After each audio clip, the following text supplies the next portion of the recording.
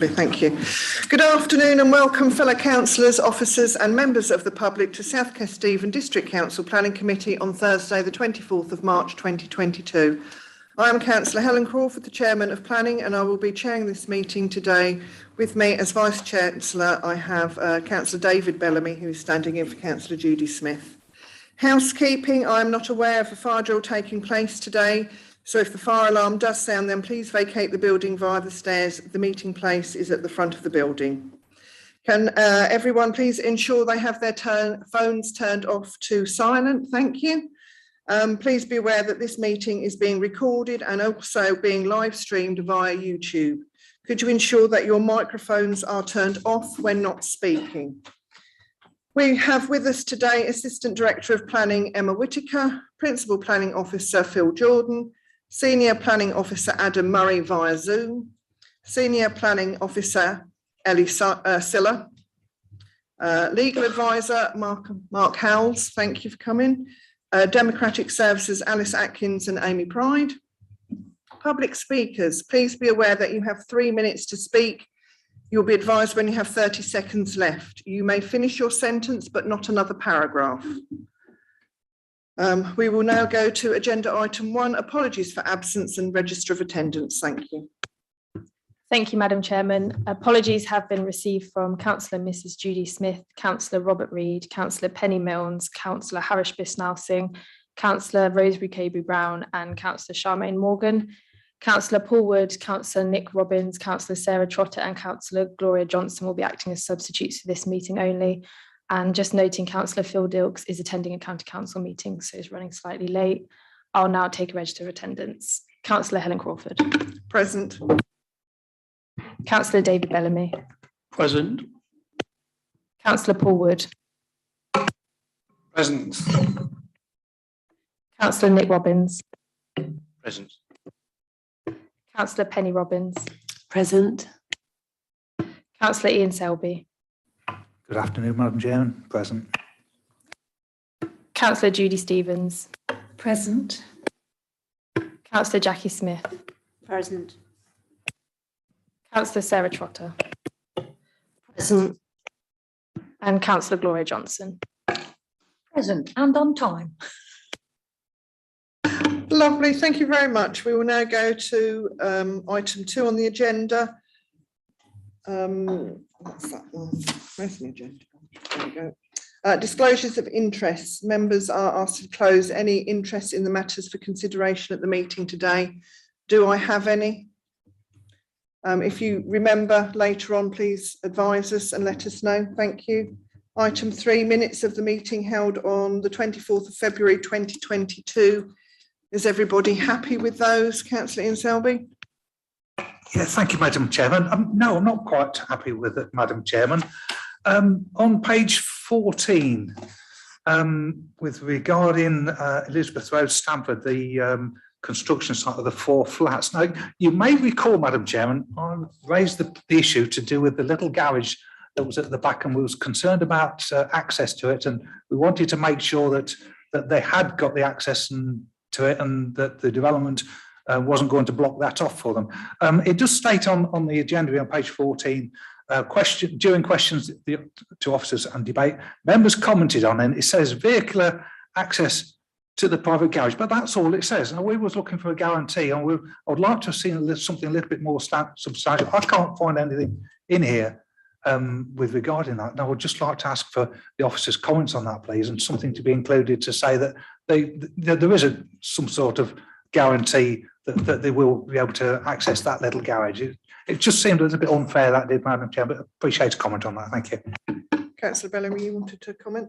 Yeah, I think we did say that, because I mentioned making it part of the tenants' agreement for the new development, so the people living in the existing houses won't have their route to the garage blocked. And I think with the head of development planning, Emma, said that we would speak to the housing department as much about in the future.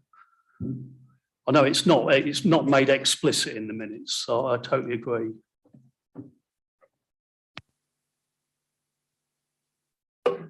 So the minutes are a summary of the points that were discussed, but from my recollection, that's correct. It's an issue for the council. It's not an issue for the planning authority in terms of access. So yes, we did say that we would have a conversation with the Director for Housing to make sure that that was reflected. Are you happy with that, Councillor Selby? Well, as long as the conversation happens, Madam Chairman, yes, I'll be happy with it. Thank you. Lovely, thank you. Anybody else got any queries, questions? No, can I have a proposal for minutes then, please? Thank you, Councillor Selby. Seconded, Gloria. Thank you. All those in favour? 1, 2, 3, 4, 5, 6, 7, 8.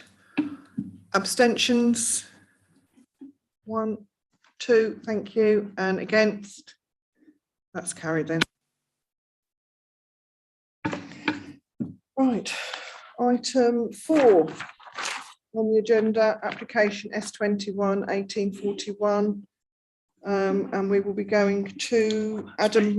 Oh yes, sorry, I'm getting ahead of myself, aren't I? Sorry, speakers, please, Councillor Bellamy. Speaking on agenda item 4, S21 stroke 1841. Speaking for the Parish Council, Tracy Lamming. Speaking for the applicant, Harry White. Agenda item 5, S21 stroke 2500. Ward Councillor, Councillor Ian Stokes. Speaking for the applicant or the applicant's agent, Sav Patel. Agenda item 6, S21 0655. Speaking against, Mr. D.B. McCarroll. Speaking for applicant's agent, Jake Stenterford. Agenda item 7, S21 0175. Anna Guy, the applicant's agent, is available for questions but won't be speaking. Agenda item 8, S21 2526, no speakers. Agenda item 9, S21 stroke 0683. Speaking for the applicant, Mr. Ross Thane.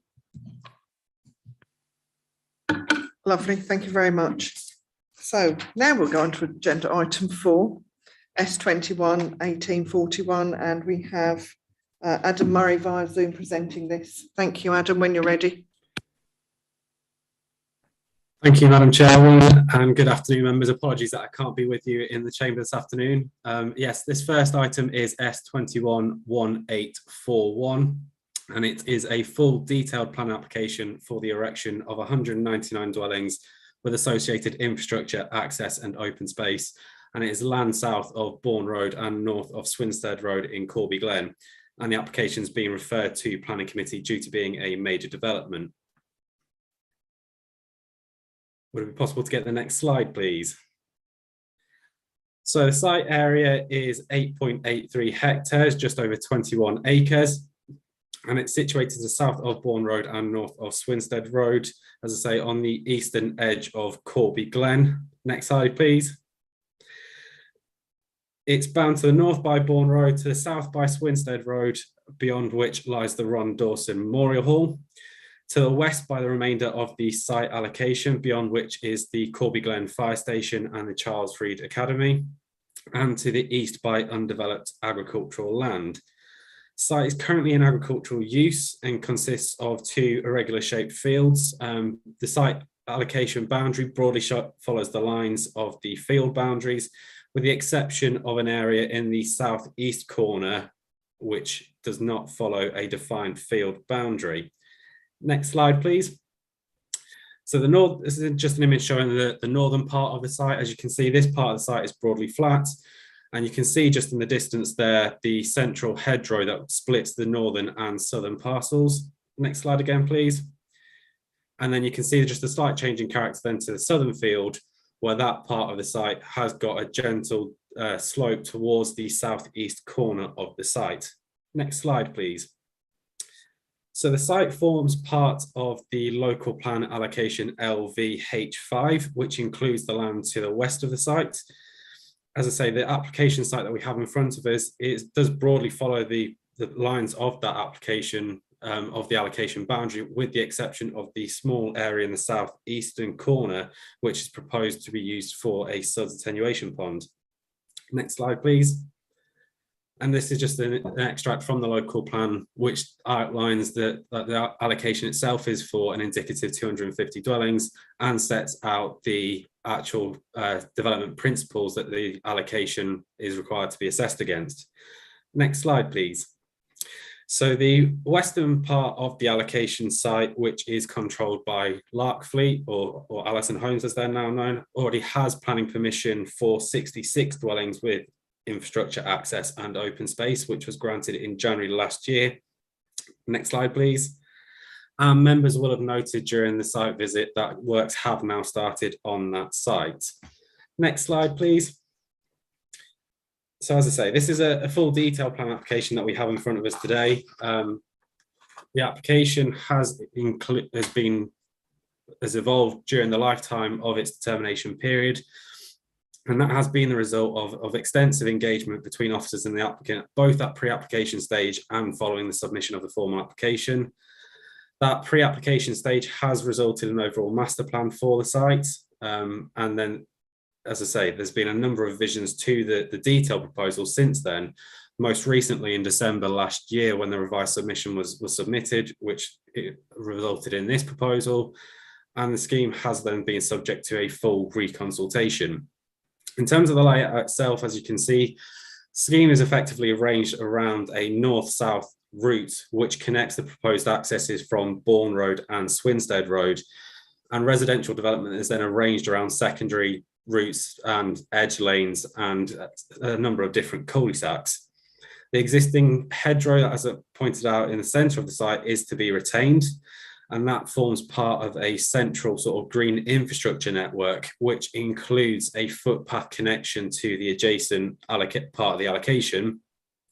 And then you can also see that there is a 3 metre wide footway and cycleway, which runs around the perimeter of the site, which will tie into a similar connection in the northwestern corner of the site as part of the Larkfleet scheme, and then will connect into footpath connections on Swinstead Road in that southwestern corner. The main area of public open space that you can see is in that northeastern corner, and that includes a surface water attenuation pond, and also includes a formal area of play and informal open space, which is proposed to include children's football posts. And then that northeastern boundary has extensive native shrub planting and a native hedgerow, which defines that boundary itself. And then you can see the additional landscaping that is within the site, a further area central to the site, which will have a local area of play, and another area in that southwestern corner. Next slide again, please. So, as I say, developments for 199 dwellings, that includes 30% affordable housing provision. And all of the dwellings on this site are to be 2 stories in height and are a mix of 1-bed to 5-bed properties. Scheme has been accompanied by a number of different house types, which have been amended following the feedback from the design pad process that the council operates. And there's a number of upcoming slides which provide an indication of a number of the different house types that are proposed on the site. This one here is a particularly key property because it is located towards the centre of the site and overlooks that northeastern area of public open space. So you can see just on the side elevation how that has been altered, effectively provide an element of natural surveillance. Next slide, please. So the actual, in terms of materials themselves, again, that has evolved following the design pad feedback. So the properties are now proposed to be a mix of stone and red brick, with stone facing elevations particularly used on dual fronted properties, as well as those particularly prominent locations. And there are elements of rendering as well. And properties have been amended just to include those additional elements of architectural detailing, etc., more evident in the village centre itself. Next slide, please. So again, just another indication of the architectural detailing that has now been included. Next slide again, please. In terms of those materials, as I say, they are, as I've just mentioned, the boundaries themselves, they include a mixture of boundary hedgerow and again, some low-level stone boundary walls. And then just coming on to then the key issues for the application. If we can have the next slide, please. In this case, it's considered to be the key issues relate to principal development on the site, the design quality and visual impact of development, access and highways implications, and then the overall infrastructure to support the development. Next slide, please. So, as I say, principle of development has largely been established through the allocation of the site within the adopted local plan. This application, combined with the adjacent approval, would result in 265 dwellings being delivered across the wider site allocation. But the overall density of development on the site is still considered to be appropriate for the allocation requirements and for an edge of settlement site. As I say, and then in terms of those actual detailed proposals, they are considered to accord with the site allocation criteria. In terms of the actual design quality itself, as I say, it has been subject to revision following pre-application and post-submission engagement. The scheme is considered to accord with the overall master plan for the allocation, which has been agreed at pre-application stage and would now perform positively against Building for a Healthy Life. There's no objections from technical consultees, including the County Council as Highways and Flood Authority. And there are Section 106 contributions proposed relating to affordable housing, health contributions, education contributions, off-site highways infrastructure, financial contributions to community services and facilities, and to secure the on-site open space. And that are also additional conditions proposed to secure other off-site highways improvement works, which include the provision of a footpath along the side of Bourne Road. Next slide, please. So the additional items paper just sets out late comments that have been received from the Council's Environmental Health Officer and just proposes some changes in terms of the schedule of conditions, just to clarify the actual trigger point for those conditions and the implementation of various elements of the development. But the overall officer assessment remains the same. That scheme accords with the development plan as a whole, and there's no material considerations to indicate that planning permission should not be granted. So in this case, the recommendation is that the Assistant Director is authorised to grant planning permission subject to completion of a Section 106 agreement and subject to the schedule of conditions, including the updates set out in the additional items report. Hand back to you, Madam Chairman. I'm happy to answer any questions that members may have. Thank you very much for that presentation, Adam. Could I now call on the first speaker, Corby Glen Parish Council, Tracy Lamming? If you'd like to come up here, thank you, and start when you're ready.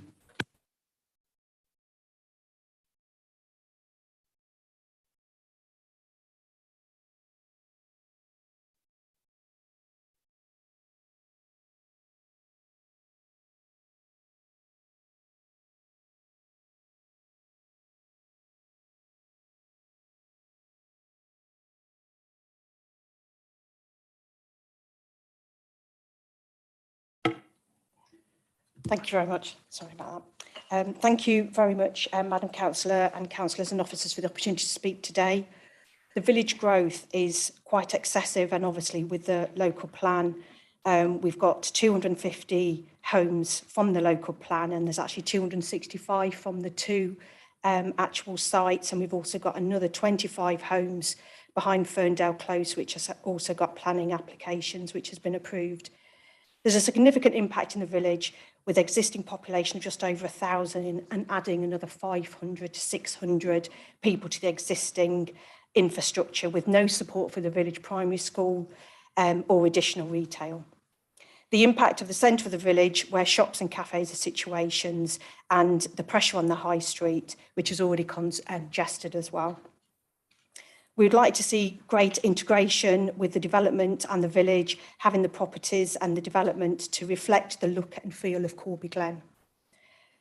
The Section 106 proposals for the village, the community needs to see firm commitment from the developer. The wording such as happy to consider, may wish to see developed, may be secured. We would like to see planning conditions, please. The council continues to be disappointed with the lack of engagement between the village and the developer as well. The parish council accept all of the comments made by the principal urban design officer's comments on page 14, 5.31, and are really happy that these have been said. Road safety is a major issue. We would like to see the 30 mile an hour speed limit moved to the development, to the edge of the village, which will be the new village. Traffic calming measures are absolutely essential, and looking at speed cameras and white gates as well. The parish council did feel that roundabouts would be appropriate both on Swinstead Road and actually on the A151 to slow the road and also help for all of the traffic going in and out of the development. The need for the footpath on the south side of the A151 connecting the development directly to the doctor's surgery and the secondary school without the need to cross the A151 twice, because they were looking at putting it on the north side. So having one on both sides is acceptable. Footpath and cycling safety and the footpath in place on 5.31 is not only requested, but also prior to occupation as well. We do have community speed watch volunteers, which we have actually been having weekly sessions because of the concern of the villagers already on the A151. 30 seconds. We would like to see road connections between both sites, not just a path, because people will be coming out into the A151 and going into the other development as well. And cycling is a problem as well. Design standards, we'd like to see the street hierarchy is weak. We'd like to see that strengthened up. We'd like to see commitment from the developers, and SKDC will collectively monitor, adhere with housing designs using red brick rather than buff, which is 767 and 767G as well with landscaping. 3 minutes. Sorry, we have no bungalow provision either. Bungalows, there's lots of bungalows in the village and they're exceptionally popular, and there is no provision at all. Thank you. Your time is up. Thank you. Just to say that Maria actually is from the parish council as well, and was actually down to speak as well to add to my comments. Right, we just have the one. We did actually say two, and we did sign in downstairs, and the lady agreed. Well, she's not the. Okay. So we'll leave it there. Thank you. We'll go to our next speaker, Harry White, please.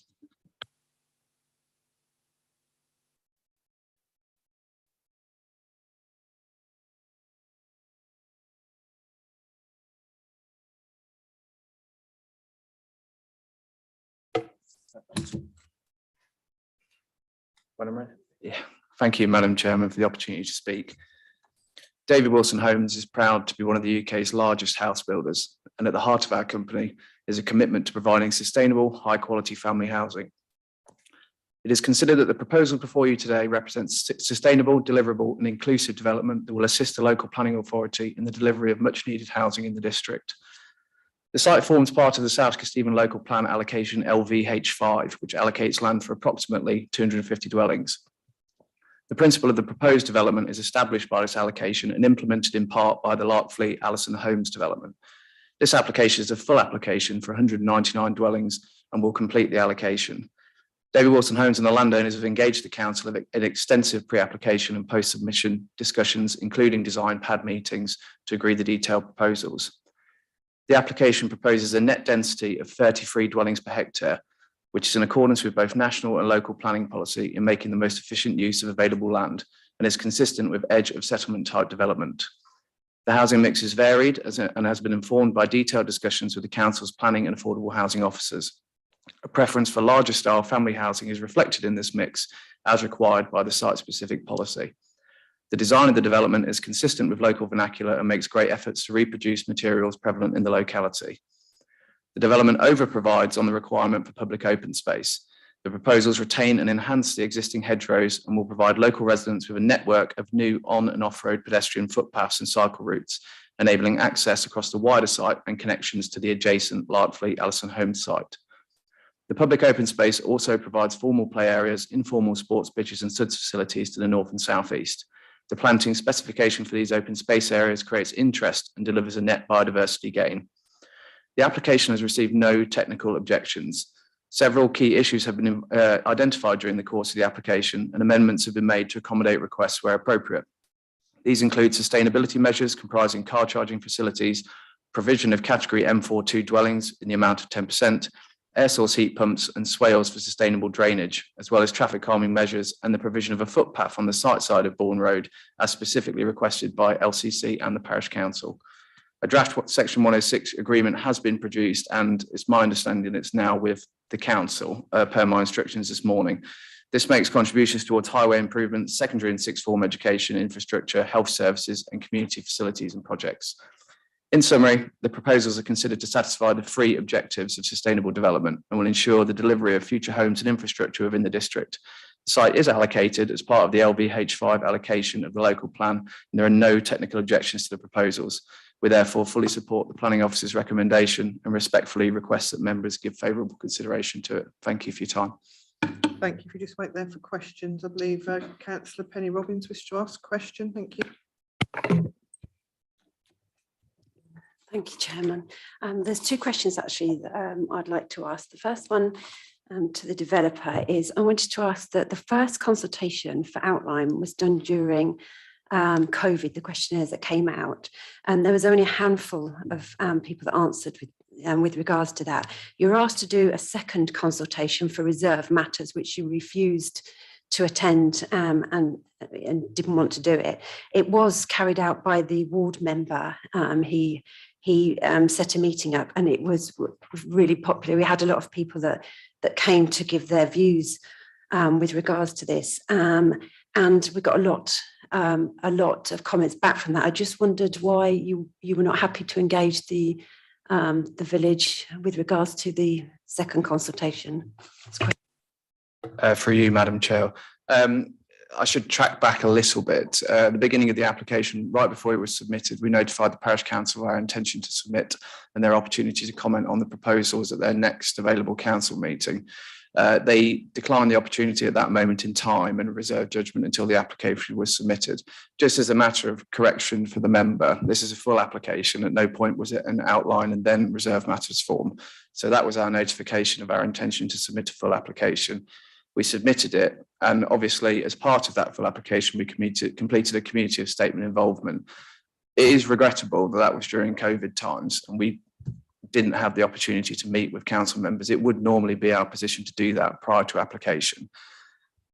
We did what we could in agreement with the planning officer, Chris Brown, and discussions between Chris and I after the application was submitted. We agreed between the two of us that it would be more appropriate at that time to take formal comments through the application process so they could be appropriately registered, placed on the portal, and a formal response sought from us, the developer.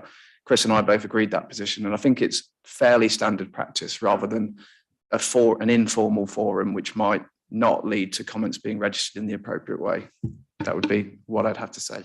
Thank you. Councillor Sarah Trotter, please. Thank you, Madam Chairman. Just off the back of Councillor Robbins, I will say it's really disappointment about the lack of engagement, obviously highlighted by the parish council. I'm a rural council and it's really important to engage with the parish council and the residents, very much so in a rural ward.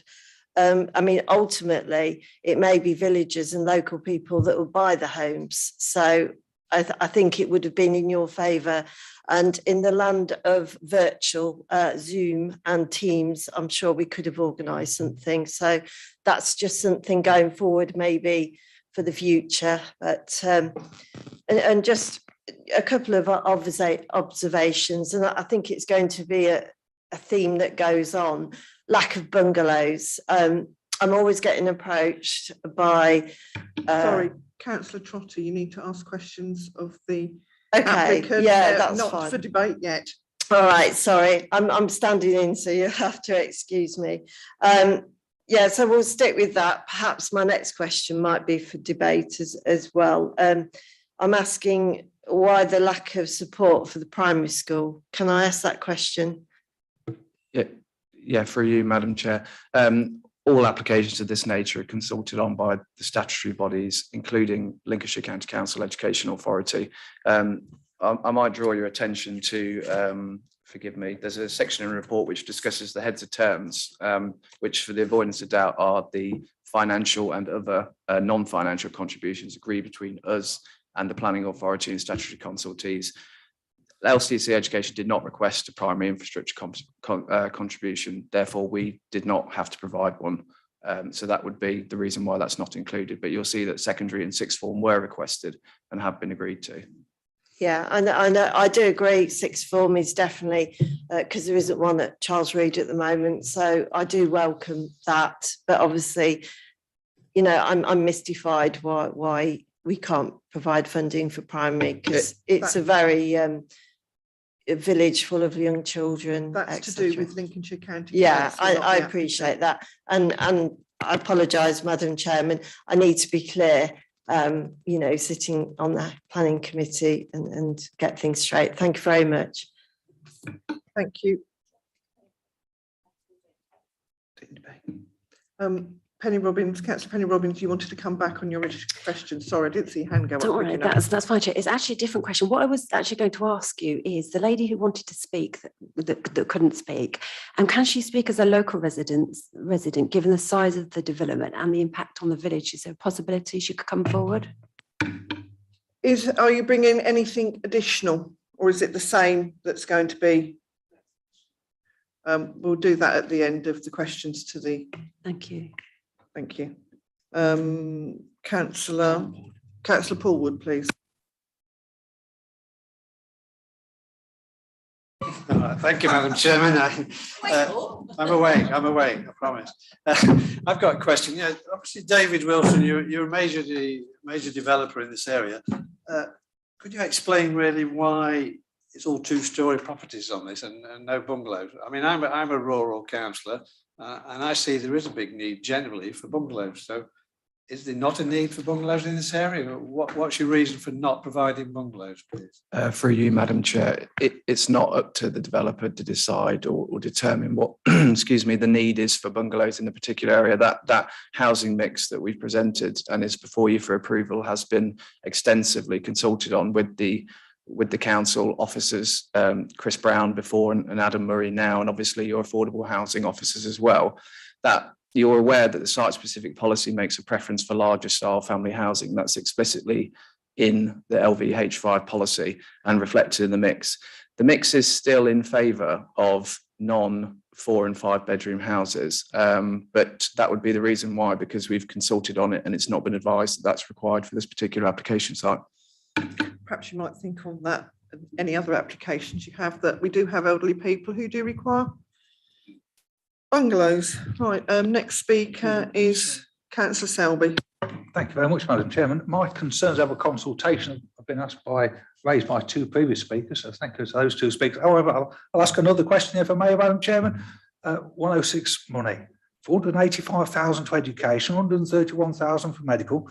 It's nice to see. That's over £600,000. That's a lot of money. Can you afford it? Thank you. Personally, no.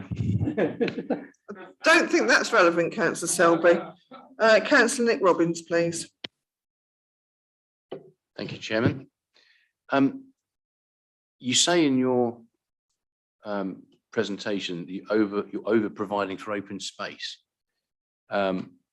with sports pitches and informal open space. Can you just talk us through all of your open space and the rationale behind? I can, yes. So a site of this size is required to provide a lap and a leap. It's the Fields Interest Guidance outdoor sport and play. I think it's beyond the 6 acre standard, which would require the leap and the lap in this instance. The council has their own open space provision policy enshrined in the local plan. We are compliant with that. You are also probably aware that the application includes areas of land outside which are for infrastructure purposes. They also provide incidental open space that effectively means we go over the provision. What I would say is that we don't need to go over the provision in that sense. What is the open space within the allocation site sufficiently meets the requirements of the local plan. Okay, so what is the open spaces outside of your development? Through you, Madam Chair, that would be the SUDS facility and the Muga, or sorry, not the Muga, the informal sports pitch, as it were. So the reason for that, the nature of that, is because of the configuration of the pond that comes into the allocation boundary, and the pitch is placed outside of it. You could draw a more linear pond, which would be a little bit more boring, perhaps, and not very interesting, and include the sports pitch inside that area. But we chose not to do that in this instance. So there was a sports pitch within the development? Yes. Yeah. Yeah, so it's a manicured lawn, goals at either end for football or rugby or whatever. Could you mention the use of the Charles Reed and the Ron Dawson as open spaces? Pardon me, sorry, what was the So question? you mentioned in your report on the agenda pack here that the use of the Ron Dawson and the Charles Reed Academy. Not my words, Councillor Robbins, it would be the words of the officer's report. Also, car charging, you've said about the EV points. How many and where are they going to be? They will be for every single dwelling with off-street parking and dwellings with or without garages that have their own off-street parking. So that is a standard as required by your sustainability policy. That's a standard 16 amp outdoor socket which we're providing.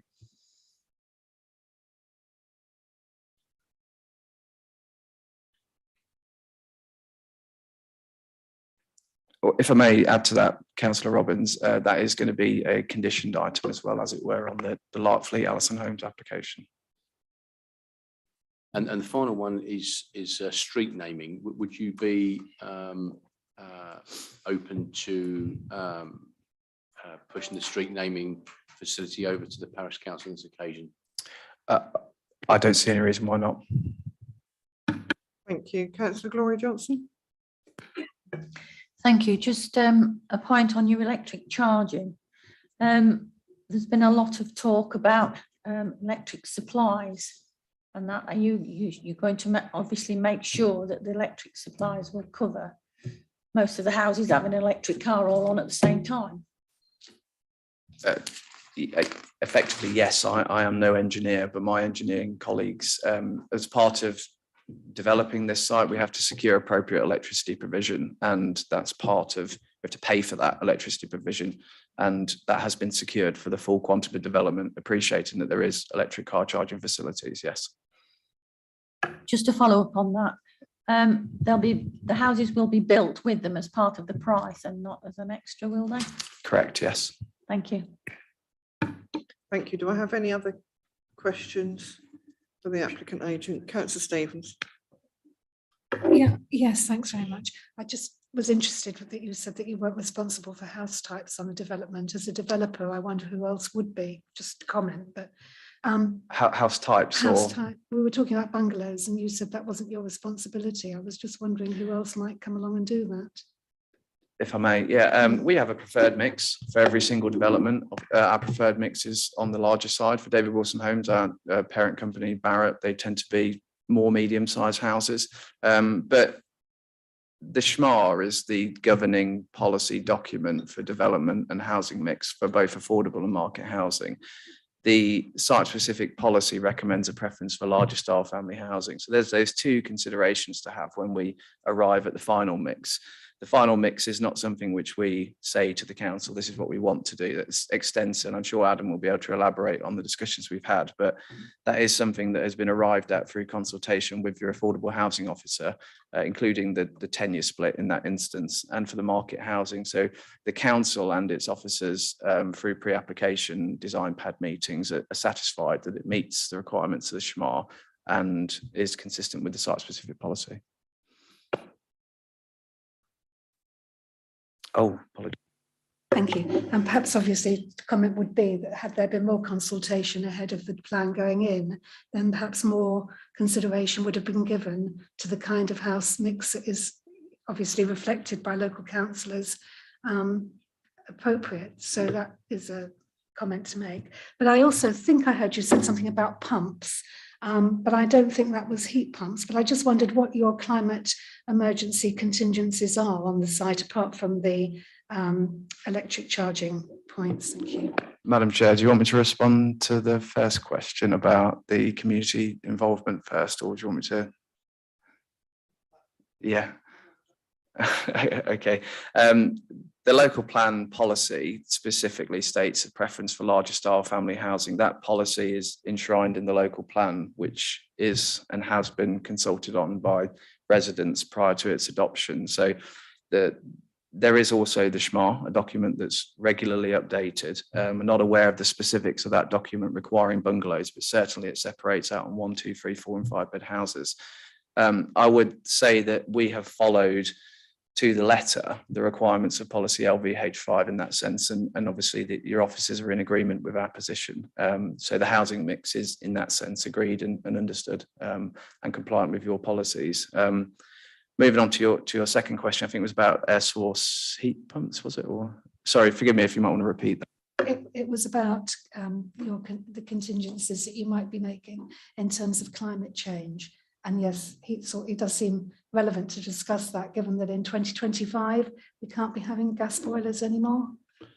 There is no gas in the village, so all these dwellings are air source heat pump they're already provided for. Yeah, so you'll be aware, as you've correctly referred to, the building regulations Part L, which are in effect from 2025. We've brought that forward as a developer anyway, and we know on this site, this whole site will be building regulations Part L compliant. And to that end, yes, air source heat pumps will be a provision for every single dwelling as an alternative to gas boilers. Well, that's good to hear anyway, even if you're a bit dodgy on the bungalow situation. It might struggle to heat them without the gas otherwise, but thank you. Thank you. Do I have any more questions? No, thank you very much then.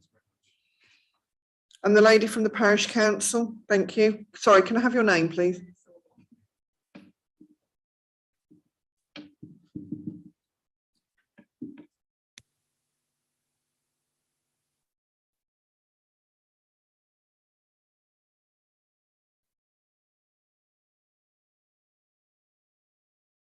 Start when you're ready, thank you. Thank you, Madam Chairman and councillors. I'd like to continue from Tracy.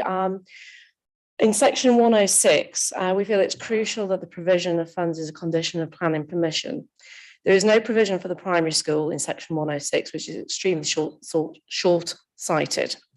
The primary school is currently applying for funding to remove temporary building and development permanent classrooms actually on the premises. The school will grow, and it will require further provision in the near future, and the parish council would like a review of this decision. The Charles Reid School is an academy, as is Bourne Grammar, so why should funding be allocated to academy schools? Also, places not available for the village children at Bourne Grammar. For roads and green spaces to be adopted and promptly by the relevant authority. That's relating to 106.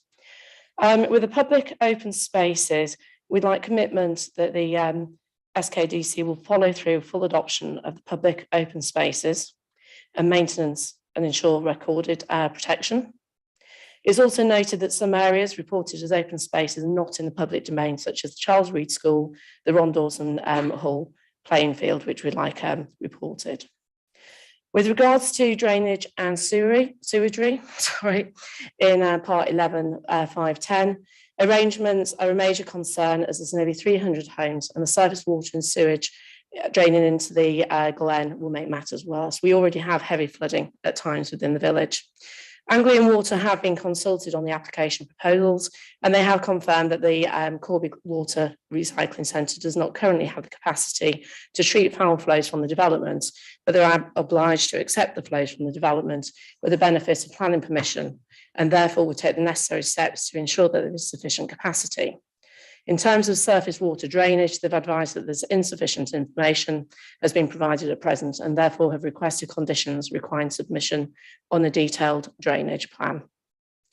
With regards to travel, we feel that the travel plan is flawed and inadequate, given the relative isolation of the community from large workplaces. And although an additional bus stop in the village is welcomed, the bus service itself is meagre. Moving on to hedgerows in 7.19.4. We'd like to see that these are retained where possible of all existing mature natural hedgerows and boundary tree cover, which provides a site boundary and clarification of how much is small. And finally, on the heritage in 7.2, how we would be able to discover the architectural remains and make sure that they're monitored and registered. The community would like to make sure that any artifacts are available to support the village heritage and our visitor economy. Thank you very much for your time. Thank you. And with regards to everybody mentioning about the school, the primary schools not having any money, that is due to the fact of Lincolnshire County Council being the lead authority on that. There is nothing we can do. Perhaps you want to have words with them. Thank you. Right, we'll open it for questions and debate now. Thank you. Councillor Selby. Thank you, Madam Chairman. Just a very quick question on the agenda regarding the agenda, Madam Chairman. I'd like to come back a little bit later with the debate, if I may. Page 35, Madam Chairman, with regarding the ward members' comments. 5.32.10, the sentence reads, further collaboration is required with the adjacent developer to ensure a comprehensive.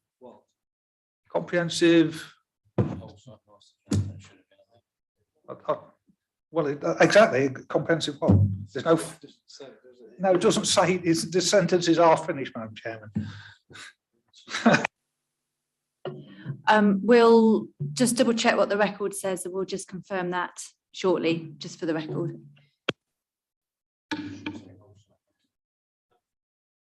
Right, thank you. We'll just wait for confirmation.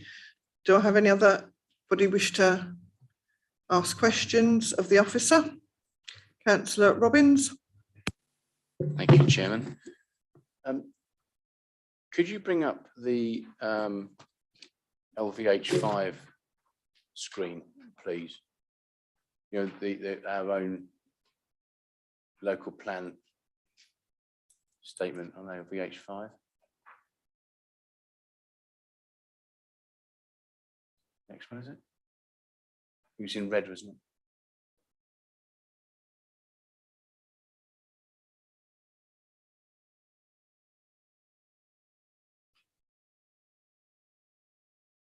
Sorry, yeah. Okay, so the developer said that they'd followed that to the letter. Just trying to, in C, it says pedestrian links, footways or cycleway connection into the village. That's actually not true. That there is a part of the village that you cannot get from the development to the Church Street rooms, the church, one pub, 3 shops, is not possible without going on a road. So that there's no definite connectivity between the proposed development and so the centre of the village. And the developer gentleman said that he'd follow this to the letter. I'm going to question that it's actually not to the letter.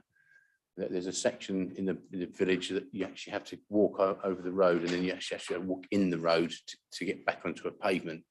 I'm sure then, just wondering if there's any mitigating of development that could be included in a 106 contribution.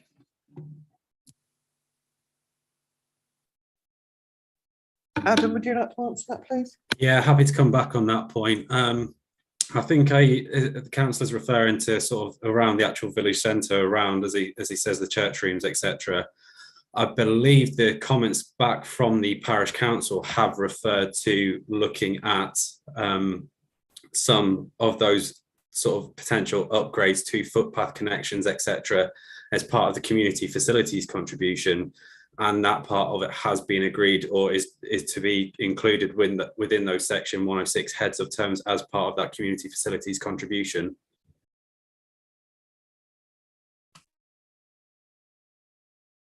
Yeah, I didn't read it that way at all. So out of the 115,106 contribution that the parish council will get, and really it's predominantly for community hall and open space improvements. I'm just trying to understand that the developer has carried that out to the letter, but yet leaves a glaring safety issue between the development and most of the village amenities. Just wondering if that can be written in to the 106 contribution that the developer does that mitigates, which is 106, part of the 106 contribution is to mitigate development. Therefore, there should be a seamless transfer from the new development to the facilities and amenities in the village centre. Thank you, Adam. I think the point I'd come back to that one with, though, Councillor Robbins, is in terms of the actual highway safety element, or in terms of elements to mitigate it from a safety perspective, as you referenced, that will have been the points that will have been identified by the County Council's Highways Authority as part of their consultation response. So that the elements that are included in terms of those off-site works that are covered by conditions, or elements such as the traffic regulation order, etc., for extending the 30-mile-an-hour speed limit, that is the elements that the County Council as Highways Authority believe are necessary to mitigate the development from a highway safety perspective. And it's those additional connections, etc., that then falls under the community facilities contribution.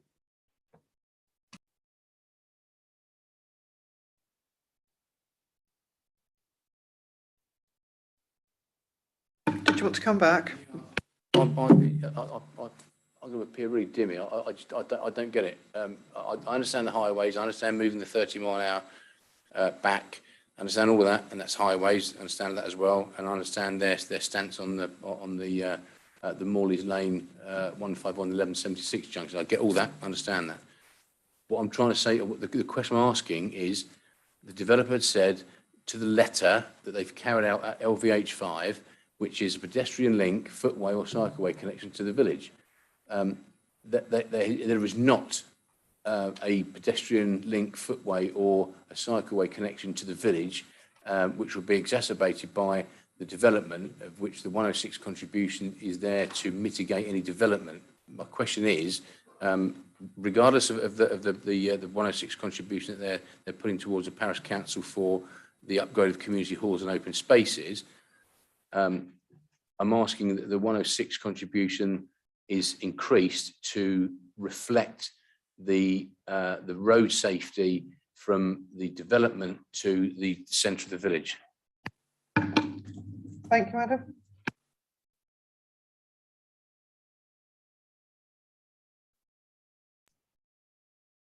I think ultimately that would be something, if we feel it would be necessary to mitigate the development, that would be something that we'd have to consult with as the county council to require that, in terms of if they believe it is necessary in terms of mitigating that impact, as you say.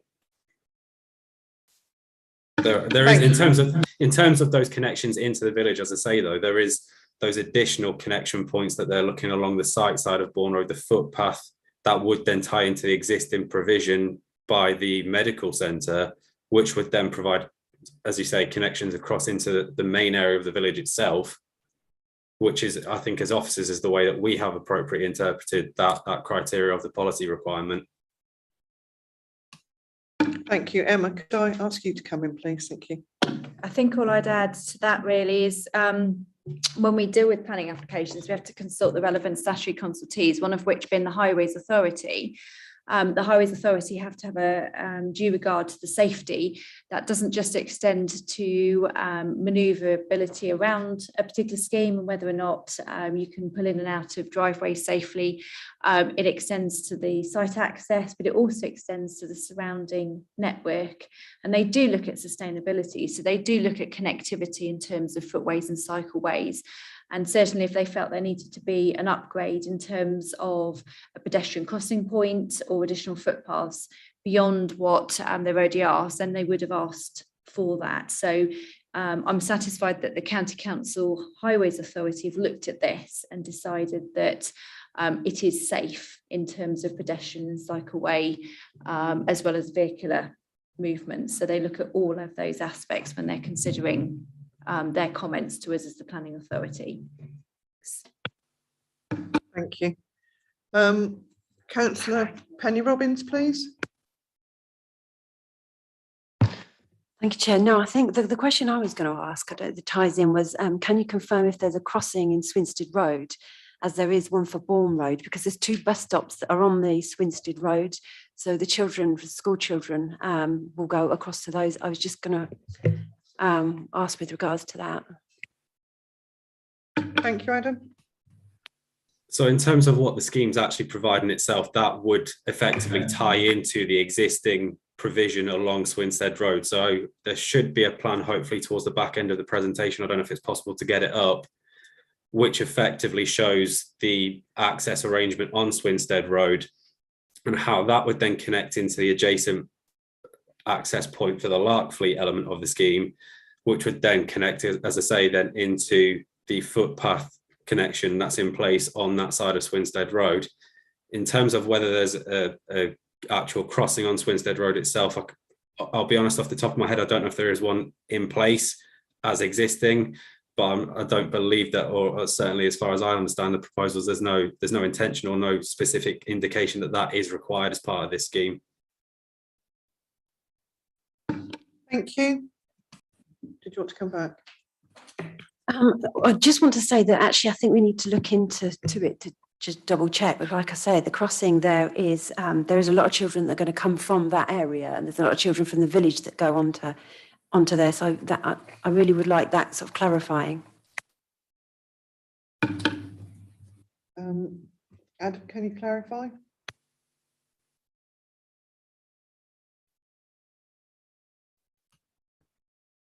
Just in terms of is there going to be a connection sort of between the site itself and the existing footpath? Is that what the council is referring to? Sorry. For a crossing, so that then it's safe for them to cross over. As I say, council, I don't believe that there is a pedestrian crossing being provided itself, so, say between the site side and the opposite side of Swinstead Road. There is a connection between the site itself and the footpath network on the site side of Swinstead Road, which would then tie into that access point for the adjacent Larkfleet part of the site. Thank you. Councillor Trotter. Thank you, Adam. I'm just referring to 5.1.3, the Anglian Water comments. I just note that that Anglian Water have commented that they've got insufficient information put towards them because they're obliged to accept the foul flows from development with the benefit of planning consent, therefore take the necessary steps. So at what point do you need that information, please? Thank you. So there is a condition on the list of conditions. I'll just find which one it is. I believe it's item 6, page 65. Yeah, that's correct. Thank you, Councillor Crawford. It's condition 6 of the schedule of conditions that sets out a requirement for that detailed drainage strategy to be submitted at that point, and that is a pre-commencement condition. Thank you. Thank you. Councillor Ian Selby, did you want to ask a question of Adam? Right. Do I have anybody else wish to ask a question?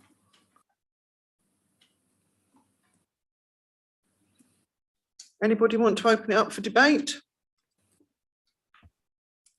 Councillor Stevens? I might say something else later, but I just want to say this now, and that is there does seem to be, and it's not actually relating particularly to this specific application, although it has obviously come up in the questioning. There obviously there's a difference between what local people feel that is necessary in terms of housing types and what the local plan says is necessary in housing types. So I'm not suggesting that that now impacts this particular development, but I would like to make that statement so that looking forward and looking at the whole plan, that bungalows are considered perhaps with more relevance than they have been to date, because I note obviously the comments from the speakers, but also in the neighbourhood plan, in the deepings, this came up in our questionnaires. We had a lot of consultation that did come up, so I think it is worth flagging up. That's not relating necessarily to this, but obviously it's been a huge oversight that they aren't included in this development. Thank you. Thank you. Emma, did you want to come in on that? Just quickly to respond on that point, interesting, Councillor Robbins and I had that conversation this morning with the policy team. As you probably all know, we're working through a local plan review as it stands. Part of that will be to work out what our housing needs are moving forwards. That's both in terms of quantum of housing across South Kesteven and our neighbouring districts in terms of our housing market area. That's both in terms of market and affordable housing, but it also goes into the detail of housing mix. And one of the things that we can look at in there is whether or not bungalows are something that we particularly need in the district.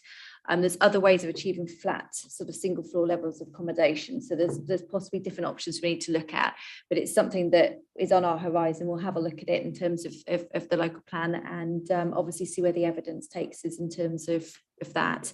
Obviously for today, we've got the policy and the evidence that sits behind the local plan and the SHMA, and there is within the papers in front of you a comparison between the proposals and the mix that's being provided and the SHMA mix in terms of the district's needs. So that's how we have to assess it today, but point taken moving forwards. Thank you. Thank you. And that's really good to hear that you're thinking of bungalows, because none of us are getting any younger. Councillor Nick Robbins, did you want to speak? I've got a ton of questions here. I don't know how best to put it through. So, okay, right.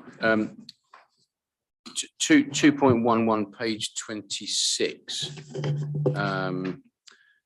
I don't know if this is I don't know if this is planning terminology wording, but to me, as a man on the street, it seems a bit woolly. Access to the site is proposed to be created. A cycleway is proposed around the perimeter. All these proposals, actually, what I'd like to see is there will be a 3-metre cycleway around the perimeter of the site. There will be access to the site that's created through the formation of new priority junctions. If it is, I'll skip over some of them, and yeah, Emma, if you could come back. Thank you. I haven't actually meddled with this report, but if the report had come back and said it will, the proposal will, or the development will provide, I would have asked the officers to change it to it is proposed, or the proposal intends to, because up until the point we've made a decision, it's not providing it. So it is talking about what is proposed. So it's the language that we use. It's correct in terminology. The scheme proposes rather than it will provide. It's simply just because we haven't approved the scheme. For people like me, then I read that the whole thing is a proposal, isn't it? So we are proposing the whole thing. In this proposal, there will be a 3-metre, not the proposal within the proposal, because it would be like it's watered down, isn't it? By the time it gets to the proposal of that, it would be like a council meeting, wouldn't it? I understand the concerns. I think really what we need to look at is the proposal has lots of things offered. It's then how if members of the committee today are minded to accept that and resolve to grant subject to conditions of 106. It's how it's secured through the section 106 and the conditions. That's the important thing. They're the tools that you've got to secure what we need to make this an acceptable scheme. The way I read that is it's proposing, and actually, do you know what? We didn't think it was viable, or we couldn't deliver it. But I'd like to see a more sort of robust intentions in any proposal. Just sorry I don't know if this is going to be helpful, but I think from a legal perspective, councils are just very concerned that they appear to be predetermining an application. So the language is like that. So it doesn't appear that the council are dictating to the developer what is required or what should be proposed, just for fear that then the council gets accused of effectively self-determining what the application should be. So I think it is just a linguistic point, and as Emma says, it's really down to what's in the conditions and the obligations as to give members a surety as to what will actually be fulfilled or delivered. I don't know if that's helpful or not, but it's you don't want to essentially as a council invite an application or tell the developer what they're going to do for fear that you're effectively going to be accused of predetermining the application. In other words, if you develop this or deliver this, we will grant permission. And so that's why there's caution over the wording. Except if you're county council and they haven't proposed to request, they've actually requested £485,814.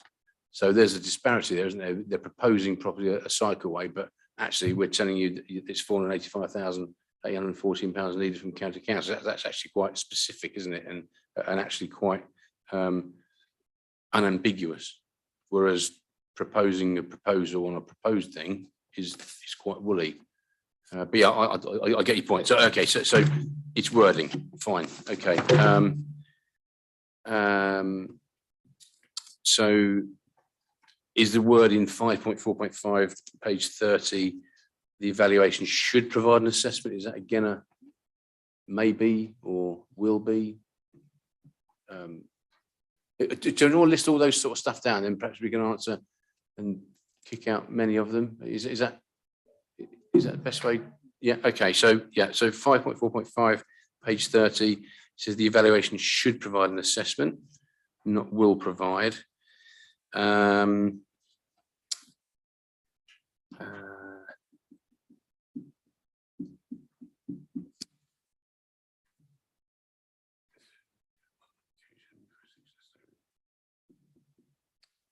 Submitted 5.7 on page 30, submitted design of the internal road and footway layout is acceptable. It's been suggested to the applicants on more than one occasion that the first straight section of the estate road south of Bourne Road should either be reduced in length or that some bends should be introduced to reduce the likelihood of drivers travelling too fast along this road.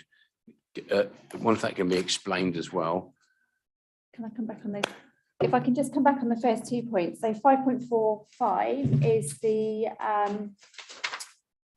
Heritage Lincolnshire consultee comments to the council. So they're basically saying no objection subject to conditions. So that's why it's written in that particular language. They're asking us to effectively impose some conditions, and they're giving the justification. So they're saying that that's what they would like us to do. The same in terms of paragraph 5.7. This is County Council's comments to us as a local planning authority. They're commenting on what the applicant's proposals are and what the applicant is proposing. And then they obviously conclude various points have asked for contributions and highways improvements. So it's their narrative. Again, it's the language. What's important is that we've picked up the consultee comments and what they've said. So, for example, one of the things is they've asked for contribution towards the traffic road order to extend the 30-mile-per-hour zone from the centre of the village outwards. That's covered in the section 106 heads of terms, so that will be secured. So what they're saying to us is we've got this issue, this is what the proposal is, this is what we want, and then later in the report is where the officer is saying this is what we've secured. And equally, if it's something that we can't because it's not reasonable, we would explain that within the report. So certainly those 2 points, it's the consultee's language to us. 5.8, page 31. It's not ideal. Can perhaps Adam can explain why it wasn't ideal and why we can't, I'm not saying demand, but come to an agreement that our preferred scheme of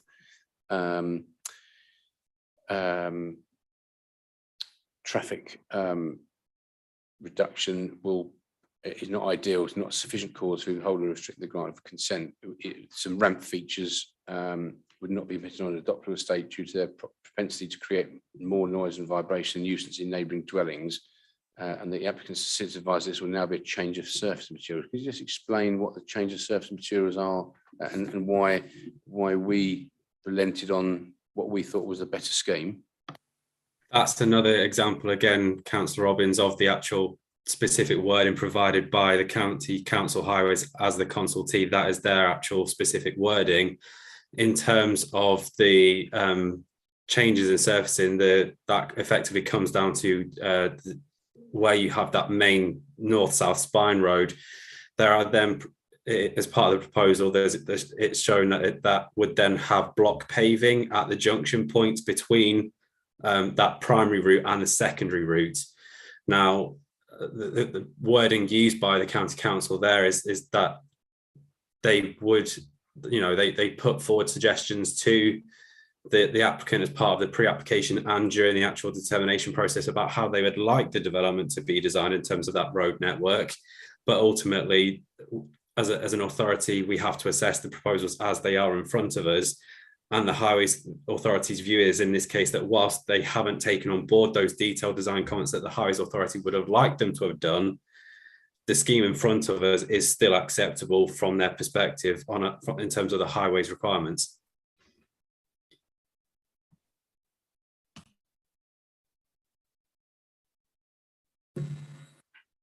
Thank you. Yeah. Did you have more? There's loads. Yeah.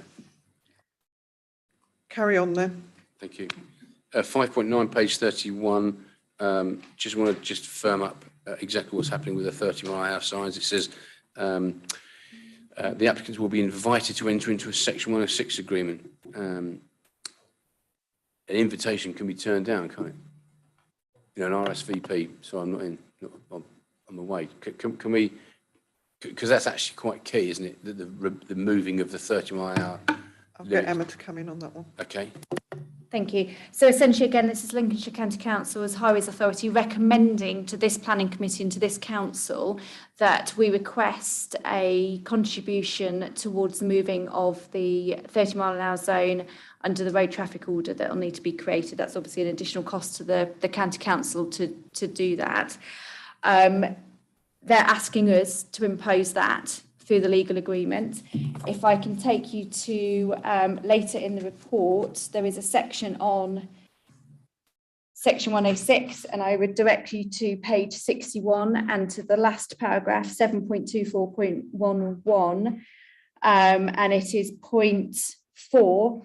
One of the heads of terms is that there's in there we cover off the point that's been raised by county. Do you want to put your mic on, please?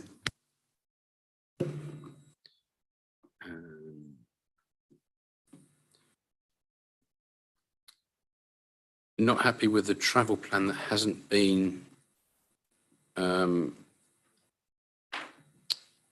written yet. I think I'd be happy to see a travel plan written first and submitted first. Because that's quite key, the travel plan. It was mentioned before by the parish council that it was flawed, and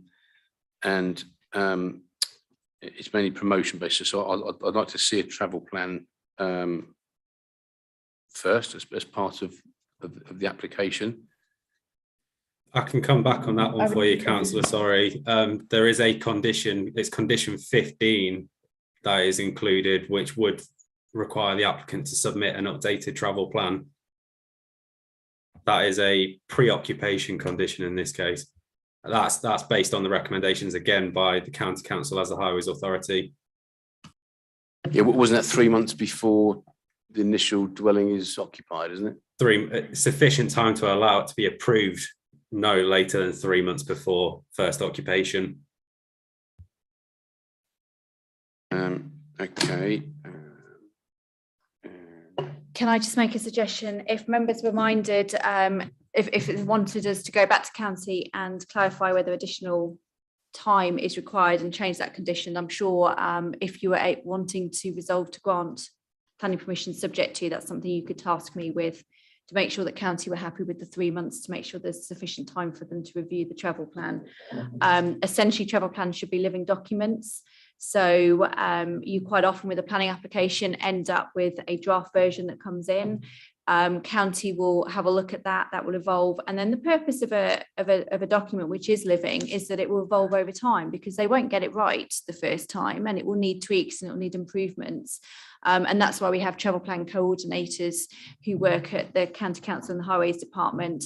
And they should work and liaise with developers, schools, business, whoever it is that's agreeing the travel plan, to make sure that it's continuously reflected upon and remains fit for purpose and is adapted to take account of changing circumstances or new things that happen or best practices. Thank you, Emma, for that clarification.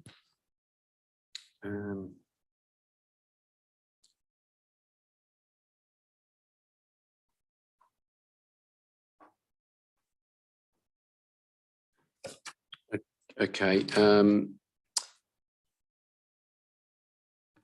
Whilst you're thinking about and getting you, should I ask somebody else if they want to ask a question? I thought we were going to have a cup of tea when I was carrying on. Well, we were thinking about it. If you get your ducks in order, as it were, and then I'll ask Councillor Trotter. Thank you. I think mine will be brief and quick anyway. Yeah, I'm off the back of the representative from the parish council and Maria. Is it Maria? I just want to ask, obviously I'm looking at 7.24.11 8.7, and whilst I accept, we're looking at the recommendation in front of us today, and it shouldn't affect whether we agree, disagree with the planning application. And it may be the idiot question, where do they stand to approach Lincolnshire Council? Can they do that after the application to ask for more money for primary school? And I'm sorry if it's an idiot question, but I think it's really relevant, certainly for me, and I hope for others. Thank you. Emma's going to come on that one. Thank you. Thank you. I would always encourage the schools to engage and liaise with the county council as the education authority.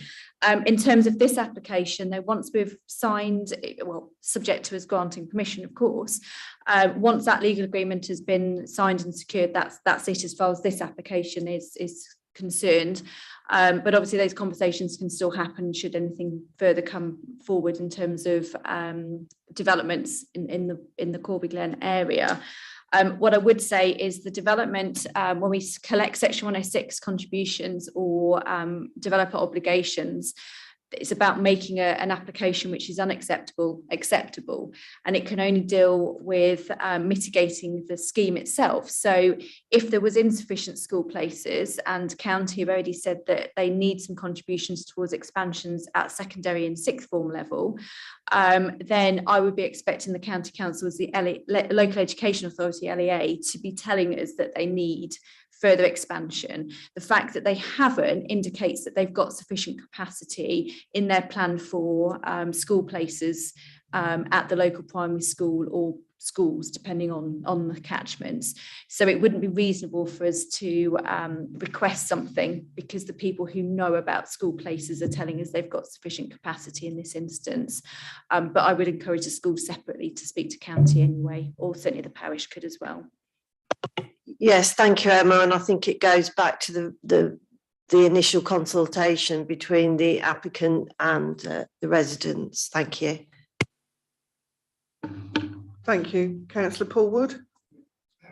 Yeah, Madam Chairman, yeah, it's following up on Councillor Trotter's report actually about the county council and school play Section 106 agreement for schools. I realise how the process works is that we go to the county council and they give the figures and work it out. But from my own experience, I would like to ask the planning officers to make sure we do challenge what the county council say. From my own experience, they don't always get it right. And I know certainly councils in rural areas want to support primary schools in their areas. I certainly do. And I think that's not always the case. So I would ask, can we be quite rigid in challenging what the county council provide? I know we have to follow what they provide, but I think it's the onus on us is to challenge it and make sure they get it right. And we do try and support our local primary schools. That's one comment. A couple of other comments I've got to make right briefly. I don't see why there was no consultation taking place. I know we asked the representative from David Wilson Homes. I think that was a bad thing, and I think local communities should be consulted, certainly on large developments like this. I think that was not good at all. And other comments that have been made that I support, this is nearly 299 properties, and I don't accept the proviso that there's no bungalows. And I know you, Madam Chairman, have made comments about bungalows, and I think we'd all like to see more bungalows. And I hope going forward in the future, we can try and ensure that happens, please. So that's all I've got to say. Thank you. Thank you. Emma, did you want to come back? Thank you. I won't comment on the bungalows. I think we've covered that. In terms of the consultation, it's always something we recommend in terms of public engagement and public consultation, but it shouldn't be a barrier to approving something which is otherwise acceptable. But I do agree we should encourage as wider engagement as possible. In relation to the school spaces, we work with county council through the preparation of the local plans, so they have advance warning about where we're allocating sites, so they know, they feed into that process as well, so we can take account of that when we're allocating sites. Clearly, if we had evidence, so if we had the school writing to us and saying that county have said, you know, what they've said is it's incorrect, then yes, we would pick that up. Otherwise, we obviously have to trust that they've got their figures, they know what they're talking about in terms of child yield from developments at all age groups, and they know where the capacity is and where the capacity is likely to come in the future in their school place planning team. And they certainly don't like to get it wrong, because they have to bear the brunt of that, because they do have a legal duty to educate our children. Thank you. Paul, did you Can I want just to follow that up with what Emma says? Forget the figures from the county council, that's fair enough. Am I right, Emma, that you said if the local school can challenge it, then we as a planning committee can take notice of that to override what the county council say, or not? It's not a case of overriding it, but if they came in their consultation or as part of the public engagement that the planning authority, the council carries out, and says that the figures are incorrect, then yes, we as officers would follow that up with county to find out why there was perhaps a difference of opinion in terms of the school spaces. Thank you for that clarification. Councillor Selby. Thank you very much, Madam Chairman. I'll be reasonably brief here. I can't help but think that when I see this application, it does feel as if it's been rushed through a little bit for me. And I think if the consultation had taken place, a lot of the issues that's been raised today would have been sorted, done and dusted well before, you know, with the footway, the primary school and everything else. I just think it's we wouldn't have been here for an hour and 25 minutes already, Madam Chairman, on this particular item. Adam's agenda item was to say it's certainly had some scrutiny. Adam, we'll say thank you to you for your efforts on this, Adam. I'll finish with two positives, Madam Chairman. I went to school at the Charles Reid School. I know the school very well. I know the area very well and the village. I just think there will be benefits there for with having a development there. It's got to help the school, in my view. And another benefit, Madam Chairman, that I can see straight away stands out for me as a former firefighter, retained firefighter here in Grantham. I know that you have to get to the fire station within 5 minutes, and I've no doubt with 199 dwellings, there's going to be potential there for recruits as retained firefighters, and they'll get there within less than 2 minutes, no doubt. So there's another benefit there, Madam Chair. Just trying to look for some positives, Madam Chairman. Thank you. Thank you, Councillor Selby. Councillor Robbins, have you got your ducks lined up? I think so. 5.25.4, page 33.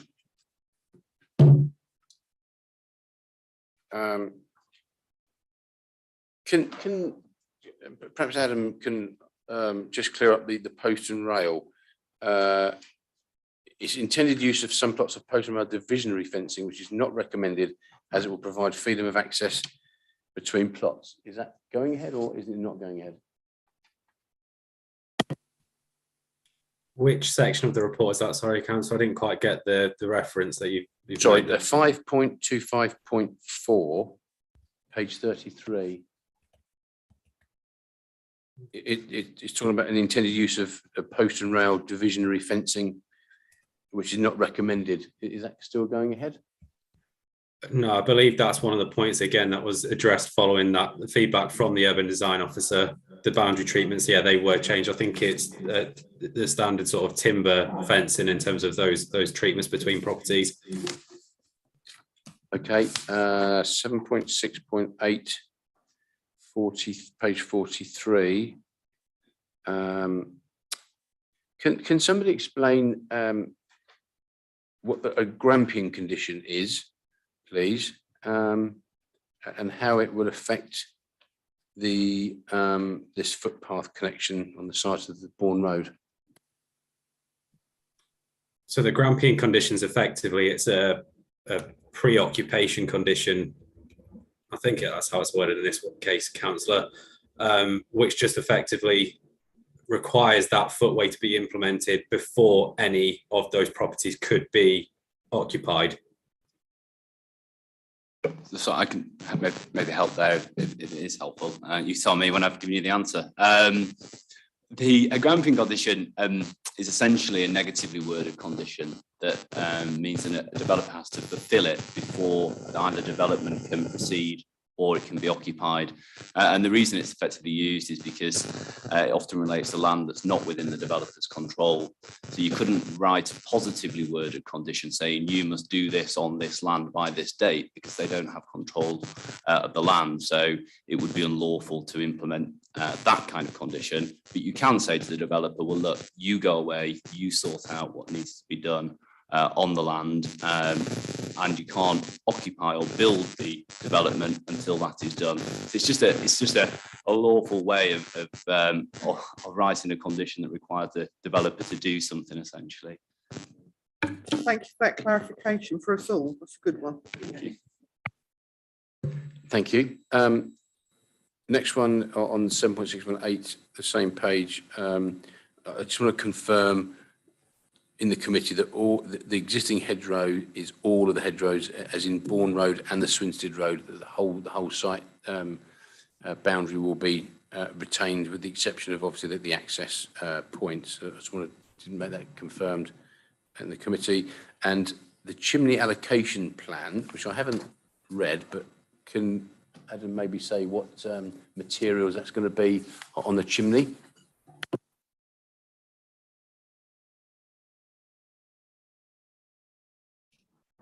Apologies, Councillor. I think in terms of chimneys, they would effectively match what the various properties are that they're being provided on. I'm just trying to have a look myself at a copy of the materials plan, which looks at that specifically. As I say, yeah, I believe that would be effectively, managing the same as the property itself. So if it's a stone property, obviously that would reflect that. If it's one of the red brick properties, again, that would reflect that. In terms of the boundary, that boundary hedgerow, yes, they are shown as being retained, with the exception of those access points, either from Bourne Road or Swinstead Road, or again, in terms of that central hedgerow, that is being retained with the exception of where that central spine road would run through that part of the site.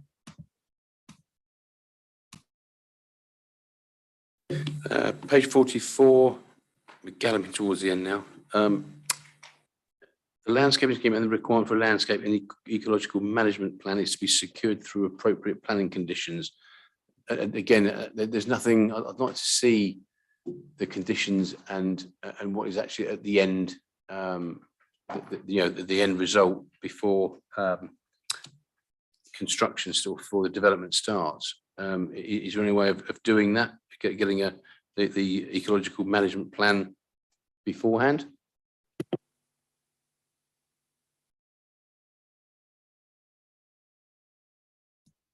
Adam, would you like to come on that? I'm just checking on the schedule of conditions. Apologies, Council, what the exact time frame. So at the moment, the management plan's down as a pre-occupation condition. I think we're always conscious with those points, Councillor, that I think it's fairly clear in terms of the framework that we're supposed to sort of minimise the conditions in terms of pre-commencement conditions. But if councillors felt that in this case it was specifically necessary, then we can certainly look at changing that trigger point so it is a pre-commencement rather than a pre-occupation condition. Emma, could you just come in, please? Thank you. All I'd like to add is the government's quite clear. We mustn't be seen to be frustrating developers and development when it comes to planning conditions. So we need to think very carefully about not imposing too many that are a potential barrier, but also to think about the trigger points. So when is a condition truly necessary? Do we need it before commencement, or do we need it before occupation, or at some other trigger point? If members wanted to change trigger points and we wanted to impose or turn conditions into pre-commencement conditions, then we do need to formally write to the developer and ask for their permission to do so. So we would need to factor that into the committee resolution. I'm not saying you can't do it, I'm just saying that we need to do that as an additional step. Thank you, Emma. 7.15.4 on page 47. For me, as a resident, that is alarming that probably 400 or 500 cars using a junction that is already busy, blind, and at times quite fraught with danger, is only expected to operate at 15% of its overall capacity once the development traffic has been included. I can't buy that at all. I don't understand that at all. Where all the extra cars would only be loaded by another few percent to operate at 15% of its capacity. I fail to understand highways modelling. I would like to see and challenge that modelling process before anything goes ahead, because it's a. I know that there hasn't been any deaths on the road, so therefore it's safe.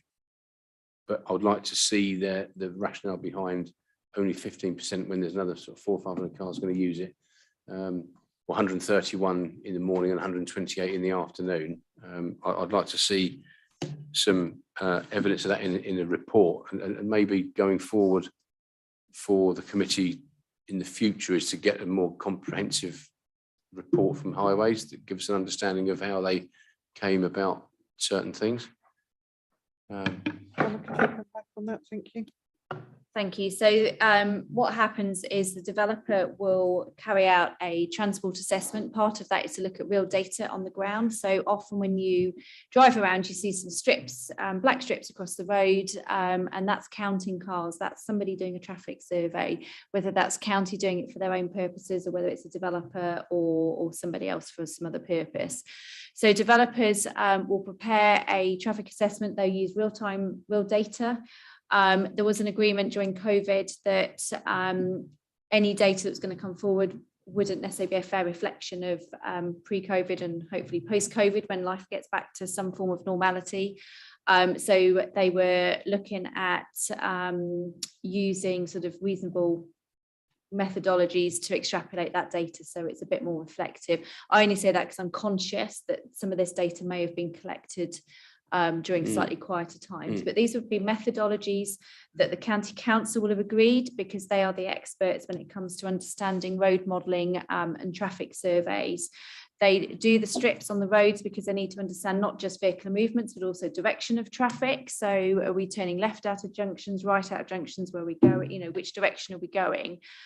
They also have access to national databases that look at similar size schemes in similar types of locations. So you wouldn't pick, you wouldn't pick a scheme in the middle of London, for example, as a direct comparison to Corby Glen, because that's not appropriate. But you might pick in a very similar sort of rural area, a similar size development. And that gives you an indication as to what other schemes come forward in terms of their modelling. So county will have scrutinised that, they will have agreed that methodology, they will have pored over it. They don't want to see any capacity issues on the highway or any junction capacity issues.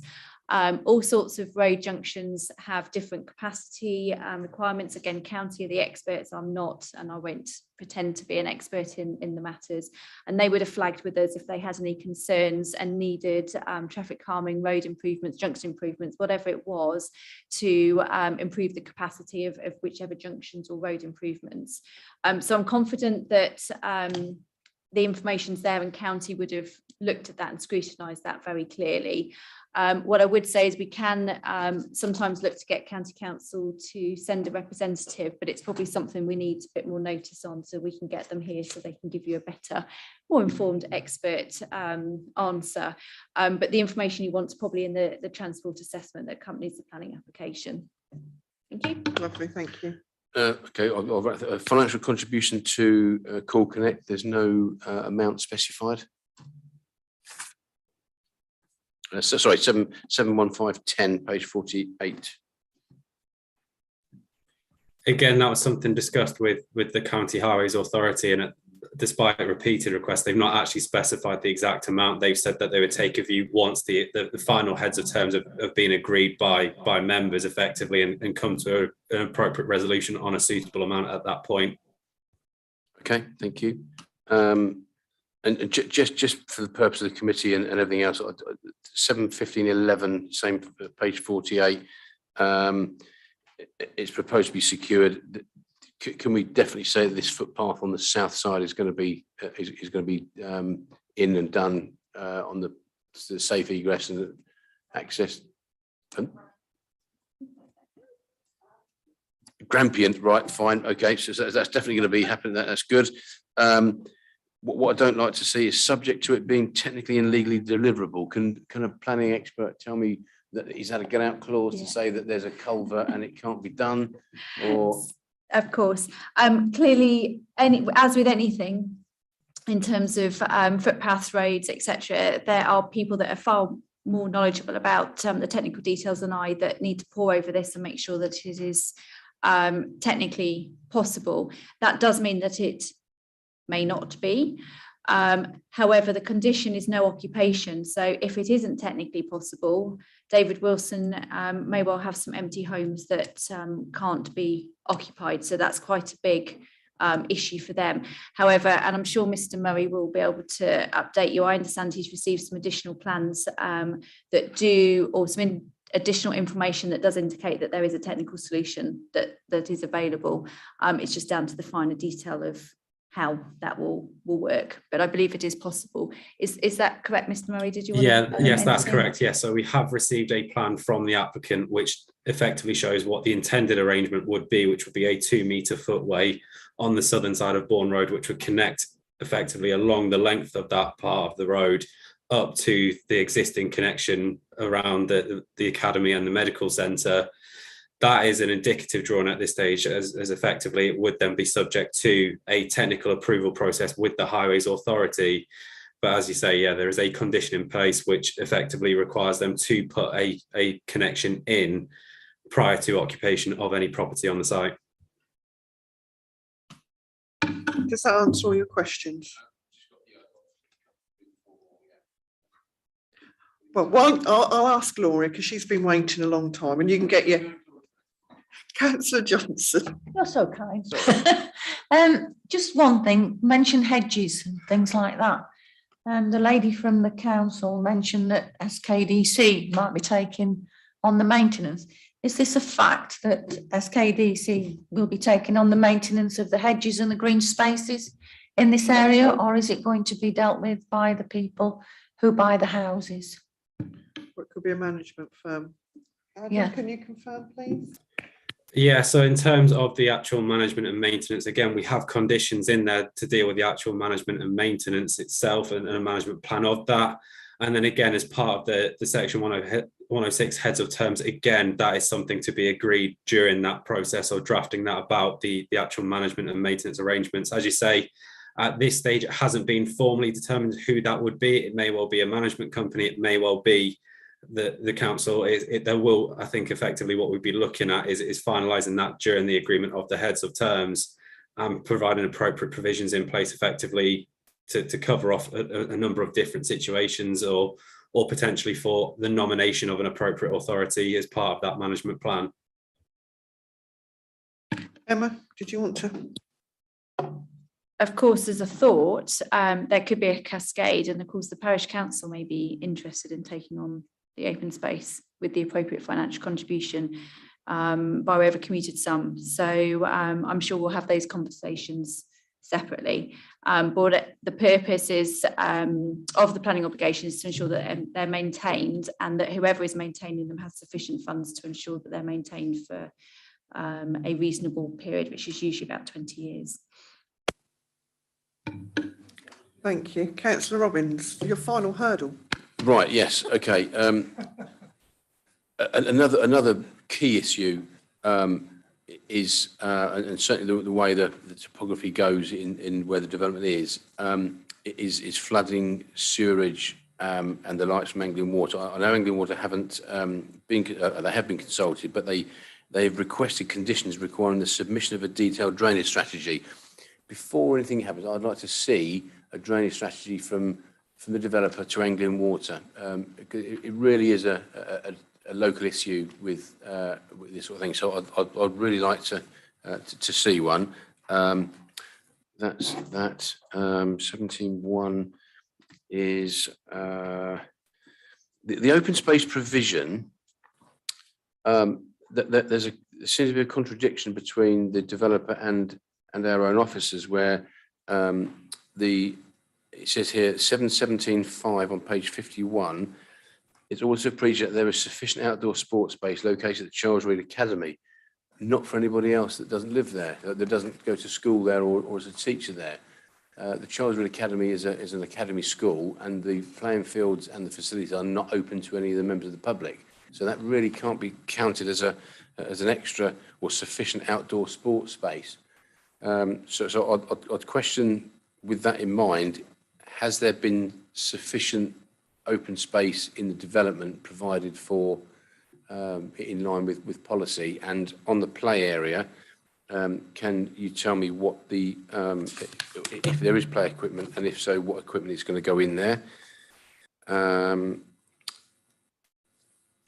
17.6 on the same page, no formal arrangements for the future management of the proposed open space have been agreed. Again, that's, you just answered that question about the parish council wanting to take it on, but that wanted to go onto the record.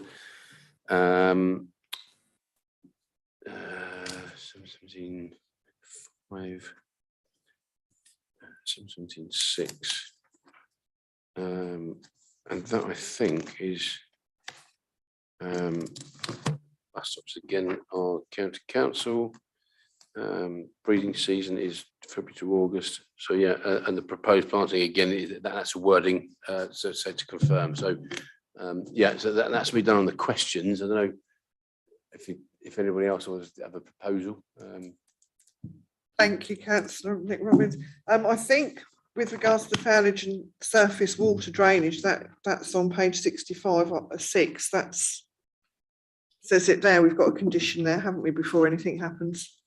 Thank you. And Adam, can you confirm about the outdoor play area? Thank you. Yeah, so just to come on to the open space, that's probably an error on my behalf in terms of the actual wording, but yes, can confirm that there is sufficient open space actually on site itself to meet our policy requirements. That has been assessed. I think the applicant did mention in his presentation that there is formal sports provision in terms of effectively a cut area of grass that would have children's football goals at either end of that in that northeastern corner. And then in terms of the actual equipped play areas, the paragraph that the councillor referenced, that does go into setting out exactly what equipped space would be provided as part of that northern play area as well. Lovely, thank you. Do I have any other questions, debates, proposals? Councillor Johnson. I'd just like to make a comment. I'm surprised at Councillor Dilks. He's not asked one question. And the thing is, I'd like to compliment them. At least they've looked at some aspects of climate change with the electric charging points and the boilers. So I'd like to compliment them on that. Okay. Thank you. With regards to Councillor Dilks, bless him, he rushed here. He missed the first 5 minutes, so therefore he cannot take in the debate or the vote. So he sat here all this time listening, being very quiet. So thank you, Councillor Dilks. Madam Chairman, can I just thank you. Can I just say on that point, regarding Councillor Dilks, I did notice when he came in, and he came in before any of the outside speakers spoke, and nothing that was said that Adam mentioned wasn't in the agenda. So I think from what's been said in the debate, I think Councillor Dilks really should be in a position to vote on this, to be honest. No, sorry, he missed the first bit of introduction. And in the Constitution, it says that you cannot take in debate or vote. Just my view. Well, thank you, but you're not Constitution. Right, thank you. Do I have any other speakers? Because we have been on this rather a long time and I would like to get it. So Councillor Nick Robbins. Just to say, I have, despite all that, the questions, I have come to this meeting with an open mind. I have had communication with the developer, but this is not going to predetermine any decision that I come to today and the committee come to today. For me, this development is part of an allocated site within our own local plan, and as such, it's difficult to determine anything other than approval. It is a good scheme, and I applaud the developer for such a comprehensive report, and thank the officers for both the consultation and the post-consultation and the change of design on the scheme. However, for me, there are a couple of things that I would like to see confirmed and firmed up before this actually comes to a decision. So I would like to propose that we defer this application further to seeking clarification on highway matters and highway matters and the water survey as well that would be forthcoming. Sorry, Emma, if you could come in, because I think we need probably the very details of which highways you want to come in on. Thank you. Yeah, I was going to say that in terms of the highways, which specifically, because obviously we've got advice from the county council who raised an objection subject to conditions and the Section 106 obligation in relation to the drainage. I understand your concerns. And Anglian Water made it quite clear that they do have some capacity issues. However, under Section 106 of the Water Act, the developer could give them 21 days notice, and Anglian Water would have to allow the connection. The only reason for refusal was if it's technically deficient. So the fact that we can impose Grampian style conditions or other worded conditions to require a drainage strategy is actually at the request of Anglian Water. It's what they've asked for, and it's to buy them time so that they can work with the developer to come up with a solution such as a pumping station. It works. It's a condition that I've used countless times in other areas that have got critical surface water, flood, foul water drainage issues. And it's a perfectly reasonable approach to take, and usually one that's supported by the water industry, because it's allowing them the time to resolve an issue that they otherwise wouldn't have any time at all to deal with. So I think that one's probably adequate, but obviously that's down to members to resolve. And in terms of highways, I think you were probably just about to give me a bit more information. Thank you. Yeah, I'd like the clear at the Morley's Lane and St John's Drive junction. I'd like the 31-hour signs that are confirmed to be moved. The traffic modelling as well. I'd like to get my head around more than that. I mean, maybe not to bring it back to committee as such, but if the committee were minded to defer this application. Then in conjunction with the planning officer, the assistant director for planning and planning policy, myself as a ward member and the cabinet member for planning and planning policy, and the chair and the vice chair of the planning committee to get together and go through that 106 agreement, make sure it's right and everything is in place before.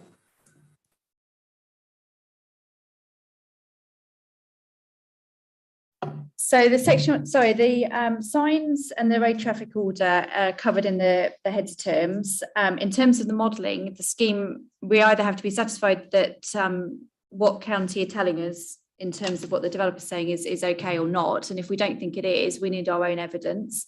We don't have any as it stands today. In terms of the junction improvements with Morley's Lane, again, county have looked at that. They don't feel the need, or if there are, whichever road improvements they've asked for, we have included in terms of the heads of terms. What I could suggest, if it's the Section 106 that you're particularly concerned with, is that we could give myself delegated authority following consultation with the chairman, vice chairman and ward councillor, or yourself as portfolio holder, whichever hat you would like to wear, and do it that way so that you've had sight of those heads of terms as they've been further worked up. Would that work for you? Would that be better than a deferment for you? Because I think at the minute it would be hard legally to defer it when the conditions are already there for 99.9% of it.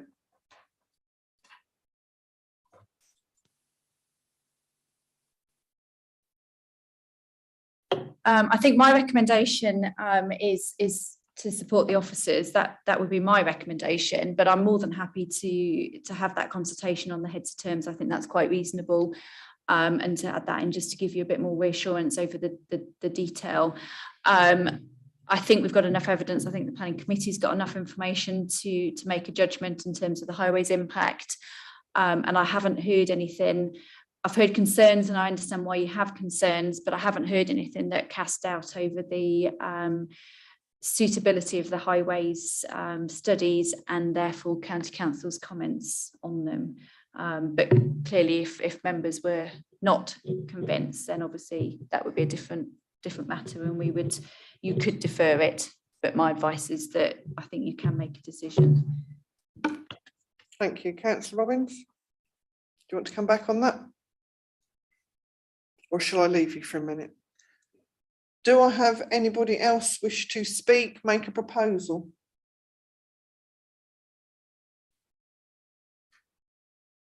Well, I'll make a proposal that I think we've had all the information, all the questions that Councillor Robbins has asked have been conditioned, but I think we could add the other, Emma, sorry, I forgot your name. Emma said under the 106 heads of terms, we could do that under delegated authority. If we could have that as an additional condition. Do I have? Yeah. So just to clarify, it would be a change to the recommendation, or the resolution would be an alteration to the recommendation that's on page 22, to require the completion of the section 106 following consultation with the ward councillor, the chairman and the vice chairman of the planning committee. Can I just clarify, are there more than one ward councillor? Is it you? No, it's just the one ward councillor, so we can say the ward councillor. Thank you. I'm happy for that. We've had a seconder with Councillor Gloria Johnson. We'll go to the vote then, please. All those in favour of that? And that is unanimous. Thank you very much for a very long meeting on that one. Sorry.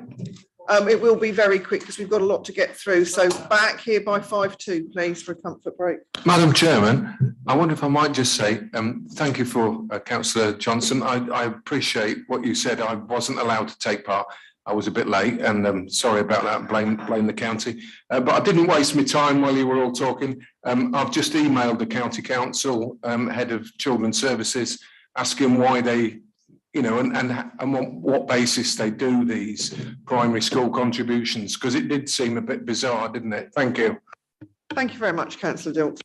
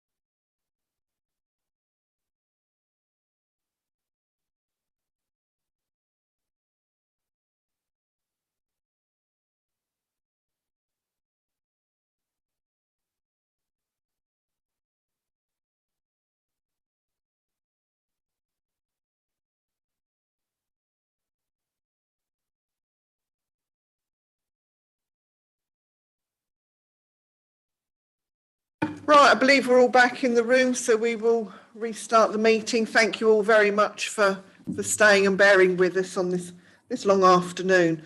We will now go to agenda item 5, which will be presented by Ellie Siller. Thank you.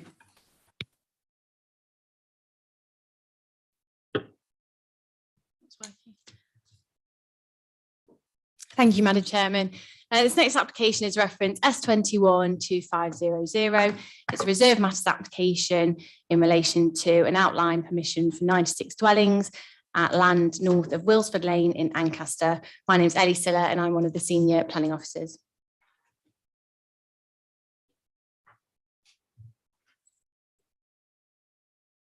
So the key issues are those that were reserved matters. So the layout, appearance, scale and landscaping, the access was approved at outline stage.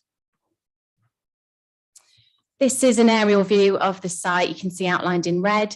It lies to the west of Ancaster on the edge. It's an allocated site. As I've said, it's got outline permission for 96 dwellings. Surrounding is open countryside and Ancaster to the east. And this just shows the site in more detail. You can see the dwellings that lie to the east of the west of the site, sorry, and the open countryside around the other sides, and it's surrounded by hedgerow. These are some site photos. Those two photos are taken from Wilsford Lane. The first photo is roughly where the access would be, and then these look across towards the dwellings next to the site.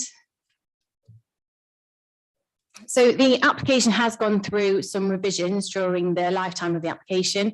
This is the original proposed layout, just to give a bit of context when I'm talking about the improvements that have been made. So the layout's roughly the same in terms of it's got the 3 main roads that you can see across the site. The site does change in level from west to east.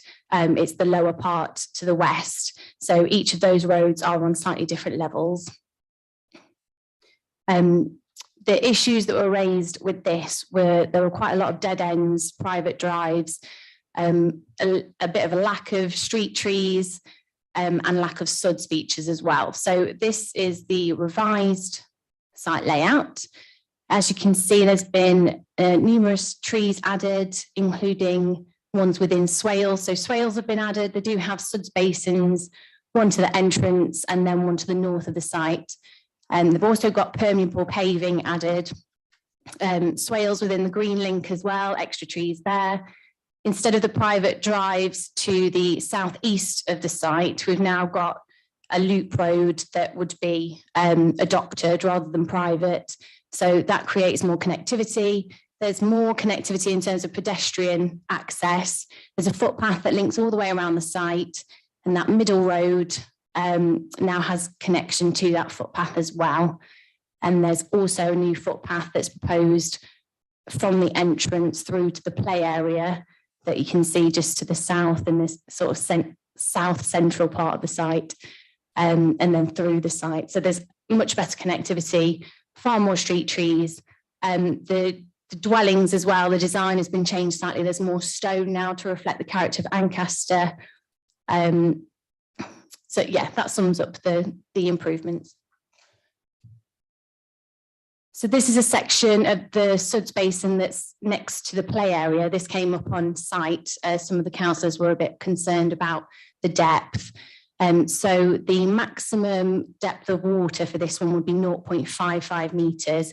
Obviously, with the nature of what a SUDS basin is, it wouldn't always have water within it. And with the additional swales and the permeable paving, that would limit the amount of water that was going into that area. But in addition, the play area now, there's a condition, so it's been amended. This was in the additional items. It's now required to have a 1 metre high fence around the play area, just for safety of children, as it's next to the SUDS basin. It's just an example of the street scene. You can see it's a variety of dwellings. They range from 1 to 4 bedrooms. It includes affordable dwellings as well as 30% affordable. The main materials are stone, red brick. There are a few buff brick ones, but that has been reduced. And there's also some that have weatherboarding features. This tends to be around the the water areas, so where the houses front onto the suds basins, and also the greener areas, the green link in the central part of the site and also along the east where there's a footpath. This shows the site sections just to show the different levels. As I was saying, the levels change from west to east, rising to the east. These are some examples of house types.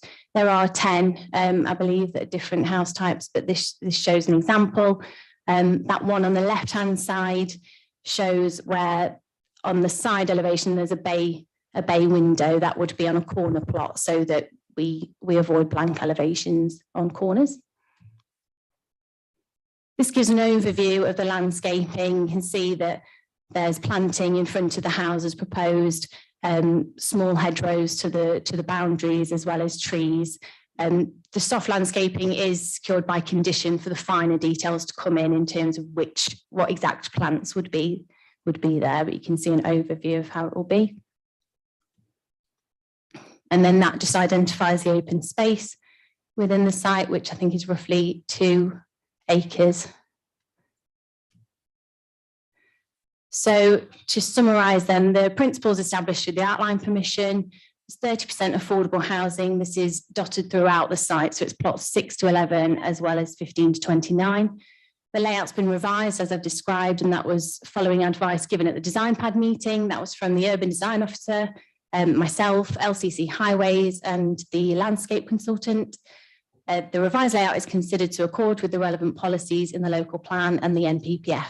So the recommendation is to approve the application subject to the conditions within the report, including those that are amended within the additional items. Thank you.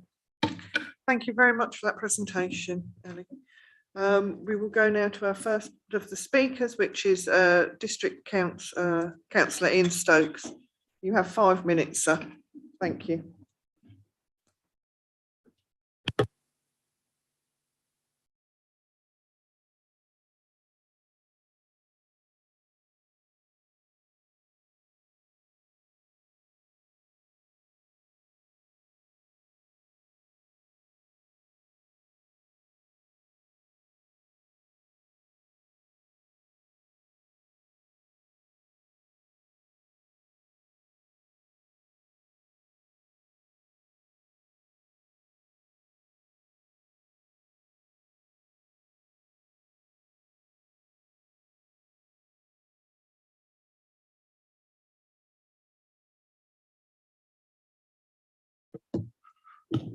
Have I pressed the right one? Yes, we're okay. Thank you for allowing me to speak, which is my right, obviously. I'm here on behalf of the other councillor for the area, Councillor Rosemary Cabry-Brown, who I have consulted on this matter, and the parish council. The site is certainly hilly, and I wouldn't like a house on there, but I'm concerned with the layout, which the parish council commented at. Now, I was at the parish council meeting on Monday evening, and they were concerned that whether this has been revised in these plans, it's very difficult to follow on the small scale that we can see. But they're concerned that the majority of parking is 2 cars parked end to end on driveways, as opposed to side. So it's going to be a major issue if that has not been resolved. The attenuation, you've put a little area of a foot. Well, anybody can jump over that foot to get into the pond if they wanted to. There's certainly one up in Great Garnaby where I live that is like that, and it's flooded most of the time. And the residents are still united by the road junction at the top. I don't think it's been really thought through properly, because the main road of the A153, if you are turning right, is an impossibility, and it should be no right turn. And similarly, there should be no left turn into there, and that really should be, the visibility is very, very difficult. I've moved out there a few times with great difficulty, but not turning that way. the parish council are all concerned about the children walking to school, but this is always going to be a case. To keep the footpaths clean and tidy. My major concern actually is the number of dwelling types. And we had it on the previous development. There are no bungalows. And this is a village where you are getting elderly people staying in villages and the younger people moving out. So development that incorporates a lack of bungalows is one that I would never approve. It needs to be looked at again and referred back to the developers to check. I hope the committee will defer this for better guidance. Thank you. Thank you very much. And just to confirm that fencing around the play area is 1 metre, which is 3 foot in old money, not 1 foot. Thank you very much. Can I have the applicant, please, now? That's Sav Patel. Thank you. And start when you're ready.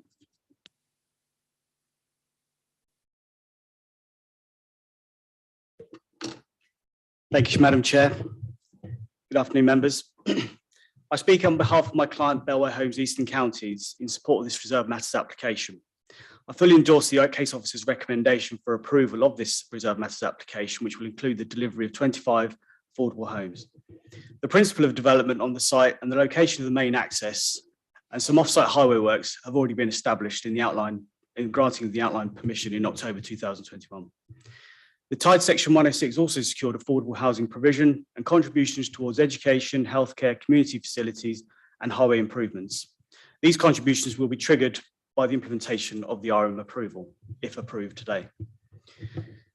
Therefore, the principle of development has been established for this RM, and this RM application seeks the approval of detailed matters that were reserved at the outline stage in terms of appearance, layout, scale, and landscaping.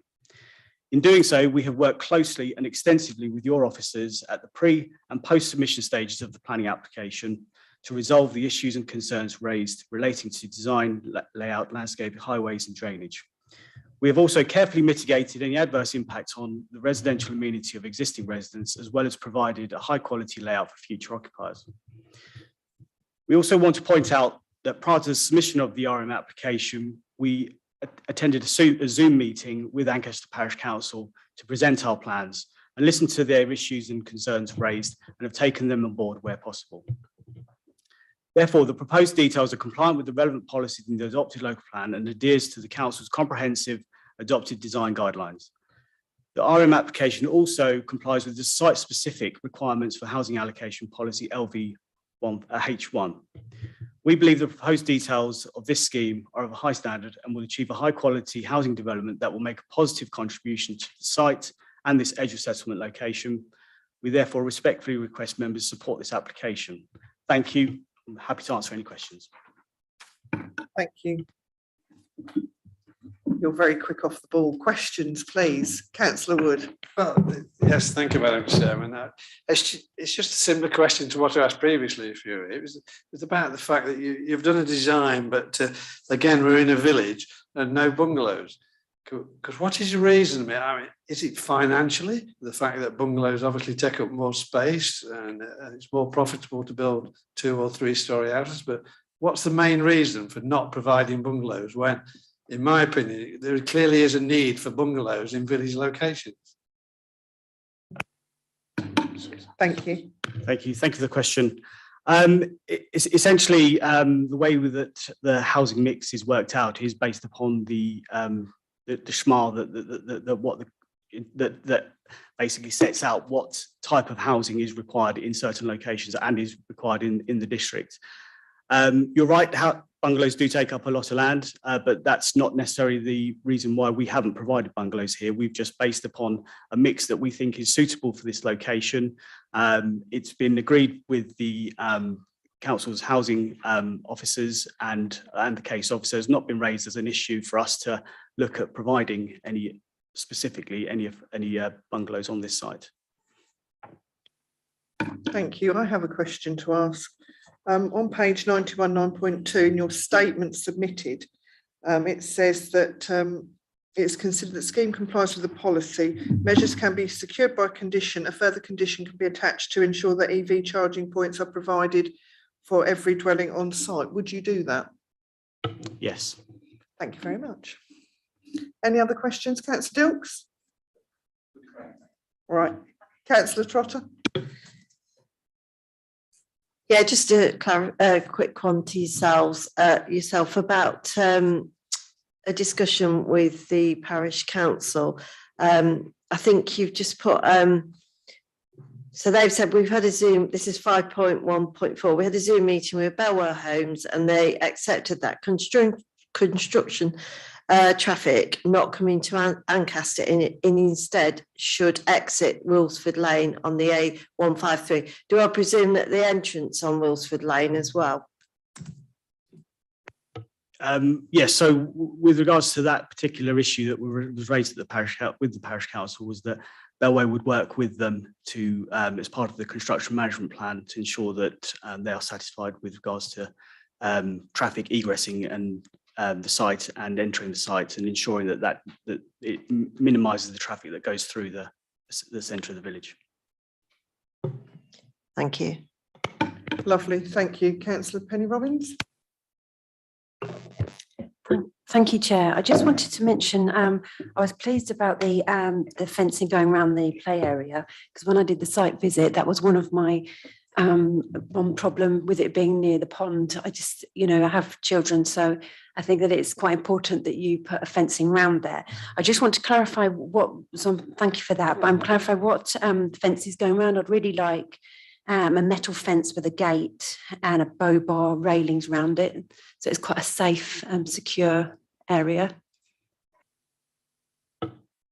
Well, I presume that detail can be provided at part of the condition, so we will take that on board, and I'll mention that with Belway.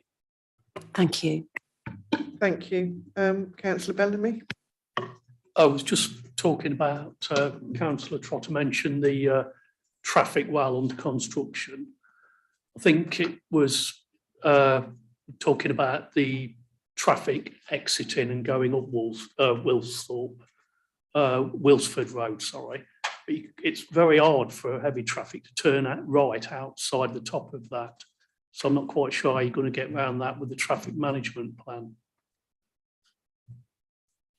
That'll be something that we'll have to work out between us with regards to how traffic, obviously traffic will need to enter the site in order to build the houses. So that we will need to work out a way of doing that. And the construction management plan will only be discharged once a suitable access provision has been made for that. Thank you. Do I have any other questions, Councillor Selby?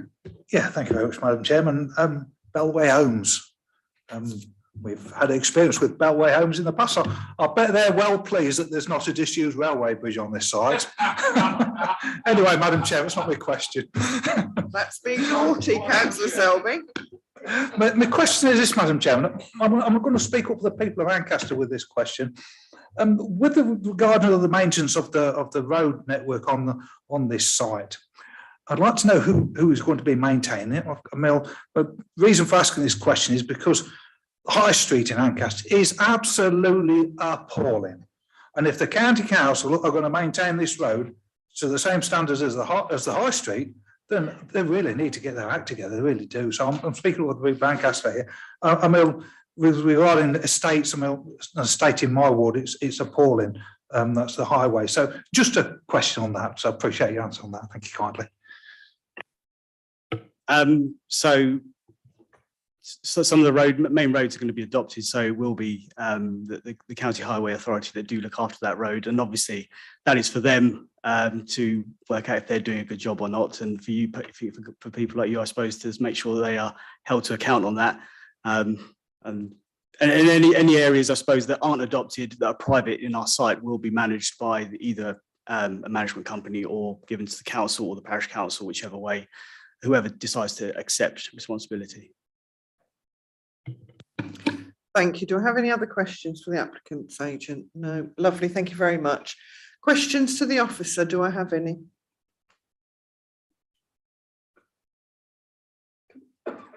Councillor Bellamy.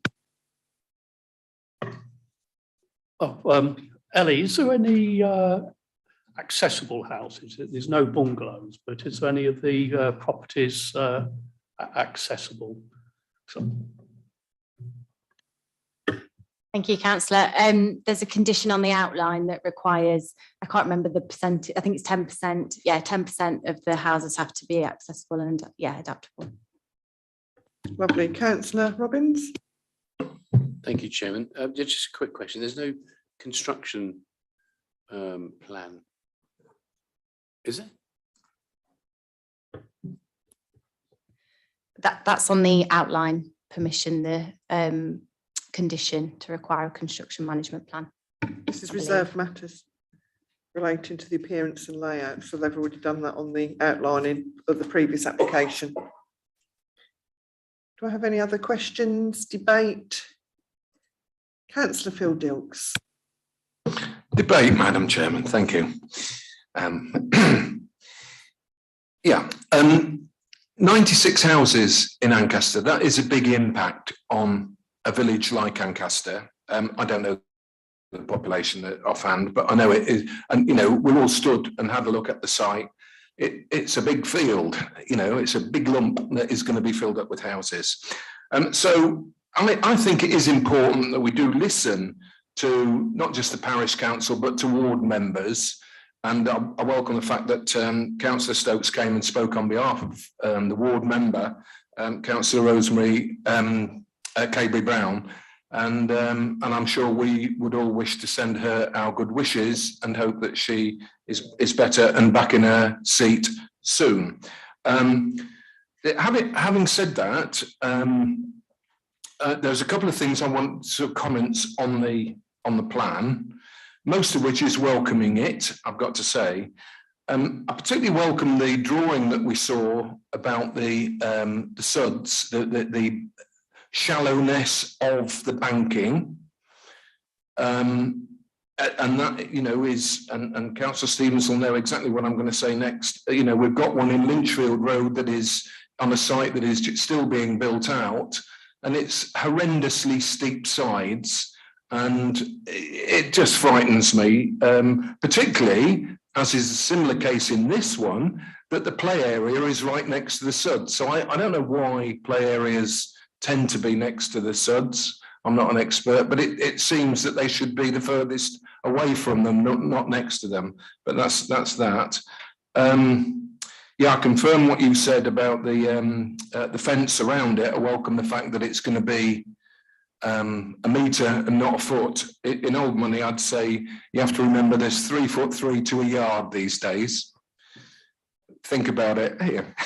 And so I move on, Gloria, to my usual question, or I would normally, if it wasn't answered already in the report, which is climate change. And I would normally at this stage say, as others would, I'm sure, what are you doing about climate change? And so I really welcome the fact that air source heat pumps are included in the designs for every house. I hope that means that we're going to get them, that they actually will happen, picking up Councillor Nick Robbins' earlier comments about Corby Glen, that sometimes it's the wording in there, I hope they are going to actually materialise. And I also welcome the fact, picking up your comment, Madam Chairman, which I was going to, about the charging points. The developer said, yes, they're happy to sort of do that, but please can we make it a condition? I don't think it's actually conditioned at the moment, but sorry, I think Ellie is going to answer me on that one. Oh, sorry. Thanks. There's a condition on about the charging points, as well as a condition that they comply with the sustainability statement that they've provided. Thank you. And whilst we didn't ask it at the time, I don't know if Ellie sort of knows this, but sometimes, as I think Councillor Gloria picked up, sometimes when these extras are put on, they are charged for as an extra, and you only get it when you buy the house if you pay the extra. I don't know if Ellie knows whether they're going to be included in the price of the houses, if I could put it that way. And that's me finished. If you'd like to answer that, if you're able to. Thank you. Just had a nod from the agent, so that's a yes. Thank you very much for that. As I say, I welcome lots of things that are in here, but I think it does highlight the need again, and I'm not saying there hasn't been any consultation, but the need to consult properly with the local people whose lives are going to be affected more than anybody by any of these big developments that we're seeing. It is important that we listen to them. Those are the people who know their area best and know the needs of local communities. Thank you, Madam Chairman. Thank you. And I have to agree with you. I liked their statement that they did on climate change. Yes. It was refreshing to see. I also like the fact that they've got eco-sanitary wear flow restriction devices. So they're all good positives, and hopefully in the future other developers will include them. I meant to say that, but thank you for picking it up, Madam Chairman. It is that paragraph that they've got is exactly what I've been looking for. I don't want to go into the history, but that's what I've been looking for. So thank you, Emma, as well, for no doubt promoting that. Thank you. Thank you. Councillor Trotter. Yeah, thank you. I hope this is the right. Thank you, Madam Chairman. The right place to say this in debate. I'm raising it off the back of Councillor Stokes and his discussion with the parish council. I understand the applicant is not obliged to give side-to-side parking, but we need to be realistic for us country dwellers. I live in the country. Just an example from a personal point of view. Yes, we limit what cars we have, etc. But I'll just give an example. We've got rid of our third car. My daughter started driving. We still struggle because when she's out, we have to rely on the one car to get to A to B to all these meetings. I think we all know as our children get older, they go to clubs, they finish school at silly times, and we have to go and fetch them. So it really isn't realistic sometimes to just rely on one or two cars and have this tandem parking. It may be different in the towns where we have public transport. We can cycle, we can walk, but from personal experience, it is a bit of a nightmare. Thank you. Thank you. Does anybody want to come on regarding tandem parking? Thank you, Ellie. This is something we discussed on site, isn't it? I do agree with you, but if I was buying a house, I would prefer to have side-by-side parking, but we don't have any policies regarding how the spaces should be. LCC highways have no problem with it, neither does the urban design officer. We're trying to design schemes to have less dependency on cars. If the occupants do want to park on the highway, that is up to them, and in some circumstances that contributes to highways, traffic calming. So there's nothing we can say, we can't refuse it on that basis, but I understand what you're saying. Thank you, Ellie. Thank you, Councillor Phil. Yeah, Madam Chairman, thank you for allowing me to come back on that very point. I understand exactly what you're saying, and I'm disappointed that there is no policy in the new design guidelines that we recently adopted, but we couldn't we, presumably put that in revised guidelines, should we so wish, when we come to reviewing them? Thank you. Emma's going to come back on that. Yeah, absolutely. So we could come back with something, either a revised design guide, something specifically on car parking, or something in the emerging plan. Something in the emerging plan. So I'll take that back to the policy team and have a discussion, and yeah, we'll look at it. Lovely, thank you. Do I have any more questions? Thank you, Councillor Penny Robbins. Thank you, Chair. I just would like it recorded, my comments recorded with regards to the material requested for the fencing around the play park. Thank you. Did you have a picture of that, did you say, Ellie? No? It's required by condition. Right, lovely. That will be required by condition then. Do I have any other questions, debate? It will be metal, we said. Can I just clarify that then? So the condition for the fencing is that it's made of metal rather than wood. Is that right? So it's conditioned, is that right? So the condition is just that the details come in, but it's been noted by the agent. He acknowledged that, and we can make sure that's in the minutes. And obviously I'll be looking at those details when they come in. So that's fine. for it to be metal. Yeah. We can also add an informative just to say that we'd like to see metal, if that's okay. Thank you. Do I have any other questions? Debate? Councillor Sorry, Penny can Robbins. I actually give the specifics on it or not? On the what I'd like. Yeah, I'm happy for you to give it now, or you can send it over later, whichever's easiest. I can do both if you like. Yeah, maybe just for clarity then, yeah. Okay, I'd like a 900 millimetres high by 12 millimetres bar bow top railings, please. And I will write that down as well. Thank you. Thank you for that. Do I have anybody else wish to speak, comment, make a proposal? Councillor Stevens. Recommend approval with the conditions that we've discussed. Councillor Penny Robbins. Yeah, I'd like to second that.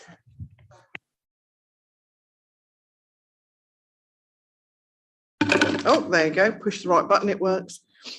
So we have a proposer, we have a seconder. All those in favour, please raise your hands. Thank you. That's unanimous. Thank you.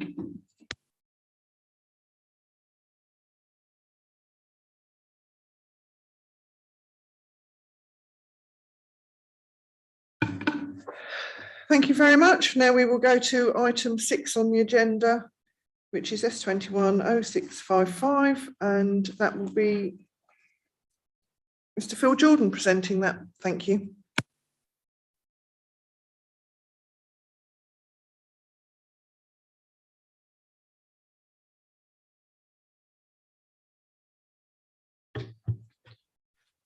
Thank you, Madam Chairman, and good afternoon, members.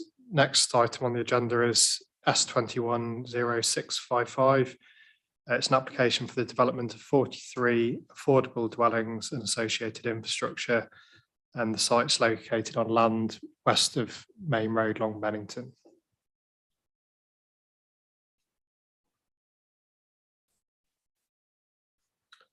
So the first slide there just shows the site in context. You can see the village of Long Bennington there. The red circle identifies the site, which is quite significantly to the north of the village, just on the west side of Main Road. Next slide here just shows that same image, just in a bit more detail.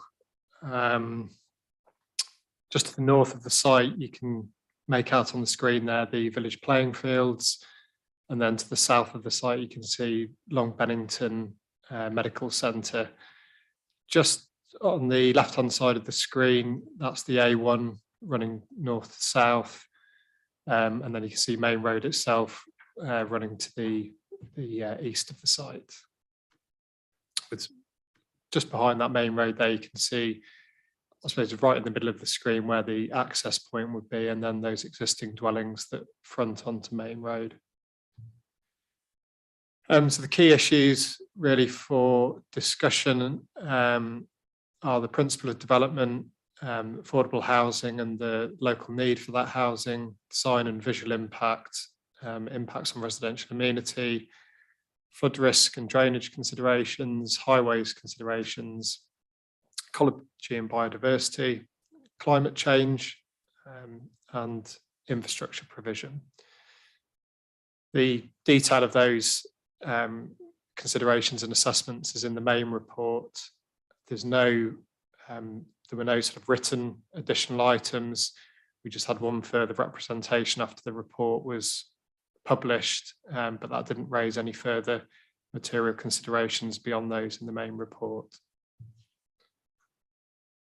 So the site itself here, this is a location plan. You can see the red line on the screen there identifies the site boundary.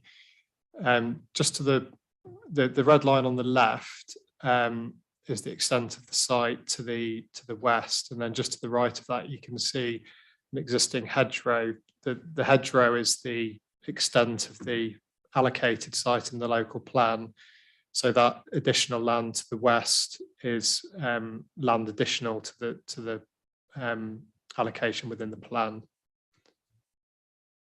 So in terms of the layout itself, you can see, if I start with that additional land that I've just described, that largely contains infrastructure provisions. So to the south of the site, you can see the foul pumping station. In the middle, that's a surface water attenuation basin.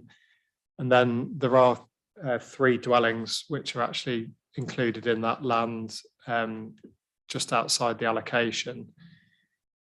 There have been some fairly sort of significant amendments made during the life of the application, that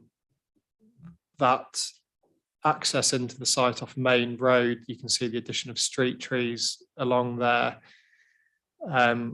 Importantly, to the north of the site, we ensured there was a pedestrian connection through to the playing fields. And then likewise to the south of the site, there is a pedestrian connection to land adjacent to the medical centre. In terms of the layout itself, there were sort of further amends, more detailed design comments around boundary treatments. Some of the properties that sit on corners, we ensured there was some additional elevational treatments added to those, just to ensure that continuity along the street scene. This plan's quite important just to have a look at. This shows the tenure split of the affordable housing. So an important point, although this is an affordable only scheme, there is a mixture of tenures. So some of the properties, those in the sort of bluey purple colour there, are actually shared ownership products, and the I guess kind of, it looks pinky to me, pinky orange colour there, the affordable rented products. So, and whilst it is affordable only, those shared equity products are effectively products that are sold, and the homeowners would buy a portion of the property value and then rent the remaining amount. And they do then have the ability to staircase out of that additional equity. And so to some extent, it's a sort of, you could describe it as routes, affordable routes to home ownership, which is the language the government like to use. And that's really about getting people on the housing ladder that might not otherwise be able to do so, where saving up for a deposit might be prohibitive. I think one of the comments after the site visit to me was about the house types, and took note of that. The elevations in the report pack aren't particularly exciting, and I don't think really do the house types justice. And the developers come back and provided these 3D images. And I think really what I just wanted to show here was, again, to some extent working with volume house builders and registered providers, we are working with their standard house types. But I think these plans just show that with some sort of attention to detail in terms of things like the addition of chimneys, porches, the header details over the windows and the window sills, all of that combined with appropriate materials, you can actually turn what is a standard house type into something that resembles the local vernacular a lot better if that sort of attention to detail wasn't paid. So a bit of an evaluation, as I said, the detail really is in the report. The starting point is Long Bennington's identified as a larger plan, a larger village in the local plan that sort of recognises the good provision of services and facilities. The majority of the site is allocated, and that remaining part of the site that's outside the allocation is considered to be in accordance with the Edge of Settlement Policy SP4. A significant benefit of the scheme is that it would deliver 43 affordable dwellings, including 6 bungalows. Pause on that point.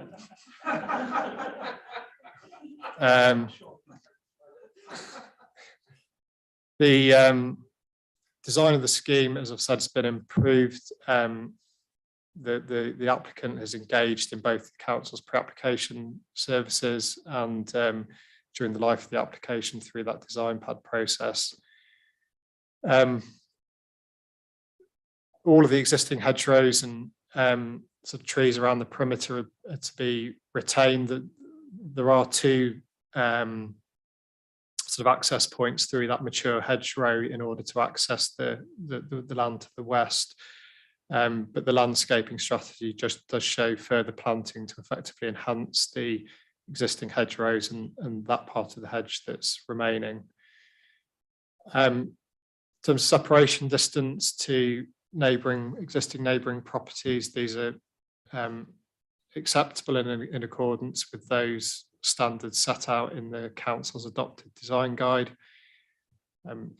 Noise is certainly a consideration, and it's one of the allocation criteria. A noise assessment has been carried out which recommended mitigation measures, including a bund to the west of the site and things like a sort of specific type of glazing, which helps to sort of mitigate noise, and those measures have been secured by condition. In terms of drainage, I won't say too much at this stage because I think this will probably come out in questions and debate, but there has been lengthy discussions around drainage, both in terms of foul water and surface water, and we've reached a point where the principles of the strategy for both foul and surface water are acceptable to those statutory water bodies, but the detail of both of those is secured by condition. And again, as we've discussed on the earlier applications, the Highway Authority have been consulted and don't object to the development. They consider that there's adequate off-street parking for the type and size of properties, and we've included within the layout the provision for cycle storage and then those additional pedestrian links that I've already talked about. Sustainable building details, that's conditioned as with the earlier applications, and that does cover things like the type of materials to be used, the thickness of the insulation, the provision of electric charging points, and so on. And I've already briefly talked about, we've had some indicative details for a landscaping strategy and tree planting, and the detail of that is secured by condition, as well as the future management arrangements.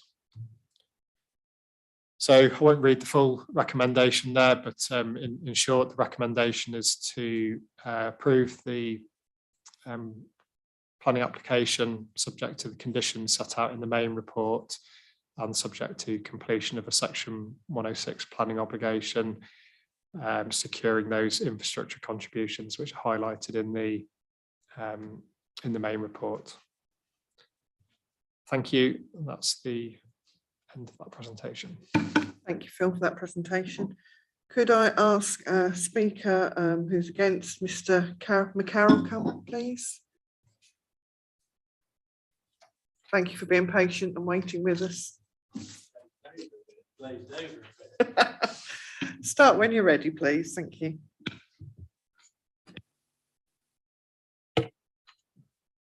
I'd like to introduce myself. I'd like to thank you very much, Madam Chairman. I'd like to introduce myself and where I live, as long as it doesn't come off my 3 minutes. My name is Dave McCarroll. I live at 83 Main Road, Long Bennington, in the bungalow. That has been very apparent on that picture. I do not intend to dwell on my past submitted objections, which I've done twice. Voles, newts, etc. Bats, I've tried a lot. Clearly, environmental impact holds no sway with these decisions. So I've enclosed the photos before you. I don't know whether you can bring these up, but in the hope of clarifying what cannot be seen on an ordnance survey map. Simply put, everyday life, the knowledge of the locals. In my last correspondence, I called them the foot soldiers, people who know the community because we are the ones who live here. There's photos 1 and 2. Can these be brought up or not? Sorry. And has everybody seen them? No.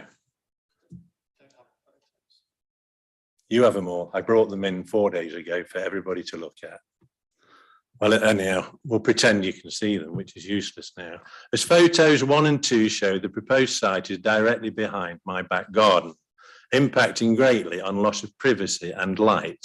What the photos don't show is the site falls away until it reaches the A1. My bungalow is situated next to the main road, and yet both sewerage and wastewater have to be lifted over 8 feet with the aid of a constantly running pump. I note on the plan details there is a large pumping station in the bottom corner, along with a settling pond. Should the pump fail and 43 toilets start backing up, would the settling pond, designed to take excessive surface water, become a slurry pit? On the north side is the community centre, single storey. On the south side is the Long Bennington Medical Centre, single storey. The entire east side, bungalows. Although I am sat here today, I do not oppose all progress. Without progress, this application would be for semi-detached caves. However, I do oppose anything that would compound an existing problem. Photos 4 to 11 clearly illustrated this. No less than 8 exit entrance drives within a space of 100 metres. An extra 40 to 60 vehicles spinning out of the new road. Traffic management surveys predict the 2 busiest times affecting the road, 7:30 till 9, 5 till 6:30. Absolute rubbish. We live in a world of flexi time. Amazon, Ocado, DPD, Next and Hermes, delivering 12 hours a day, 24/7. We nip to the co-op, village hall and the pub, so no one can accurately predict the aforementioned times. Why can't the houses be bungalows? What price are they?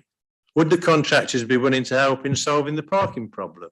Maybe move the play park toward the community centre and utilise the existing Bowls Drive to create a car park, or scrap the entire proposal and build a solar farm, benefiting the ecosystem instead of ruining it. Thank you for listening to me, although my wife thinks it's a complete waste of time. I still believe in common sense, overruling stupidity. Thank you, and apologies that we haven't managed to receive your photos. I don't know where You they have got received lost. them there. They're there, and I brought them in on Monday especially, so you had 4 days to look at them, and it's useless without looking at them. He knows what the parking problems are. It's disgusting. I mean disgusting. Thank you. Can we have the applicant's agent, Jake Stentiford, please?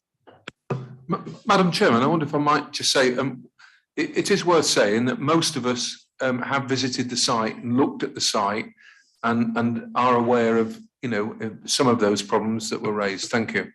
Thank you very much for that, Councillor Dilks. Thank you, Chair. Good afternoon, members. I'm Jake Stentiford. I'm the agent for this application. The applicant is Minster Group, who are a developer of high quality affordable homes with a focus on excellent design, bringing positive change to local communities and the principles of being a good neighbour. Over the past 2 years, we've worked with councils throughout the East Midlands and the East of England to secure schemes totalling nearly 500 affordable homes. This scheme for 43 affordable homes is our first proposal in South Kesteven, seeking to respond to one of the most urgent shortfalls in affordable housing supply in the region. The council has identified a need for 343 affordable homes to be delivered each year, but the average number completed per year over the last 10 years has been just 97. In 2020 to 21, there were only 56 affordable completions, and that is a massive shortfall, and it's having a terrible impact on the many families who don't currently have a suitable place to live. The council has a dedicated team trying to address this shortfall, and we've worked with them to shape this scheme to properly address the local need in Long Bennington. But the increasing shortfall is largely due to issues that the council can't control, and more affordable schemes need to come forward. We want to step up and support the council on this by providing high quality affordable homes which are directly tailored to identified needs. Like all of our schemes, this is a mixed tenure with both affordable rent and shared ownership homes, and this approach fosters a well-balanced, integrated community which will make a positive contribution to the village. And we hope this will be the first of many investments in affordable homes that we'll be able to bring to the district. I don't want to go over the full range of issues which have been thoroughly addressed in your officers' report, but I would like to say that we've had a really positive process of engagement with officers and consultees during the course of the application to make sure that technical matters have been fully resolved and that the development achieves the highest possible standard of design. We were also contacted by the owners of number 75, and I'm pleased to say that we were able to work with them to resolve the concerns that they raised. We're really pleased with the resulting proposals. They will create an attractive green neighbourhood that will provide a great place to live and enhance local character.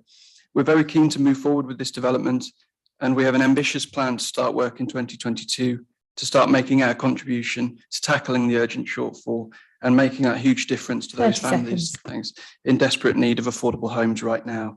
So I'd be very grateful for your support for our application today. Thank you. Thank you. And do I have any questions for the agent? Thank you. I think Nick Robbins, Councillor Nick Robbins, you were first. Thank you, Chairman. Yeah, could you just go through your rationale or your thinking behind putting two-storey dwellings abutting a single-storey dwelling? Can that be switched around, that the single-storey dwellings are next to single-storey dwellings that are existing, that are originally there?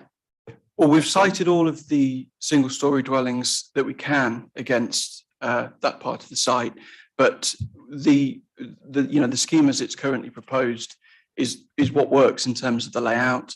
So we have explored as far as we can, making sure that different house types are sited on the right parts of the site. But the most important consideration is we've carefully looked at the council's residential design guide, and we've ensured that we've got comfortable separation distances, and then we've got very comfortable relationships between existing and proposed dwellings, as you can see on the residential amenity plan.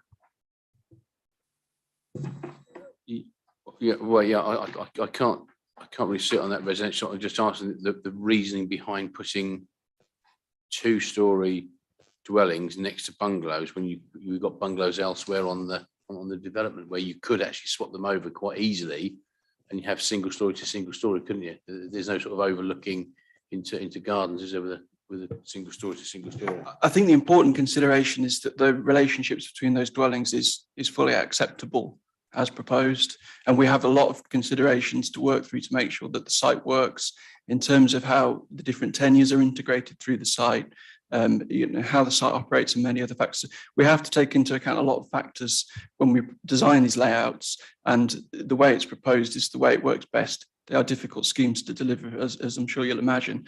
The most important consideration is that the residential amenity is being fully preserved, both for existing dwellings and proposed dwellings. Just one more about the open space. Mm-hmm. There's an awful lot of open space there. Is it all at the back, is it? Or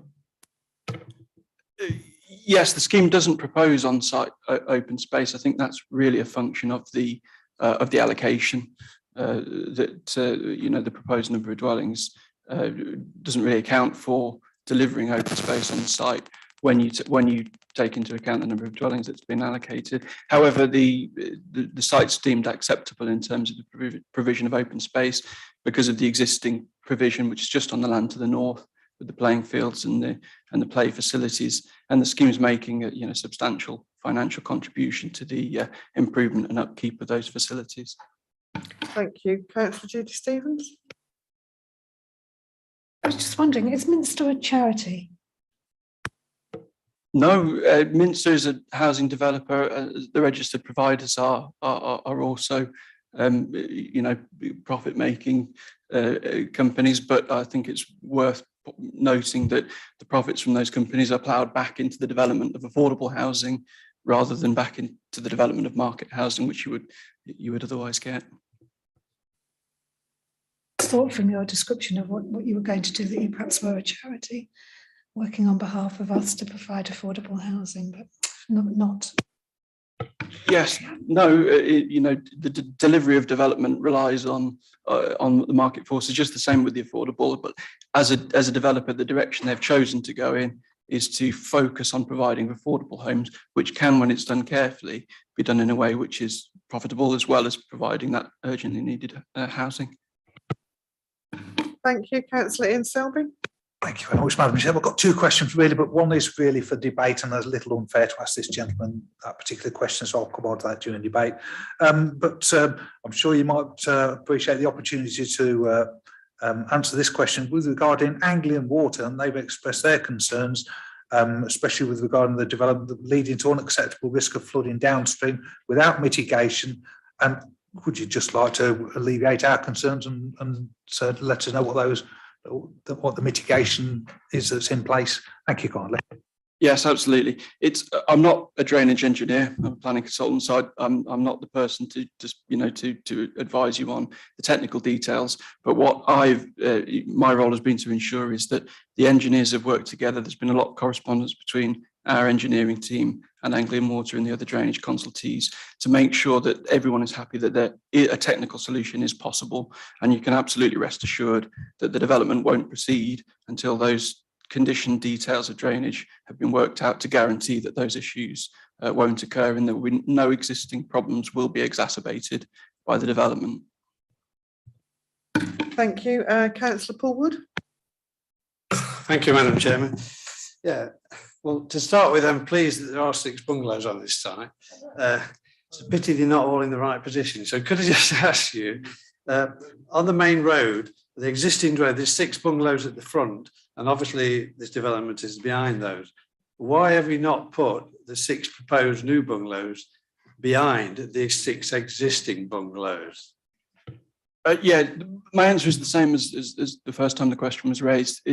We're certainly very pleased to be providing bungalows, and that's an important element of what we always try to deliver in terms of meeting the full range of needs of local people. But yeah, my answer is the same as before. There are a lot of considerations that go into the layout, and when we arrive at a layout which works best to make sure the scheme is most deliverable and it's accepted, between us and officers, that the residential amenity of both existing dwellings and the proposed will be fully preserved by what we're proposing, then we can all rest assured that the scheme is acceptable in that respect.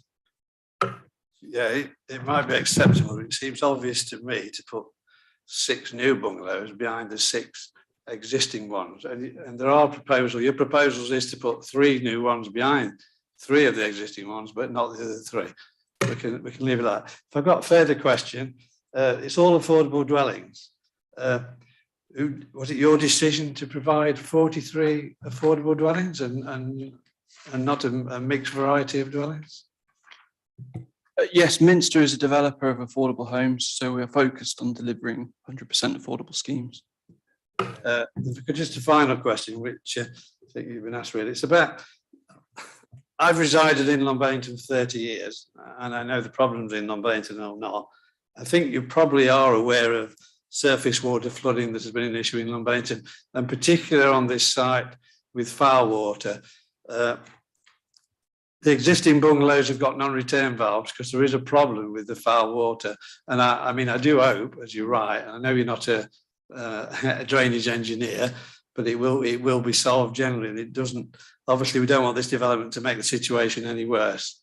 So I do think that's a thing that needs to be emphasised, that the drainage, the foul soil and the surface water needs to be sure it is correctly carried out. And I know there is a condition, but I don't want that to get missed, and I will raise it later in the debate, but thank you. Yeah, just to step in, you can, yes, rest assured that the details that have been secured by the condition will certainly ensure that the scheme won't exacerbate the existing issues. But we've also said this can't be drawn into the development itself. We've also said, and the landowner said, we're very open to having discussions in future with the village about how we can contribute as well to wider efforts to resolve those issues. Thank you, Councillor Field-Ilks. Thank you, Madam Chairman.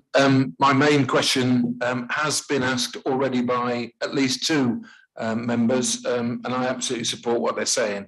I still don't understand why you can't, why you're planning to have 2-storey houses backing onto existing bungalows, which are in the street there. I welcome the 6 bungalows, I've got to say, but I just don't get it. I don't understand the answer. I'm sorry to be thick, but that's what I am. And secondly, if I can ask a second question, it is, and I spoke about the design guidelines that we adopted recently earlier. One of those design guidelines was that we would want to minimise cul-de-sacs. And I don't know if the planning officer might also sort of jump in here as well. Is if you could show the site plan, it seems to almost be a halfway house to this, because there seems to be 2 roads leading in, and then I'll wait till it comes up. 2 roads leading in, and then a sort of a cross over the back running along the hedge. Yeah, can you see what I mean? Is that road that runs north-south? Yes, that road. Is that an actual road for cars and refuse trucks and fire trucks, etc.? I'd just be happier if it was. Thank you. Yes, it's a vehicle road, yes, and it's been tracked for those. Oh, I'm pleased to see that. Thank you. I forgive me if I it just looked a bit narrower, and perhaps it's because it's next to the hedge or whatever. But thank you for that. Thank you, Councillor Penny Robbins. Oh, did you want to?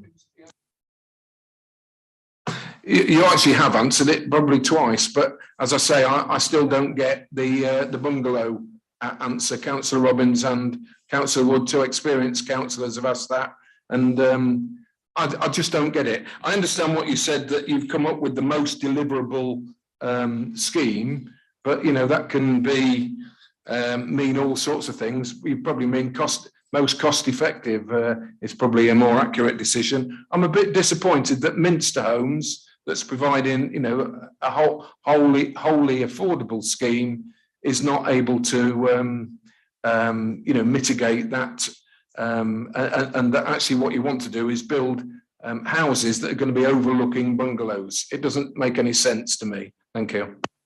Yeah, I think it's worth reiterating that that we're confident that there won't be an overlooking issue that would be harmful. So there isn't a harmful effect to be mitigated here. But yes, I can absolutely understand why that would be preferable and desirable, but there's no fundamental harmful impact that needs to be resolved.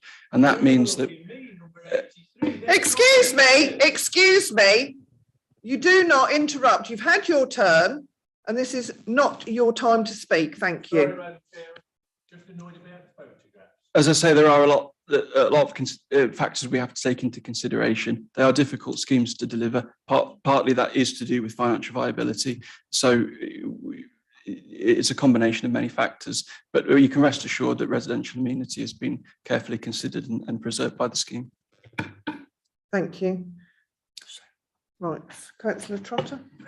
Thank you, Madam Chairman. And yes, I completely support Councillor Dilks and Councillor Woods. I do feel that we're meeting the needs of the applicant and not the local residents. And what I will say is I'm glad we've got the map up, and we did do the site visit, and I cannot understand why we cannot, the gentleman, the resident, is obviously affected, and he's up. We're trying to get a good resolution by getting 1 story behind his 1 story, and I really do feel for him. But the rest of the application, sounds really good, affordable housing, but I'm on this sticking point. Thank you. Councillor Penny Robbins, thank you. Thank you, Chair. This is unfortunate that I'm going along the same lines as well. I am in support of the application in principle. As Councillors Trotter, Wood, Robbins, Dilks and myself have pointed out the bungalows issue, the layout you said is best for you. It is best for you as a consideration because you're the developer, But it isn't, we've got a chap here who is a resident who is up in arms about it, because all the people on the main road, actually, have they been consulted? Because I can imagine they don't say that they'd like a 2-storey backing on, because, you know, for an affordable scheme, it's great, it's fantastic, that's what we want, they're probably in support of that. But I think to help the residents, you could probably have done it a different way round, or even considered, because I do understand for you financially in every way, it does suit you, but we can see today by the amount of councillors that have pointed this out as well, that it's not really acceptable for a lot of other people. I'm going to ask, not councillor, I'm going to ask Phil Jordan to come in, please. Yeah, just to clear up a few things that have been said about the relationships between the proposed properties and the existing properties. This short terrace of 3 properties to the north of the site here, these are single story, these are bungalows. The gentleman who spoke, as I understand, lives in this property. So he does have the side of a single story property backing onto him. These 3 properties here are single story. So these back on to these other single story properties. It's these properties here which have the 2-story properties that are backing onto them. This property here, the rear elevation of this property has no habitable windows. The only windows which face in this direction are bathroom windows, which would be obscure glazed. This property does have first floor windows which face in this direction, but members may recall from the site visit, there's 2 properties actually built in this piece of land here, one of which has a first floor dormer window sort of looking in this direction. So these aren't, you know, there isn't complete privacy in any case to these properties as existing. I agree, and I think that point's been made very clear that, you know, in an ideal world, we would have had single story properties along here as well, that, you know, and that relationship would have been better. But when we then have to consider that impact, we have to consider it against the guidelines that we've got, and the council has an adopted set of design guides which very clearly set out acceptable relationship distances between existing and proposed dwellings.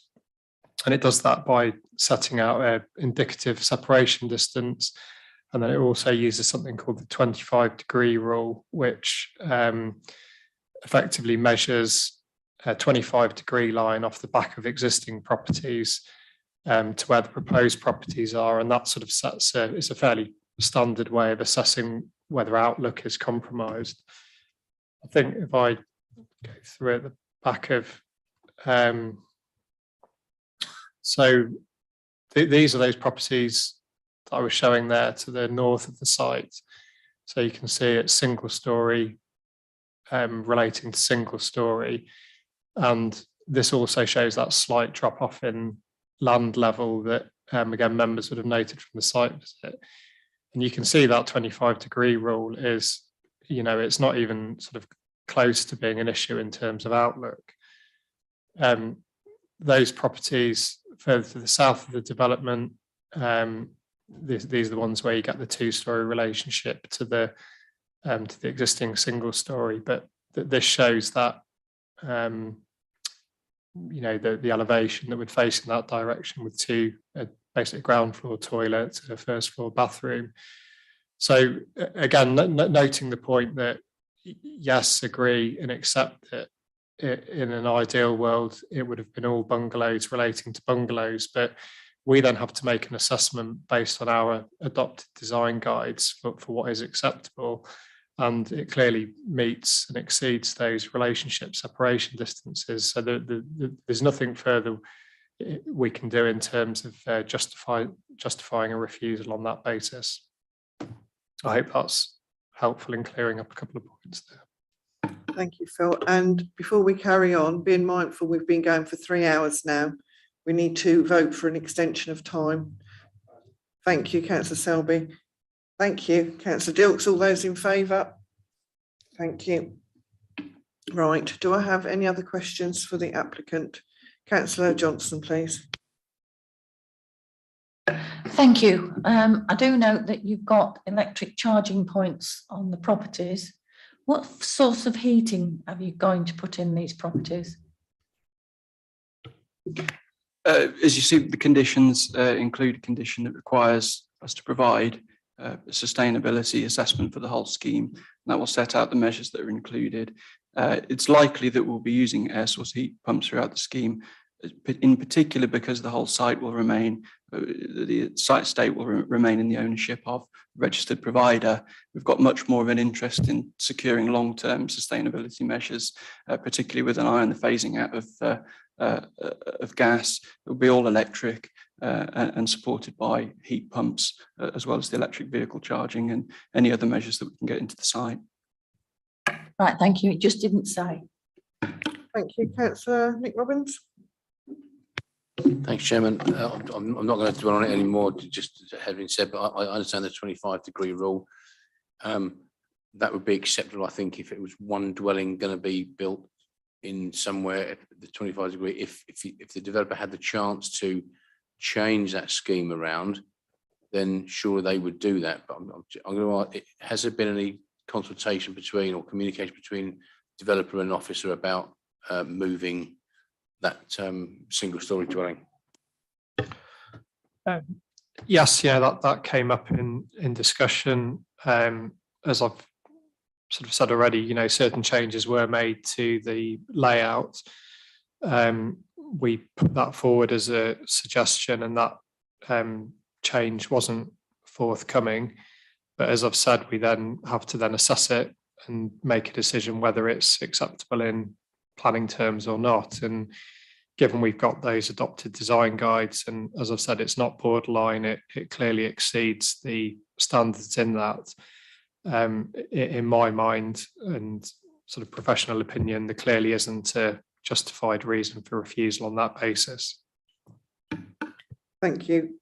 Councillor Paulwood, it is questions for the applicant's agent. Yes, I realise it. Questions, Madam Chairman. Thank you.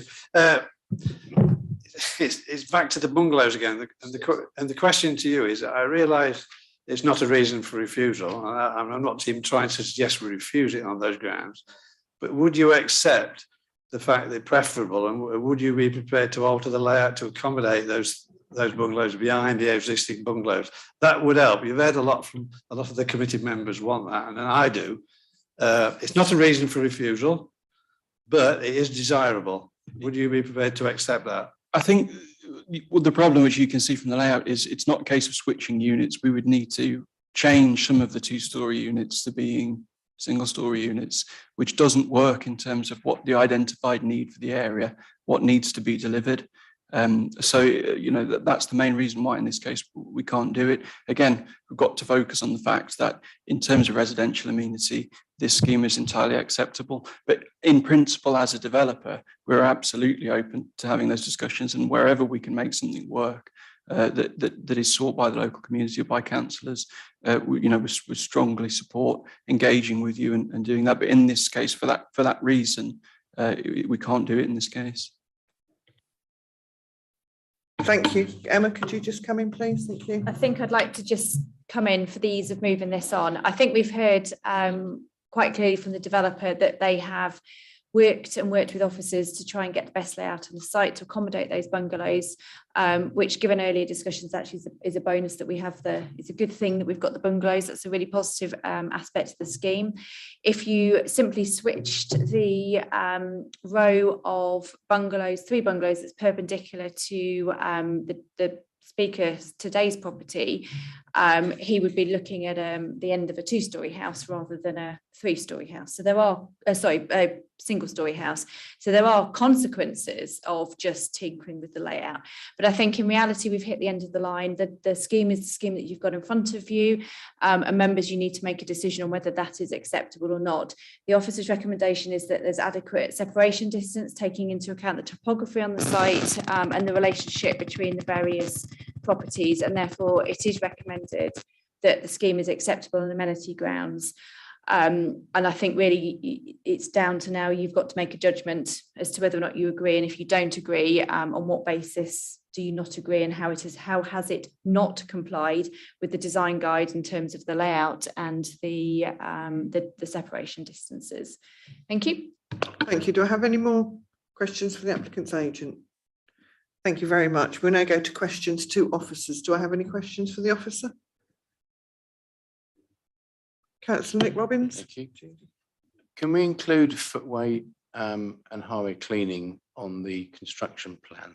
Because so often, I mean, the wheel washing is a bit wishy-washy, if you pardon the pun. It doesn't get done properly, and invariably it goes over the highway and the path and the footways. Just wonder if we can include that in the construction plan for cleaning of those two things.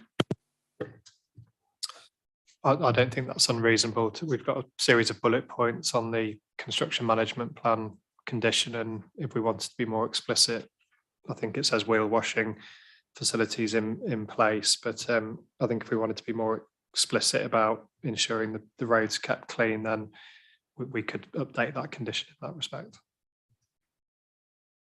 Very quickly, going back to the design guide, which I welcome.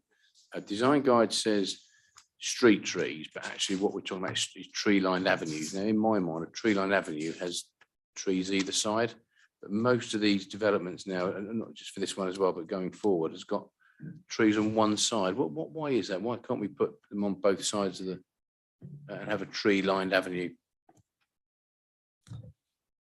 Yeah, I mean, it's a good question, and I mean, in this case, they've gone for a roadside swale on the southern side of the access road in, and then line the northern side with trees.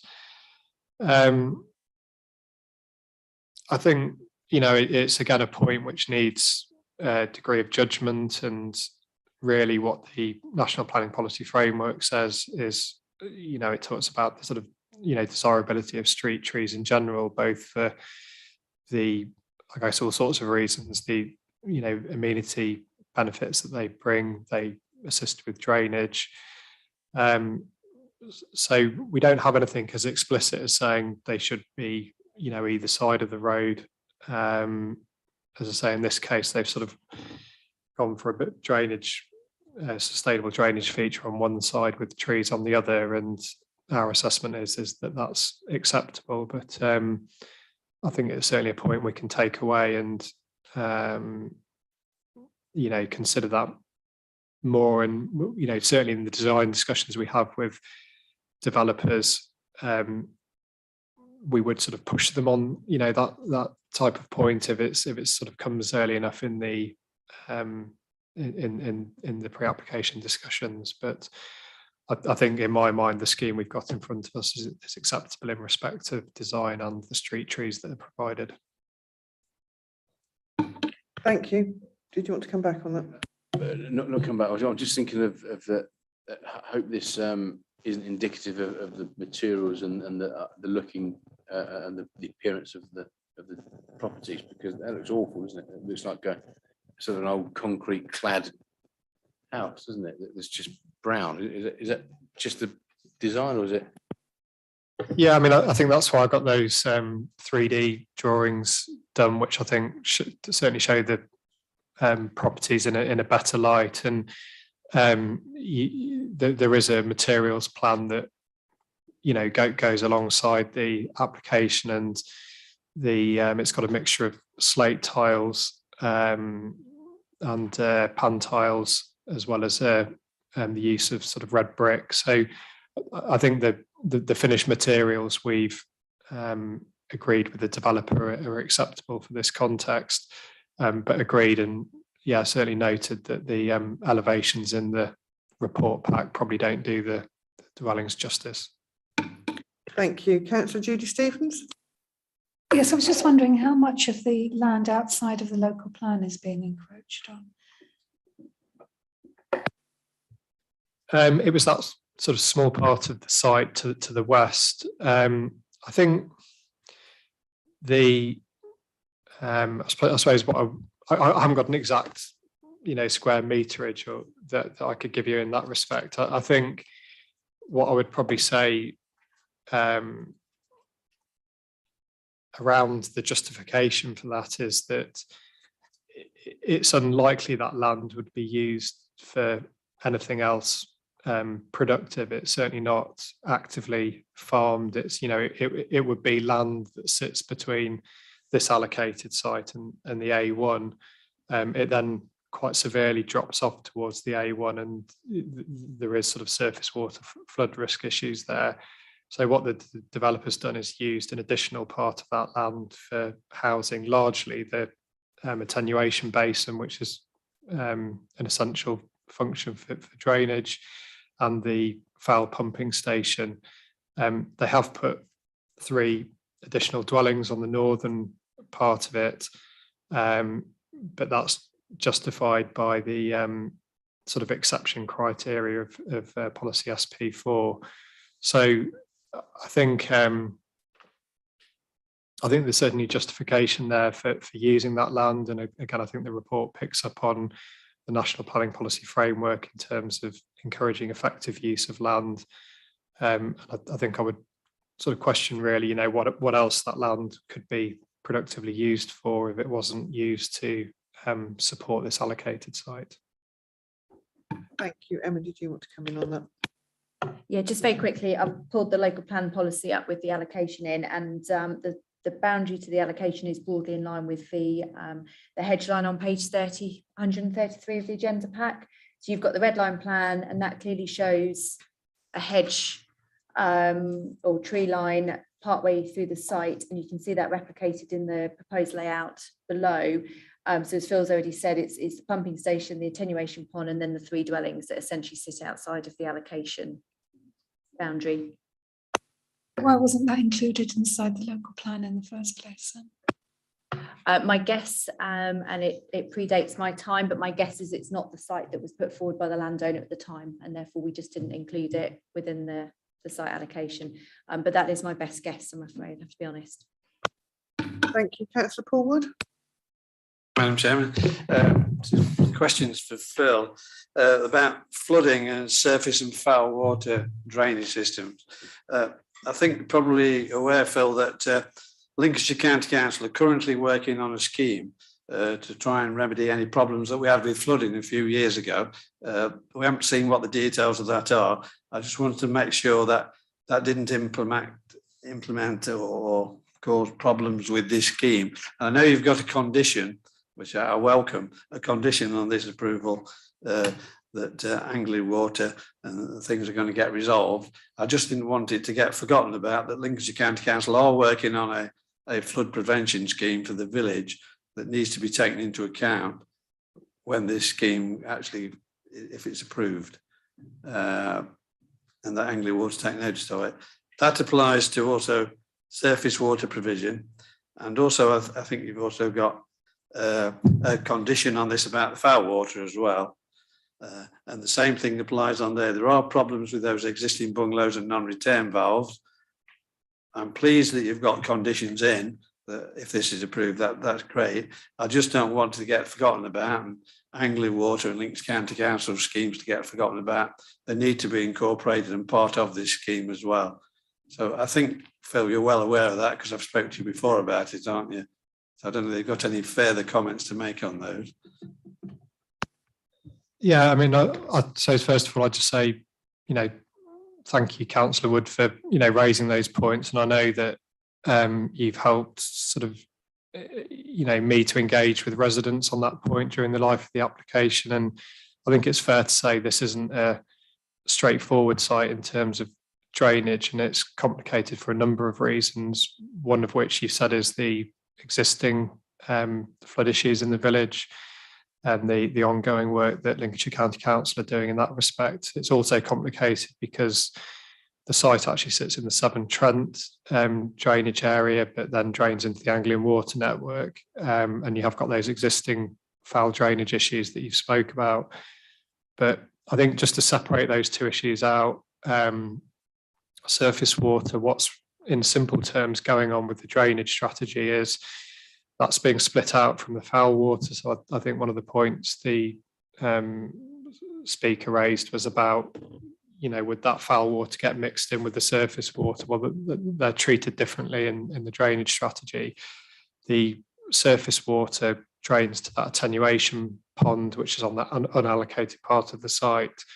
And what that effectively does is it allows for a volume of water to collect in that pond area and then discharge at a controlled rate that doesn't exceed the existing runoff rate of the field. It then would drain into one of the existing ditches on the side of the site and then goes off towards the A1.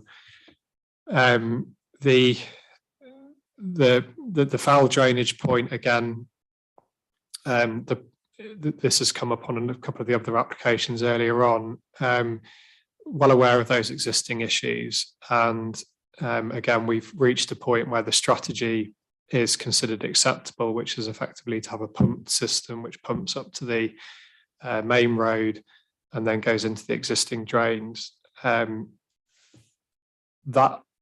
is covered by a condition because, again, Anglian Water have said the system can, I think the treatment plant can accept the flows, but I think they've acknowledged that there's capacity issues with the the existing drains along Main Road, and that issue will have to be resolved between the developer and Anglian Water as the statutory drainage body in this respect before the development can start.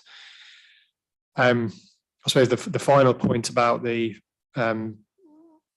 flood alleviation scheme that's being developed, yes, we've had extensive conversations with Lincolnshire County Council about that, and it is a difficult one because the development's required to look after its own drainage, and that is a sort of a slightly separate issue, but the development doesn't rule out sort of fitting in with that flood alleviation scheme, and we're not at a point where we know exactly what the detail of that's going to be, but I think certainly the conversations with the developer and the developer's drainage consultant have been positive in saying that if there were opportunities that the scheme could help with that flood alleviation scheme, that they would do that, but we can't hold back the permission on that basis, and we can't require it by condition or legal agreement because they are sort of two slightly separate issues.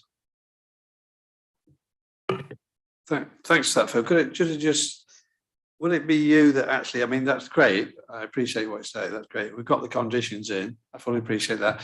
But I know sometimes conditions aren't always carried through. Will it be you that they'll come back to? Will it be you that finally approves those conditions off, or can I rely on you to approve them, Phil? Yeah, as long as I'm I mean, we do try to keep continuity between the case officer on the application and any conditions that come from it.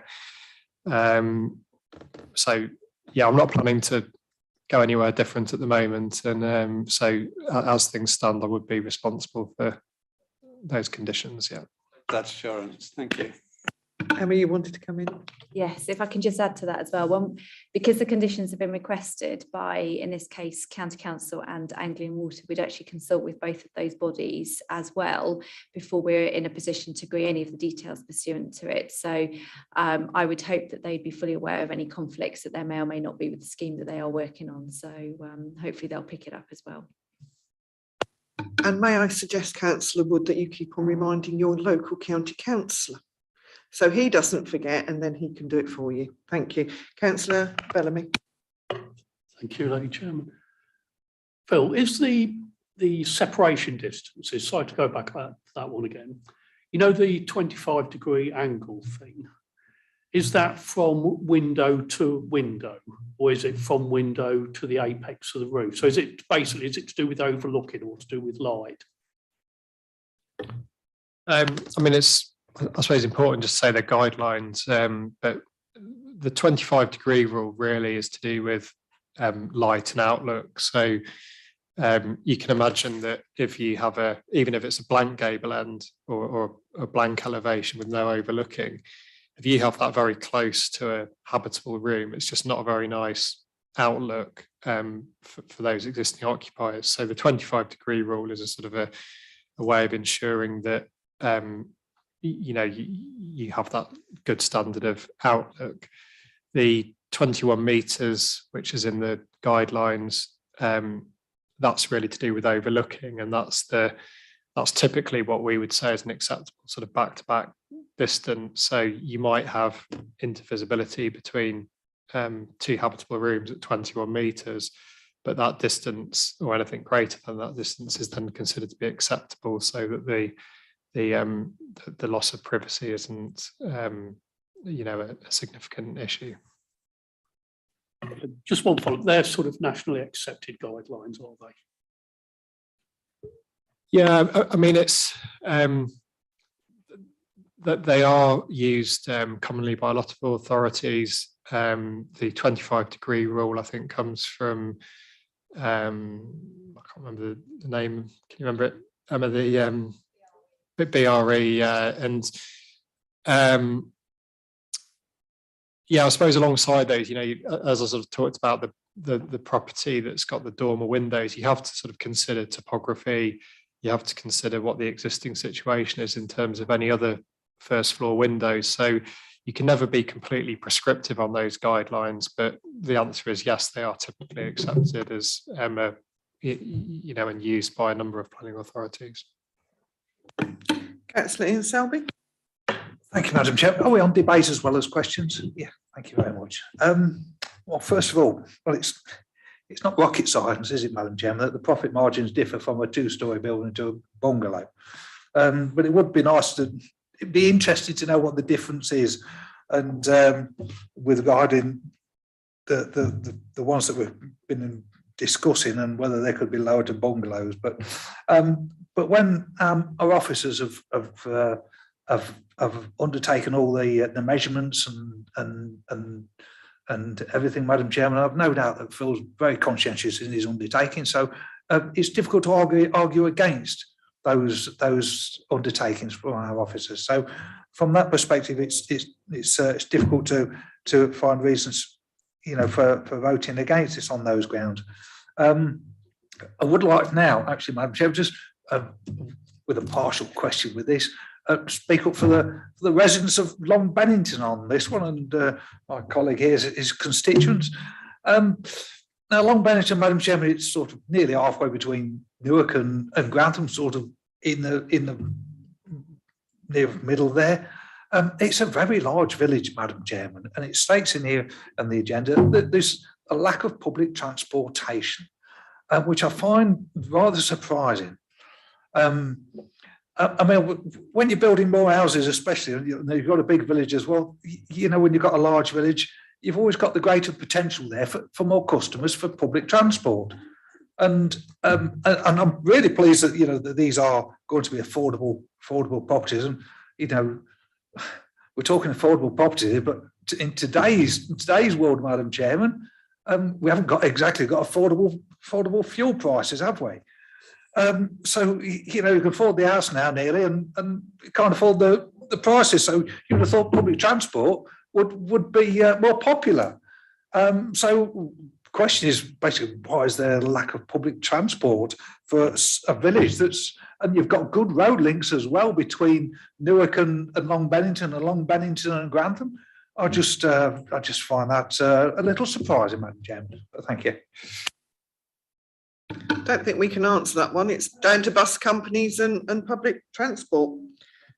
We have Councillor Jackie Smith. Thank you.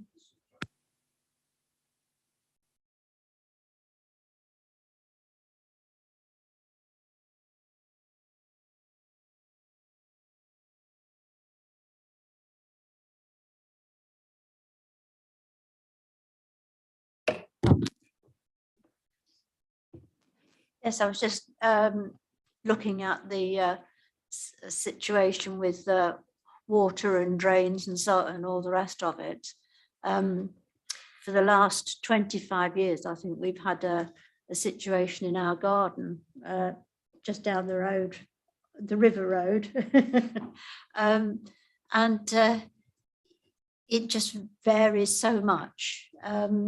And at the moment, we've just had what they said was going to be a cure for it. When we had the last extremely heavy rains, it got over the top of the river. So it's very, very difficult. I mean, we've been trying to cure it for the last nearly 20 years, as I said, and I think, you know, if you've got it dry, be very satisfied and get on with it. Thank you very much, Councillor Smith. Councillor Judy Stevens. I was just reminded of that old adage, where there's a will, there's a way. And while I wouldn't want to doubt the, you know, the efficacy of our planning officer, I can't help but feel if we're going to put bungalows on the site, they can put them in the right place. So that's my view, I'm afraid. And that's what I'd like to condition or oppose it based on that grounds. I've got to go shortly, actually. So I don't think we can condition that, can we? No, this is the plan that's come before us, so that's what we have to go on. Councillor Trotter. Phil, about the bungalows. You've given us those really good diagrams of the viewing points and the meterage.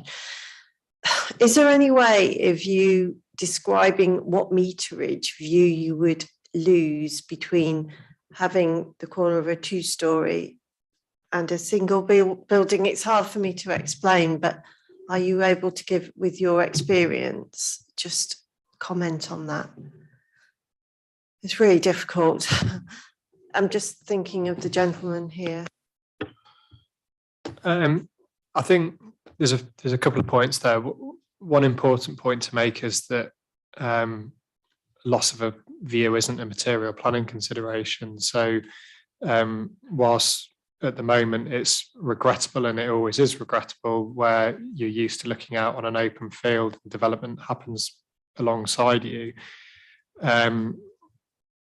that isn't something we can take into account as in making planning decisions, and that's well established through case law. But what we can look at is what impacts that has on amenity. And as I've said, I think having in my mind anyway, having a single story side elevation of a bungalow on lower ground that's set, I think it's 25 metres away from the rear of that property, any sort of overshadowing impacts, you know, are going to be very, very minimal. And then clearly there is no overlooking impact from those properties. As you go further into the scheme, the land level gets lower and you do get some two-storey properties. But by the time you get to those two-storey properties into the scheme, you're sort of 50, 60 metres away between the two properties. So the impact gets very, very minimal in that respect. And again, if you look at the front of the property, you know, you cross over the other side of the road and you've got sort of new and existing properties there at a much shorter distance. So I think really the impact really is to do with loss of view. And as I've said, whilst that is, you know, regrettable, it's not that aspect of it isn't a material planning consideration. Thank you, Phil, for outlining that and your assurances. Yeah, I appreciate. Thank you. Do I have any other questions for Phil or any debate? Does anybody have any propositions to make, proposals? I should say proposals, not propositions, that's incorrect. Councillor Robbins. It's a difficult one because it's policy compliant and it ticks all the boxes. So I, as a committee, I don't think we can do anything else but approve the application today. However, I'd like to put it on, if I propose that we accept, we approve the application today, but express a very grave disappointment in the lack of from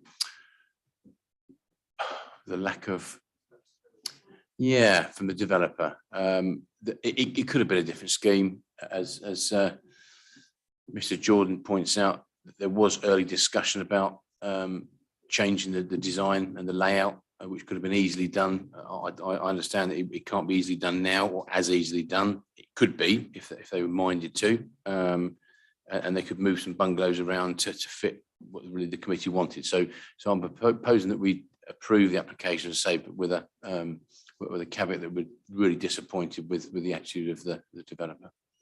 Thank you, Councillor Paul. What do you? Yeah, I'm prepared to second that, mainly for the same reasons as Councillor Robbins has said. I don't think we've got any option but to approve it. It's in the local plan. But I too am disappointed that we can't have those new bungalows behind existing, but I'm prepared to second the proposal. Thank you. Thank you. So we've got to propose a second. So we'll go to the vote. All those in favour, please. 1, 2, 3, 4, 5. Councillor Stevens, are you right? Okay. Those against? Thank you. That's been carried then. Thank you. Madam Chairman.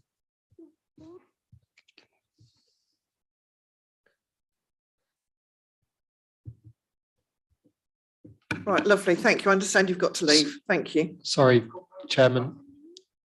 Can I just be clear on that last vote? That was to include the minor amendment to the construction management condition that we talked about. Yeah, thank you. Yes, thank you. We will carry on if everybody's happy, or does we need a comfort break? Right, a 5-minute comfort break so we can get and carry on. Thank you. Back at 4:45 then, please.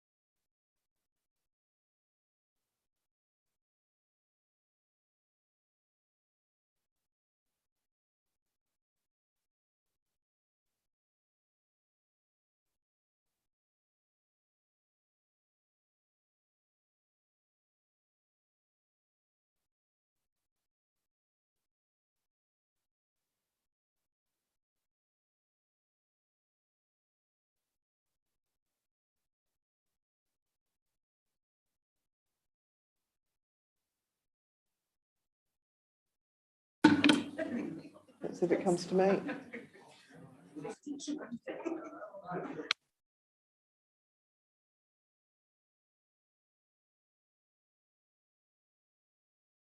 Lovely. Can we call this meeting back to order, please, so we can get home before midnight?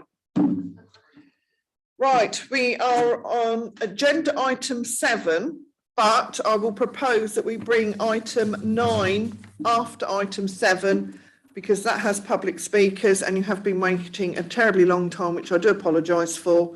So we'll bring that forward after agenda item 7. So we were going to Adam Murray now to do his presentation. Thank you.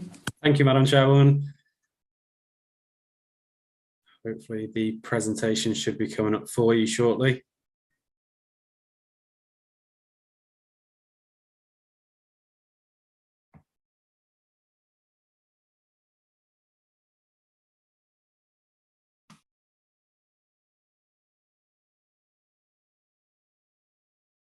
We're just getting it sorted for you, Adam. Don't worry, we're not Thank just you. leaving you high and dry. Madam Chairman, just while we're waiting for Adam to get that, it just strikes me that we ought to be able to, in the agenda, say that item 6 or 7 or thereafter will not be before a certain time. I know it's difficult to know how long these things are likely to take, but you know, we ought to at least, you know, because to have somebody waiting 4 hours is It is hard, difficult. but how can you do it? It's like a piece of string. And it is a piece of, but I'm saying I think it's worth considering saying that you know, putting a line in the agenda and saying these items are unlikely to be raised until after 3 o'clock. And that would save 2 hours of somebody's time. It's just a thought. Thank you for that. Right, Adam, when you're ready. Yeah, thank you. So this is S210175 and it is a reserve matters application dealing with landscaping, and it follows the outline plan and permission S153189. It's land north of Longcliffe Road and south of Belton Lane. Can I get the next slide, please? So this is land on the northern edge of Grantham, which adjoins the Manthorpe Estate and Manthorpe Village. Next slide, please. And that just again shows the plan, the site location there in context. Next slide again, please. So the site is bound to the west by the East Coast Main Line, to the east by the A607 and the St John the Evangelist Church, to the north by Belton Lane, and then follows the line of retained agricultural land and the running furrows. Next slide again, please. So the current application relates to strategic landscaping parts of the site in the south, east and northwest areas of the site, as well as the detailed design of the public open spaces, viewpoints and entrances into the site within the residential parcels. The actual residential built form itself, including those landscaping for the on-plot and the street trees, those were covered off by S210174, which were considered by committee in January of this year. Next slide, please. So as I say, outline plan and permission was granted on this in appeal in January 2018 following a public inquiry. And that outline approval includes conditions which requires future reserve matters applications to be in broad accordance with the principles of documents submitted at that stage, including this landscape parameters plan. Can I get the next slide, please? And there was also conditions on that which required the approval of a detailed master plan and design code, which was subsequently approved in July 2018, which you can see in front of you here. And there's also conditions and matters covered by the Section 106 obligation, which secures the actual amount of open space to be provided. Can I get the next slide, please? So the design code effectively established a character area approach to the landscaping, which effectively separated the site out into 8 areas, each which would have their own function, and together would produce a multifunctional green infrastructure strategy. Can I get the next slide, please? So the current application effectively follows the same approach, again, dividing the area into various different character areas, and that's then accompanied by detailed design plans and commentary as part of a landscape strategy report, which sets out exactly what is proposed for each character area. Can I get the next slide, please? So then an example of this is just shown on the screen here, which shows the avenue, what is termed the avenue, and shows East Green as one of the examples of the parks to be provided within the actual built form. And that just sets out in terms of the detail about the actual planting, etc., to be provided. So an example here is that this avenue feature is to include a number of different avenue trees, including copper beech, birch, lime trees, and they would also include a native hedgerow between the trees and the retained agricultural to land, which you can just see off the top left corner of the plan there. And then in terms of the actual east green here as an example, this is one of those where it's been designed to have sort of minimalist planting to provide an opportunity to, as a general sort of green area that could be used by the community for hosting fetes, something along those lines, but also still includes a actual local equipped area of play for children provision. And again, that those different areas of play are designed to meet different groups or different age groups within the community. Can I get the next slide, please? So in terms of the key issues with this application, again, it comes down to compliance with the approved plans, overall design quality, and the extent to which they provide a sufficient open space and meet the requirements in terms of ecology and biodiversity. Next slide, please. From officer's assessment, as I say, the principal development on this site has been established, and looking then in terms of compliance with the approved plans, the view is that there is a clear synergy in terms of that character area approach that's been established through the approved documents and again then followed through. And the report, the committee report goes into detail specifically about how those clear relationships between what has been approved or the principles that have been approved and how that's followed through in the detail. In terms of the overall design quality, as I say, scheme has been subject to significant revision following feedback from the principal urban design officer and from the landscape consultee. And it's considered that this scheme itself does provide a high quality green infrastructure scheme and would provide appropriate landscaping for the site. In terms of ecology, the appeal inspector was fairly clear that development within those approved parameters would provide appropriate opportunities for net gain. And officers, we've assessed that scheme against the principles for mitigation and enhancement that are covered off by condition by an ecological management plan and satisfied that the scheme provided does include sufficient opportunities to provide that net gain. And again, in terms of open space, it's been assessed against the open space requirements already secured via the Section 106 and satisfied that it meets those requirements. So in terms of coming on to recommendation, as I say, it's considered that scheme accords with the approved documents and it's in accordance with the overall development plan, and there's no material considerations to indicate that permission should not be granted. So in this case, the recommendation is to authorise the Assistant Director to grant planning permission subject to the schedule of conditions and subject to a unilateral undertaking, which is there to secure some of the elements of planting which don't fall within the actual site boundary itself. And I'll hand back to you, Madam Chairman, on that point. Thank you. I don't think we have the applicant's agent on Zoom with us, do we? Oh, she's just joining, is she?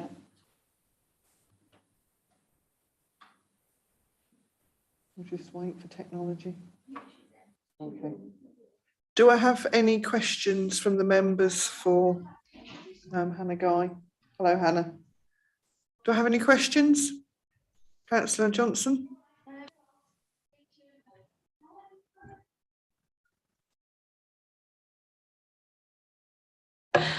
Just the trees. Burley House has done a lot of Burley House. Stamford, Burley House, has done a lot of work with regard to the trees. With climate change, you've got to have certain trees now. So I hope when they do the trees that they have the consultation with an arboriculturist, look at that posh word, to get the right trees. I know they quoted different trees that he's just said, but to ensure that they're the right trees, because some of the local trees now are suffering and struggling. That's all. That's all. Thank you. Is that right? Hannah? Did you manage to hear that? Yes. We have planning conditions on here as well to submit those detailed plans also. Lovely, thank you. Do I have any other questions for the applicant's agent? No. You've got off very lightly, Hannah. Hannah, thank you. Do I have any questions for the officer? No. Do I have anybody wishing to speak in debate? Do I have a proposer? I'll propose. Put your mic on. I'll propose, Madam Chairman. Lovely, and Councillor Sarah Trotter seconding, thank you. All those in favour, please. That's unanimous. Thank you very much. Well done, Adam. Next slide, please. Thank you. We will now go to agenda item 9, which is S210683, and this is Adam again. Me again, yeah, Chairwoman, trust me, I am very keen to be back in the chamber for the next time we do one of these meetings as much as anyone. I bet you are. Please start when you're ready. Just wait for the presentation again, Madam Chairwoman.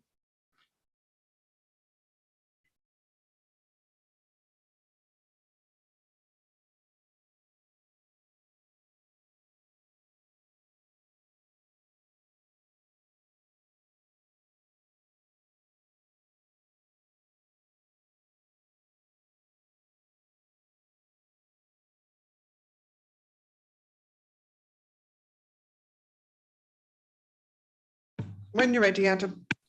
Just waiting for it to show on my screen at the moment. I don't know whether it's showing in the chamber or not, but it's unfortunately not showing on my screen at the moment. It was showing on ours. You did have it, huh? There we go. That's it. Yeah, so this is application S210683, and it is an application for the redevelopment of a site for a mixed-use development of residential and office uses. It's an outline application considering matters of appearance, layout and scale, and it's at Belton Street in Stamford. And again, it's being brought to committee as being a major development. Next slide, please. So it's land situated at to the south of Stamford town centre. You can just see it shown there on that plan. Next slide again, please. And it's situated between Belton Street, Gas Street, and to the north of Tenter Lane. Can I get the next slide again, please? At the moment, the site's currently a mixture of 1 and 2 story form with a mixture of commercial and industrial uses, including the RTK Stamford Architectural Practices offices and a number of light industrial units, 2 of which are currently occupied by a vehicle repair garage and tyre fitting garage, and the other 2 which are currently vacant, and then a number of domestic garages. Can I get the next slides again, please? So these are just images showing the example. So this is looking down Belton Street at the moment, looking at the existing situation. And again, you can just see the existing garages, etc. on that part of it. Next slide again, please. This is looking along Tenter Lane. So the site is on the right-hand side of this, and you can see the existing garages. The land on the left is currently domestic garages as well, but has planning permission for a redevelopment, which I'll come on to. And next slide again, please. And this is looking down Gas Street, so you can just see the single story form at the moment of the existing light industrial units there in the far end of the site. Next slide again, please. So the site's located on the edge of Stamford Conservation Area. That's shown on the brown line that you can see on the plan. I don't know whether it's particularly clear, just to demonstrate that the site itself is outside of the conservation area. It's the area is sort of on the other side of that brown line, which is effectively within the conservation area, and part of the site is within a mineral safeguarding area as well. Next slide again, please. And as I say, planning permission has been granted on appeal for the land to the south of the site on the opposite side of Tenter Lane, which is for a demolition of the existing garages and then redevelopment for 4 apartments and communal gardens. Next slide again, please. And this is just a plan showing the approved elevations that would effectively face onto the development here. In terms of the application that we've got in front of us here, as I say, it's an outline plan application for a mixed use scheme of residential and office uses. And it's matters of appearance, layout and scale for consideration today. Can I get the next slide again, please?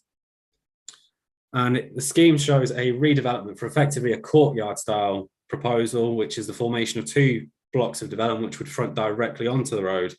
And then the area to the rear of that would then be retained for vehicular and cycle parking and private residential gardens for part of the development. Can I get the next slide again, please?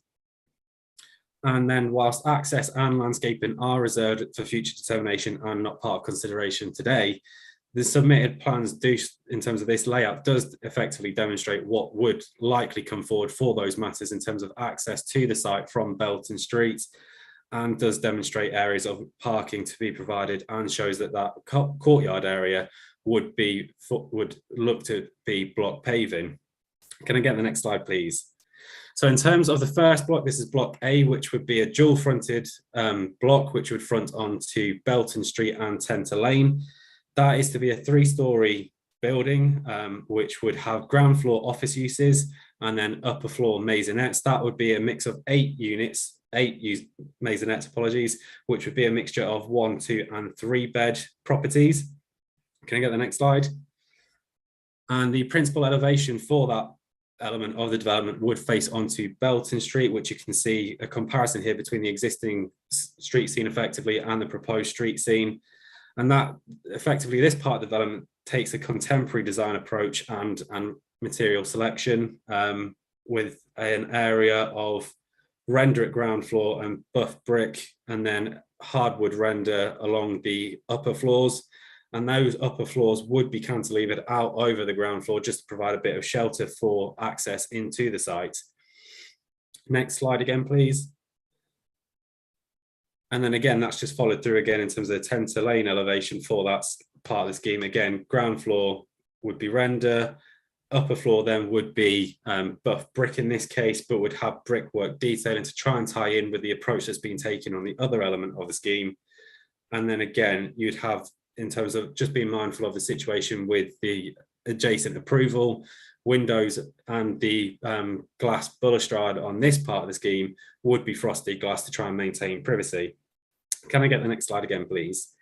So second part, block B, would be fronting onto Gas Street, and these would be a mix of a terrace block of townhouses, which would be 4 or 5 bed townhouses, five units in this case, which would be either 3-storey or 4-storey in form. Just get the next slide again, please. And again, the primary elevation for this scheme would be the Gas Street elevation, which is designed to have a Georgian character and general approach to it. Again, they would feature integrated double garages at the ground floor level, and then would have a stepped accommodation up to the front access to the properties. And then those properties themselves would be constructed of stone along this front elevation. And if I can just get the next slide again, please. The side elevation, so the Tenter Lane elevation in this case, would be finished with red brick. So next slide again, please. So just coming on to key issues with this one, it comes to the principal of development, affordable housing, impact on heritage assets, and the overall design quality and visual impact. Looking briefly at the principal of development, as I say, scheme does include vacant light industrial units at the minute and domestic garages, so it's considered to be underutilised land within the main built-up area of Stamford. And the scheme does provide additional residential and employment accommodation, so the principal of development is considered to be acceptable subject to material considerations.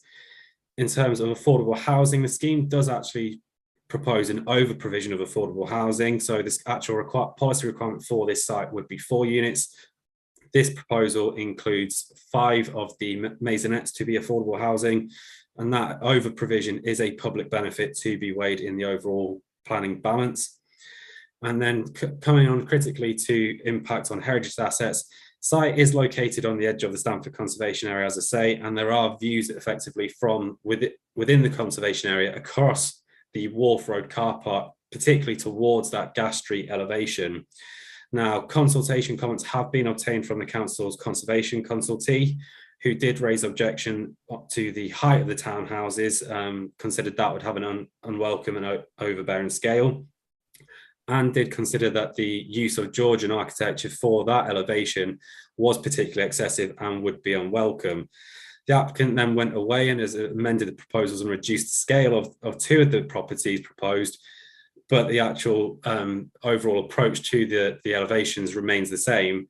And through consultation again with the conservation officer, it's considered that that is still considered to be unacceptable and would give rise to less than substantial harm to the setting of the conservation area. And that harm then falls to be assessed against the public benefits of the scheme.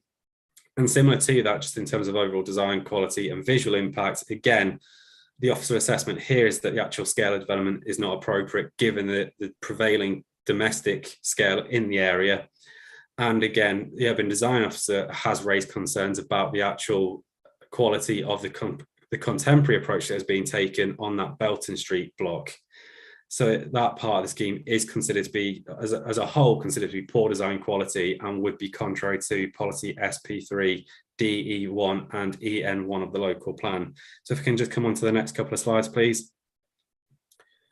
So as I say, then looking at that, as I say, turning to the overall balance and looking at the scheme as a whole, principle of development is considered to be acceptable, but there is less than substantial harm to the setting of the conservation area, and that has to be assessed against the public benefits.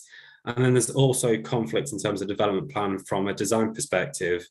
Looking at the public benefits to be weighed against that, as I say, there is the redevelopment of a currently underutilised site for employment and housing purposes.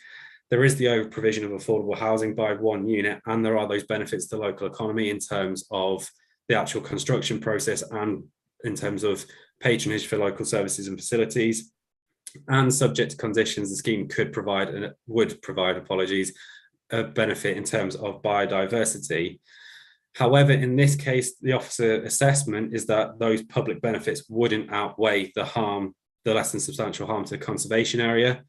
So in terms of doing that heritage balance, schemes considered to be contrary to policy EN6 of the local plan.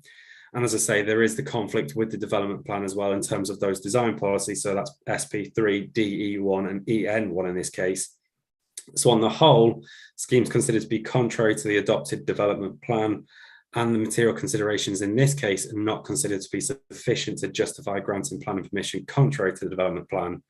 So the recommendation is to authorise the Assistant Director of Planning to refuse planning permission for the reasons included within the main report and the additional reason submitted in the late items paper. And at that point, I'll hand back to you, Madam Chairwoman. Thank you very much for that, Adam. Could I have the applicant, Mr. Rothstein, come to speak? Thank you.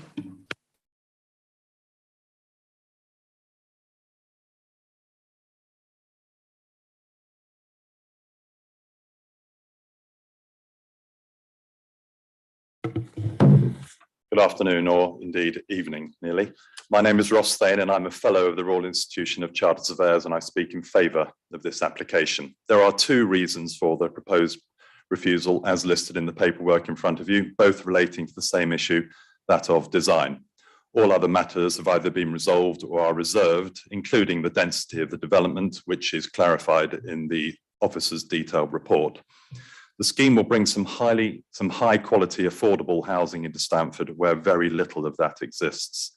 The height issue has been reduced from the original design in line with the Conservation Officer's original comments, and the lowered height still sits below the height of the Blashfield development, which Adam has on a slide on the other side of the car park. The issue of design is, of course, highly subjective. Your consultant conservation officer has criticised the formal Georgian design facing the west. He uses the phrase, "in my opinion," on numerous occasions, which underlines both the subjectivity of his views and also the uncertainty of them. However, your own planning department have approved numerous designs exactly like this over the last 10 years or so, and most new developments in town of any quality have adopted a neo-Georgian approach. With a site so close to the conservation area, yet outside it, it would be absurd to adopt a different strategy. Conversely, your urban design officer would appear to be in favour of the Georgian approach and has been rather rude about the contemporary design on the east side of the site, which your conservation officer preferred. Your urban designer states that the windows are standard size. This is an outline application, no window sizes are mentioned, so how on earth he's reached that conclusion, I really don't know. Trying to balance the recommendations of these two competing views has been nigh impossible, particularly as the comments from the urban design consultant came in only a few days ago, some 6 months beyond the expiry of any consultation period. I very much hope you can approve the design as it stands, with the elegant Georgian facades facing the conservation area, the modern style facing the more industrial zone towards the east, the sum of which offers a mix of housing, flats, offices, and will make a substantial improvement to the area. The existing site, as you would have seen from the photographs, is of low quality construction, and everybody is in favour of development on the site. Interestingly, the Stamford Civic Society, who didn't respond formally, were also in favour of the development. I've lived and worked in Stamford for over 30 years, and I understand the history and the architecture probably as well as anybody, and I would ask you most strongly to approve this application. Thank you very much. Thank you. Do I have any questions? Councillor Trotter? Parking, cars. Are you able to elaborate a bit on your strategy for parking cars for these residents? Thank you. Yes, the larger townhouses all have car parking on the ground floor built in, and all the flats and the offices to the rear will park in the courtyard. I park down there currently, and we will be creating rather more car parking spaces than are in the crammed area at the moment. So the car parking, and Adam will confirm, complies with requirements. Yeah, I appreciate it complies, but numbers wise, how much car parking spaces have you got for each type of property? Thank you. For the larger houses, there are 5 larger houses. There are 2 car parking spaces for each one. And to the rear, I'd have to look back at the plan, but for the flats and the offices, there's around 15 further car parking spaces. So am I right in saying the 5 larger houses, there's only 2 car parking spaces for each house? That's correct. And it should also be noted that the Wharf Road car park is right next door. So which is owned by the council and has a substantial number. So any overflow car parking can literally go 20 yards away into the Wharf Road car park. For payment? Yeah, indeed. But actually residents get permits as well. But they have to buy them? Yes. Indeed. Thank you. Councillor Paulwood. Thank you, Madam Chairman. Yeah, the recommendation is to refuse it because it's unacceptable with visual impact. I take it your opinion is that the impact is acceptable. Is that your personal opinion or your professional opinion? Because I notice you're a chartered surveyor. I'd also curious to know which division of chartered surveyors you're in. I can answer that. I'm a chartered building surveyor, so I have a fair degree of architectural training. I run the largest architectural practice in town. We have 8 chartered architects. This was designed by one of my directors, who is a chartered architect. We've won quite a few design awards. I like to think that, particularly in Stamford, we know pretty much what we're doing. And I've been there for 30 years. I've lectured on the history and the architecture of Stamford. And I would endorse the design. I think it'd be crazy to do something non-Georgian facing the conservation area. On the other side, facing the slightly more industrial zone, fine, do something contemporary. But there seems to be a bit of a conflict of opinion between the conservation officer and the urban design officer on this. Thank you. Do I have any more questions? No, thank you very much. Questions for the officer? Do I have any? Councillor Penny Robbins, please. Thank you, Chair. Oh, sorry. Thank you, Chair. I just wanted to give my opinion and on with regards to my thoughts. I think that I'm concerned about the overdevelopment and of the poor access to the site because of the narrow streets. You've got Wharf Road car park next door, which, yeah, visitors can park there, but then you have to pay. At the bottom of that road, you've got Unsarah's Place, which has got numerous townhouses. And when they were built sort of 10 years or so ago, there was a problem with the roadway down then anyway, with all the construction going down. You've also got Brownlow Quay, which I think has got, I don't know, 15 flats probably. So you've already got a huge amount of cars coming and going down those narrow streets. So what concerns me is that it's slightly overdeveloped for the amount of houses that are proposed to go on there with regards to how many houses there are already sort of in the area. Thank you. Councillor Phil Dilks. Did you have any questions for Adam? I do. Sorry, I couldn't. I was a bit slow on the old buzzer, you know. Thank you. I just wonder, Adam, if you could comment, please, on we've heard from the applicant, obviously a professional architect, and a surveyor. Forgive me, sorry. But it was the fact that he was saying, obviously, that it's been difficult because he's been getting conflicting advice from different viewpoints. And I just wondered if you could just sort of comment on that, if you would. Yes, certainly. So I think it's fair to say that obviously, I think he's fairly clear and fairly reasoned in saying that obviously design matters, they are subjective assessments. The conservation officer has been fairly consistent in terms of the comments that have been made about the actual scale of that gas street elevation and the approach that they want. I think they have suggested that a more contemporary approach on that scheme, on that part of the scheme, would be suitable.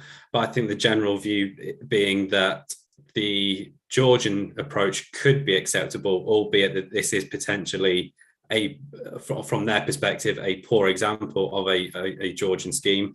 In terms of the urban design officer's comments and on the Belton Street elevation, I think in terms of, I'm sure that the urban design officer would correct me if I was speaking out of line in terms of this. I don't think they've necessarily got in principle, objection to a contemporary approach to that part of the scheme. I think that, again, their view is that this proposal itself is not considered to be a high quality contemporary approach. So I don't think there's necessarily a clear distinction between what the two consultees have effectively said there. I think it is just the case. I think there is essentially that the general approach in terms of it being Georgian on one side and contemporary on the other is generally acceptable. It's just the actual details of the design here, which I think are considered to not be appropriate in this case. Thank you for that. I just wonder if we can ask a supplementary, really. Could you just clarify, please, on there's the relevant planning history, a number of previous applications, etc. I just wondered, is there any extant planning permission for this site now? I think the extant permissions for the site relate to the current uses. There isn't any extant permissions for the site for a residential or mixed use redevelopment of this sort of nature. So there's not an extant permission in place, which is particularly material to the consideration of this application, with the exception, as I say, of that approval that is still extant on the opposite side of Tenter Lane, which has to fall into consideration in terms of those residential amenity impacts, etc., which have been discussed in the report. Thank you. Do I have any other speakers? Questions for the officer? Councillor Selby. Yeah, I'll take the opportunity, Madam Chairman. Just a question, really, if Adam can answer this. I mean, we've been discussing today quite a bit about overlooking on other properties, haven't we? I like the design and everything about it. It just appears as if it's a really nice design and everything, but in the wrong place. Whether that's another subjective view or not, I don't know. But there's no overlooking, because you've got a car park. There's our car park there, isn't there? So there's no overlooking really of any other properties from that direction. So is there any on for other directions? And also, I just have to say, Madam Chairman, I can't help but notice the Stamford Town Council's comments. They've said they've got serious concerns over the overdevelopment of a small area and poor access to the site along narrow side street. Can't help but notice that. But yeah, if you could just answer that one for us, please, Adam. Thank you kindly. Yeah, so just in terms of overlooking, as you say, from that gas street elevation, that would be overlooking the car park, so there's not any particular issues from there. From the Tenter Lane elevation, as I say, there is going to be potential for, or there is clearly an amenity consideration to have there because of the approved development on the opposite side of that.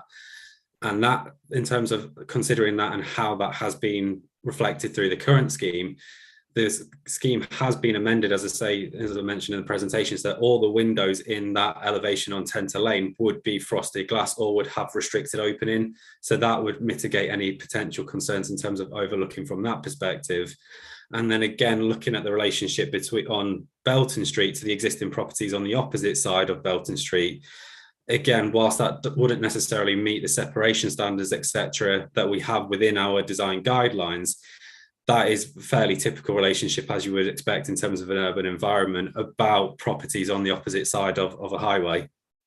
In terms of the points that you made just in terms of overdevelopment, I think that, again, there's a section in the committee report that goes into that in detail, and obviously appreciate that you've got, I think, effectively 14 properties on here on a site that is, I think, just bear with me 1 second, is about 0.16 hectares. So you have got a high sort of density of development if you look at it in terms of dwellings per hectare, But what we have got here is a scheme that, as I say, is a mix of townhouses and also maisonettes and apartments. And when you look at those assessing whether the site can suitably accommodate that from a space perspective, the scheme would meet those national space standards that have been provided by government. So from an officer assessment, there is sufficient space on the site to accommodate the development that is proposed.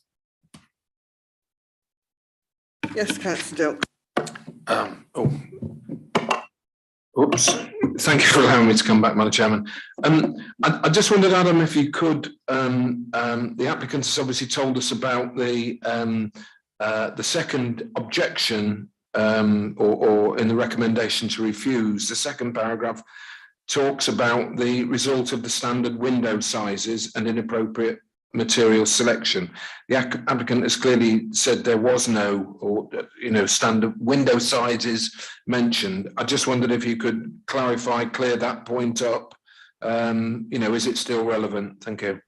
Yeah, so just to be clear on this, it is an outline application, but matters of appearance have been submitted for consideration. They are one of the matters in front of us today.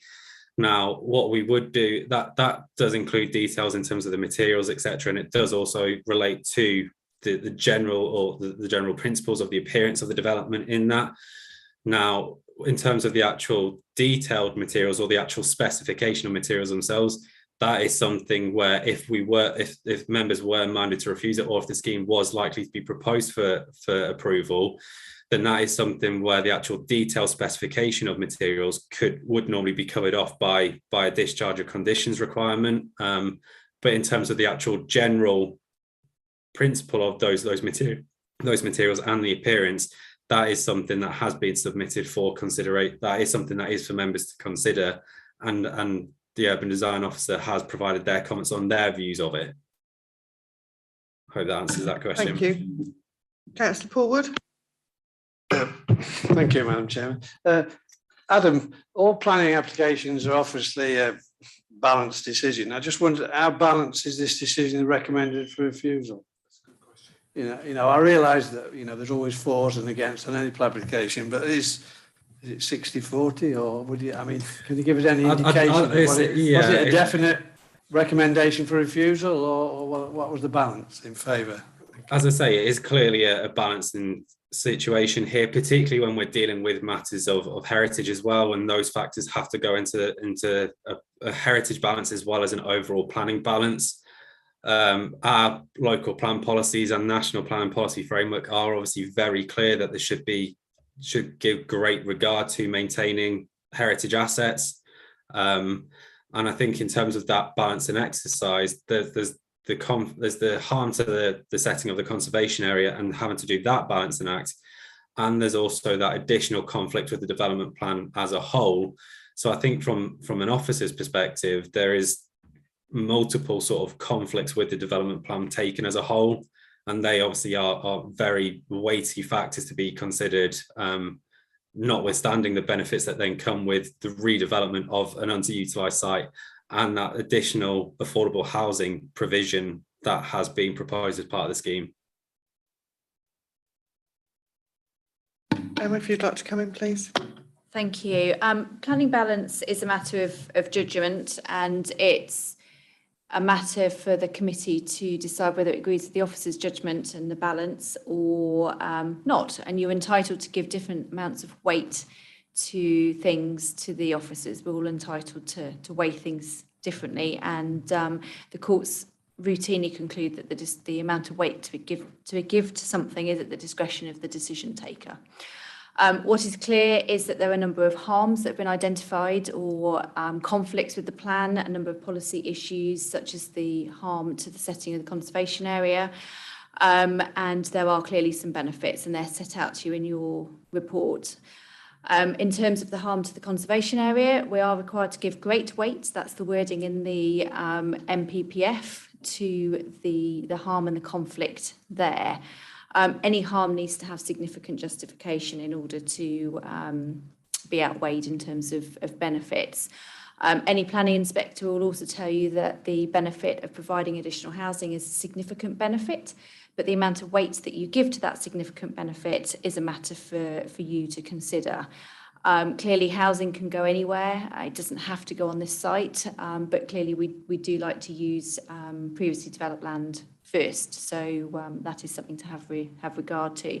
But I think one of the significant issues here is the fact that there is heritage harm, and therefore you're automatically fighting an uphill battle in terms of your starting point, because you have to give great weight to that heritage harm, to the preservation or the conservation of the heritage asset.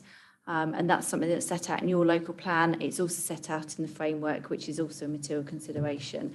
You do have the legislative tests as well in terms of heritage, but as this is a setting issue, it's the local plan really in the framework that you need to have regard to.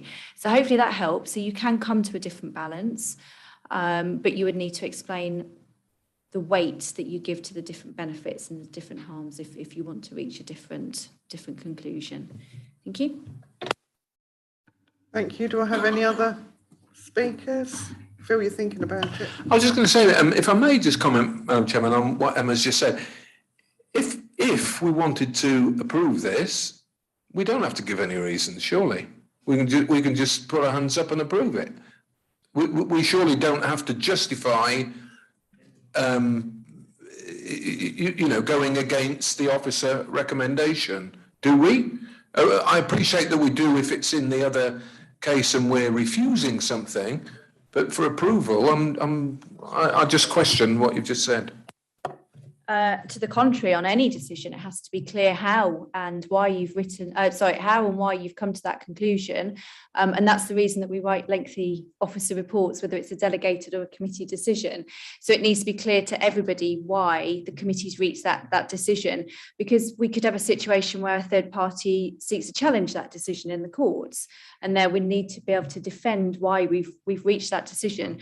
So there needs to be very clear, it needs to be in the minutes, and it needs to be a very clear to the lay person on the street watching the committee and reading the committee minutes why you've reached a different conclusion. What I'm saying is you're entitled to reach that different conclusion in terms of the weight to be given, but it does need to be very clear that you want to give more weight to the provision of housing, and you find that outweighs the significant harm to the if that's the way you would go. That's what we would need to hear. Thank you. Yeah, we can debate when we, yeah.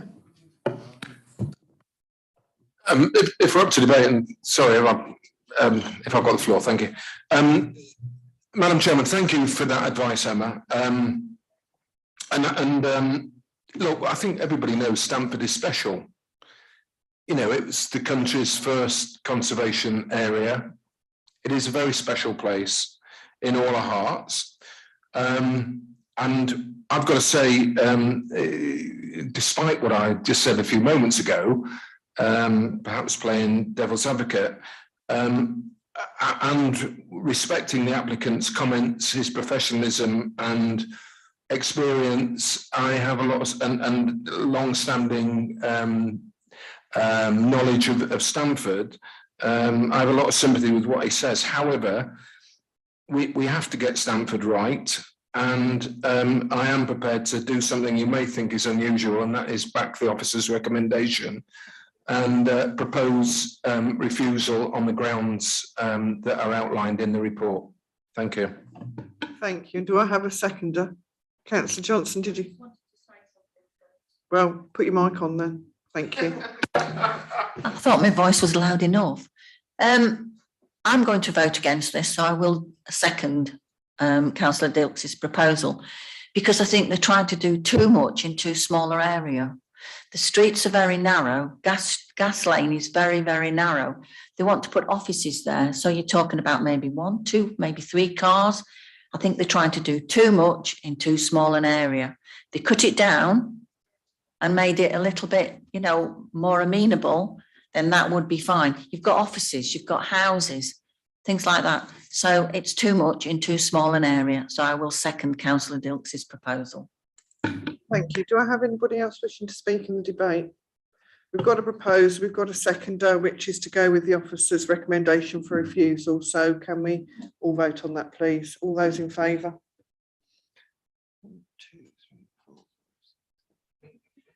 That's unanimous. Thank you. So that has been refused. Thank you. We will go on to agenda item 8 now. Thank you, Phil. When you're ready.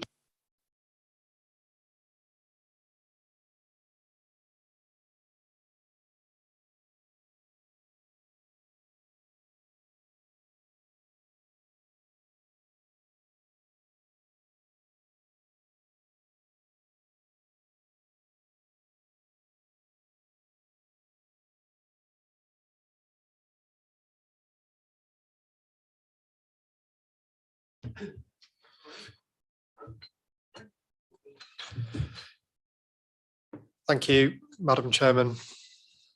Good evening.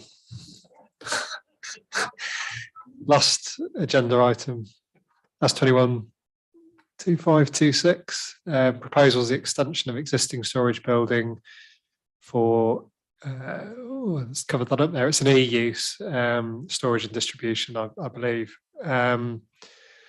Sites located off Tunnel Bank in Bourne. I'm not Ellie Siller, I'm Phil Jordan. Can we?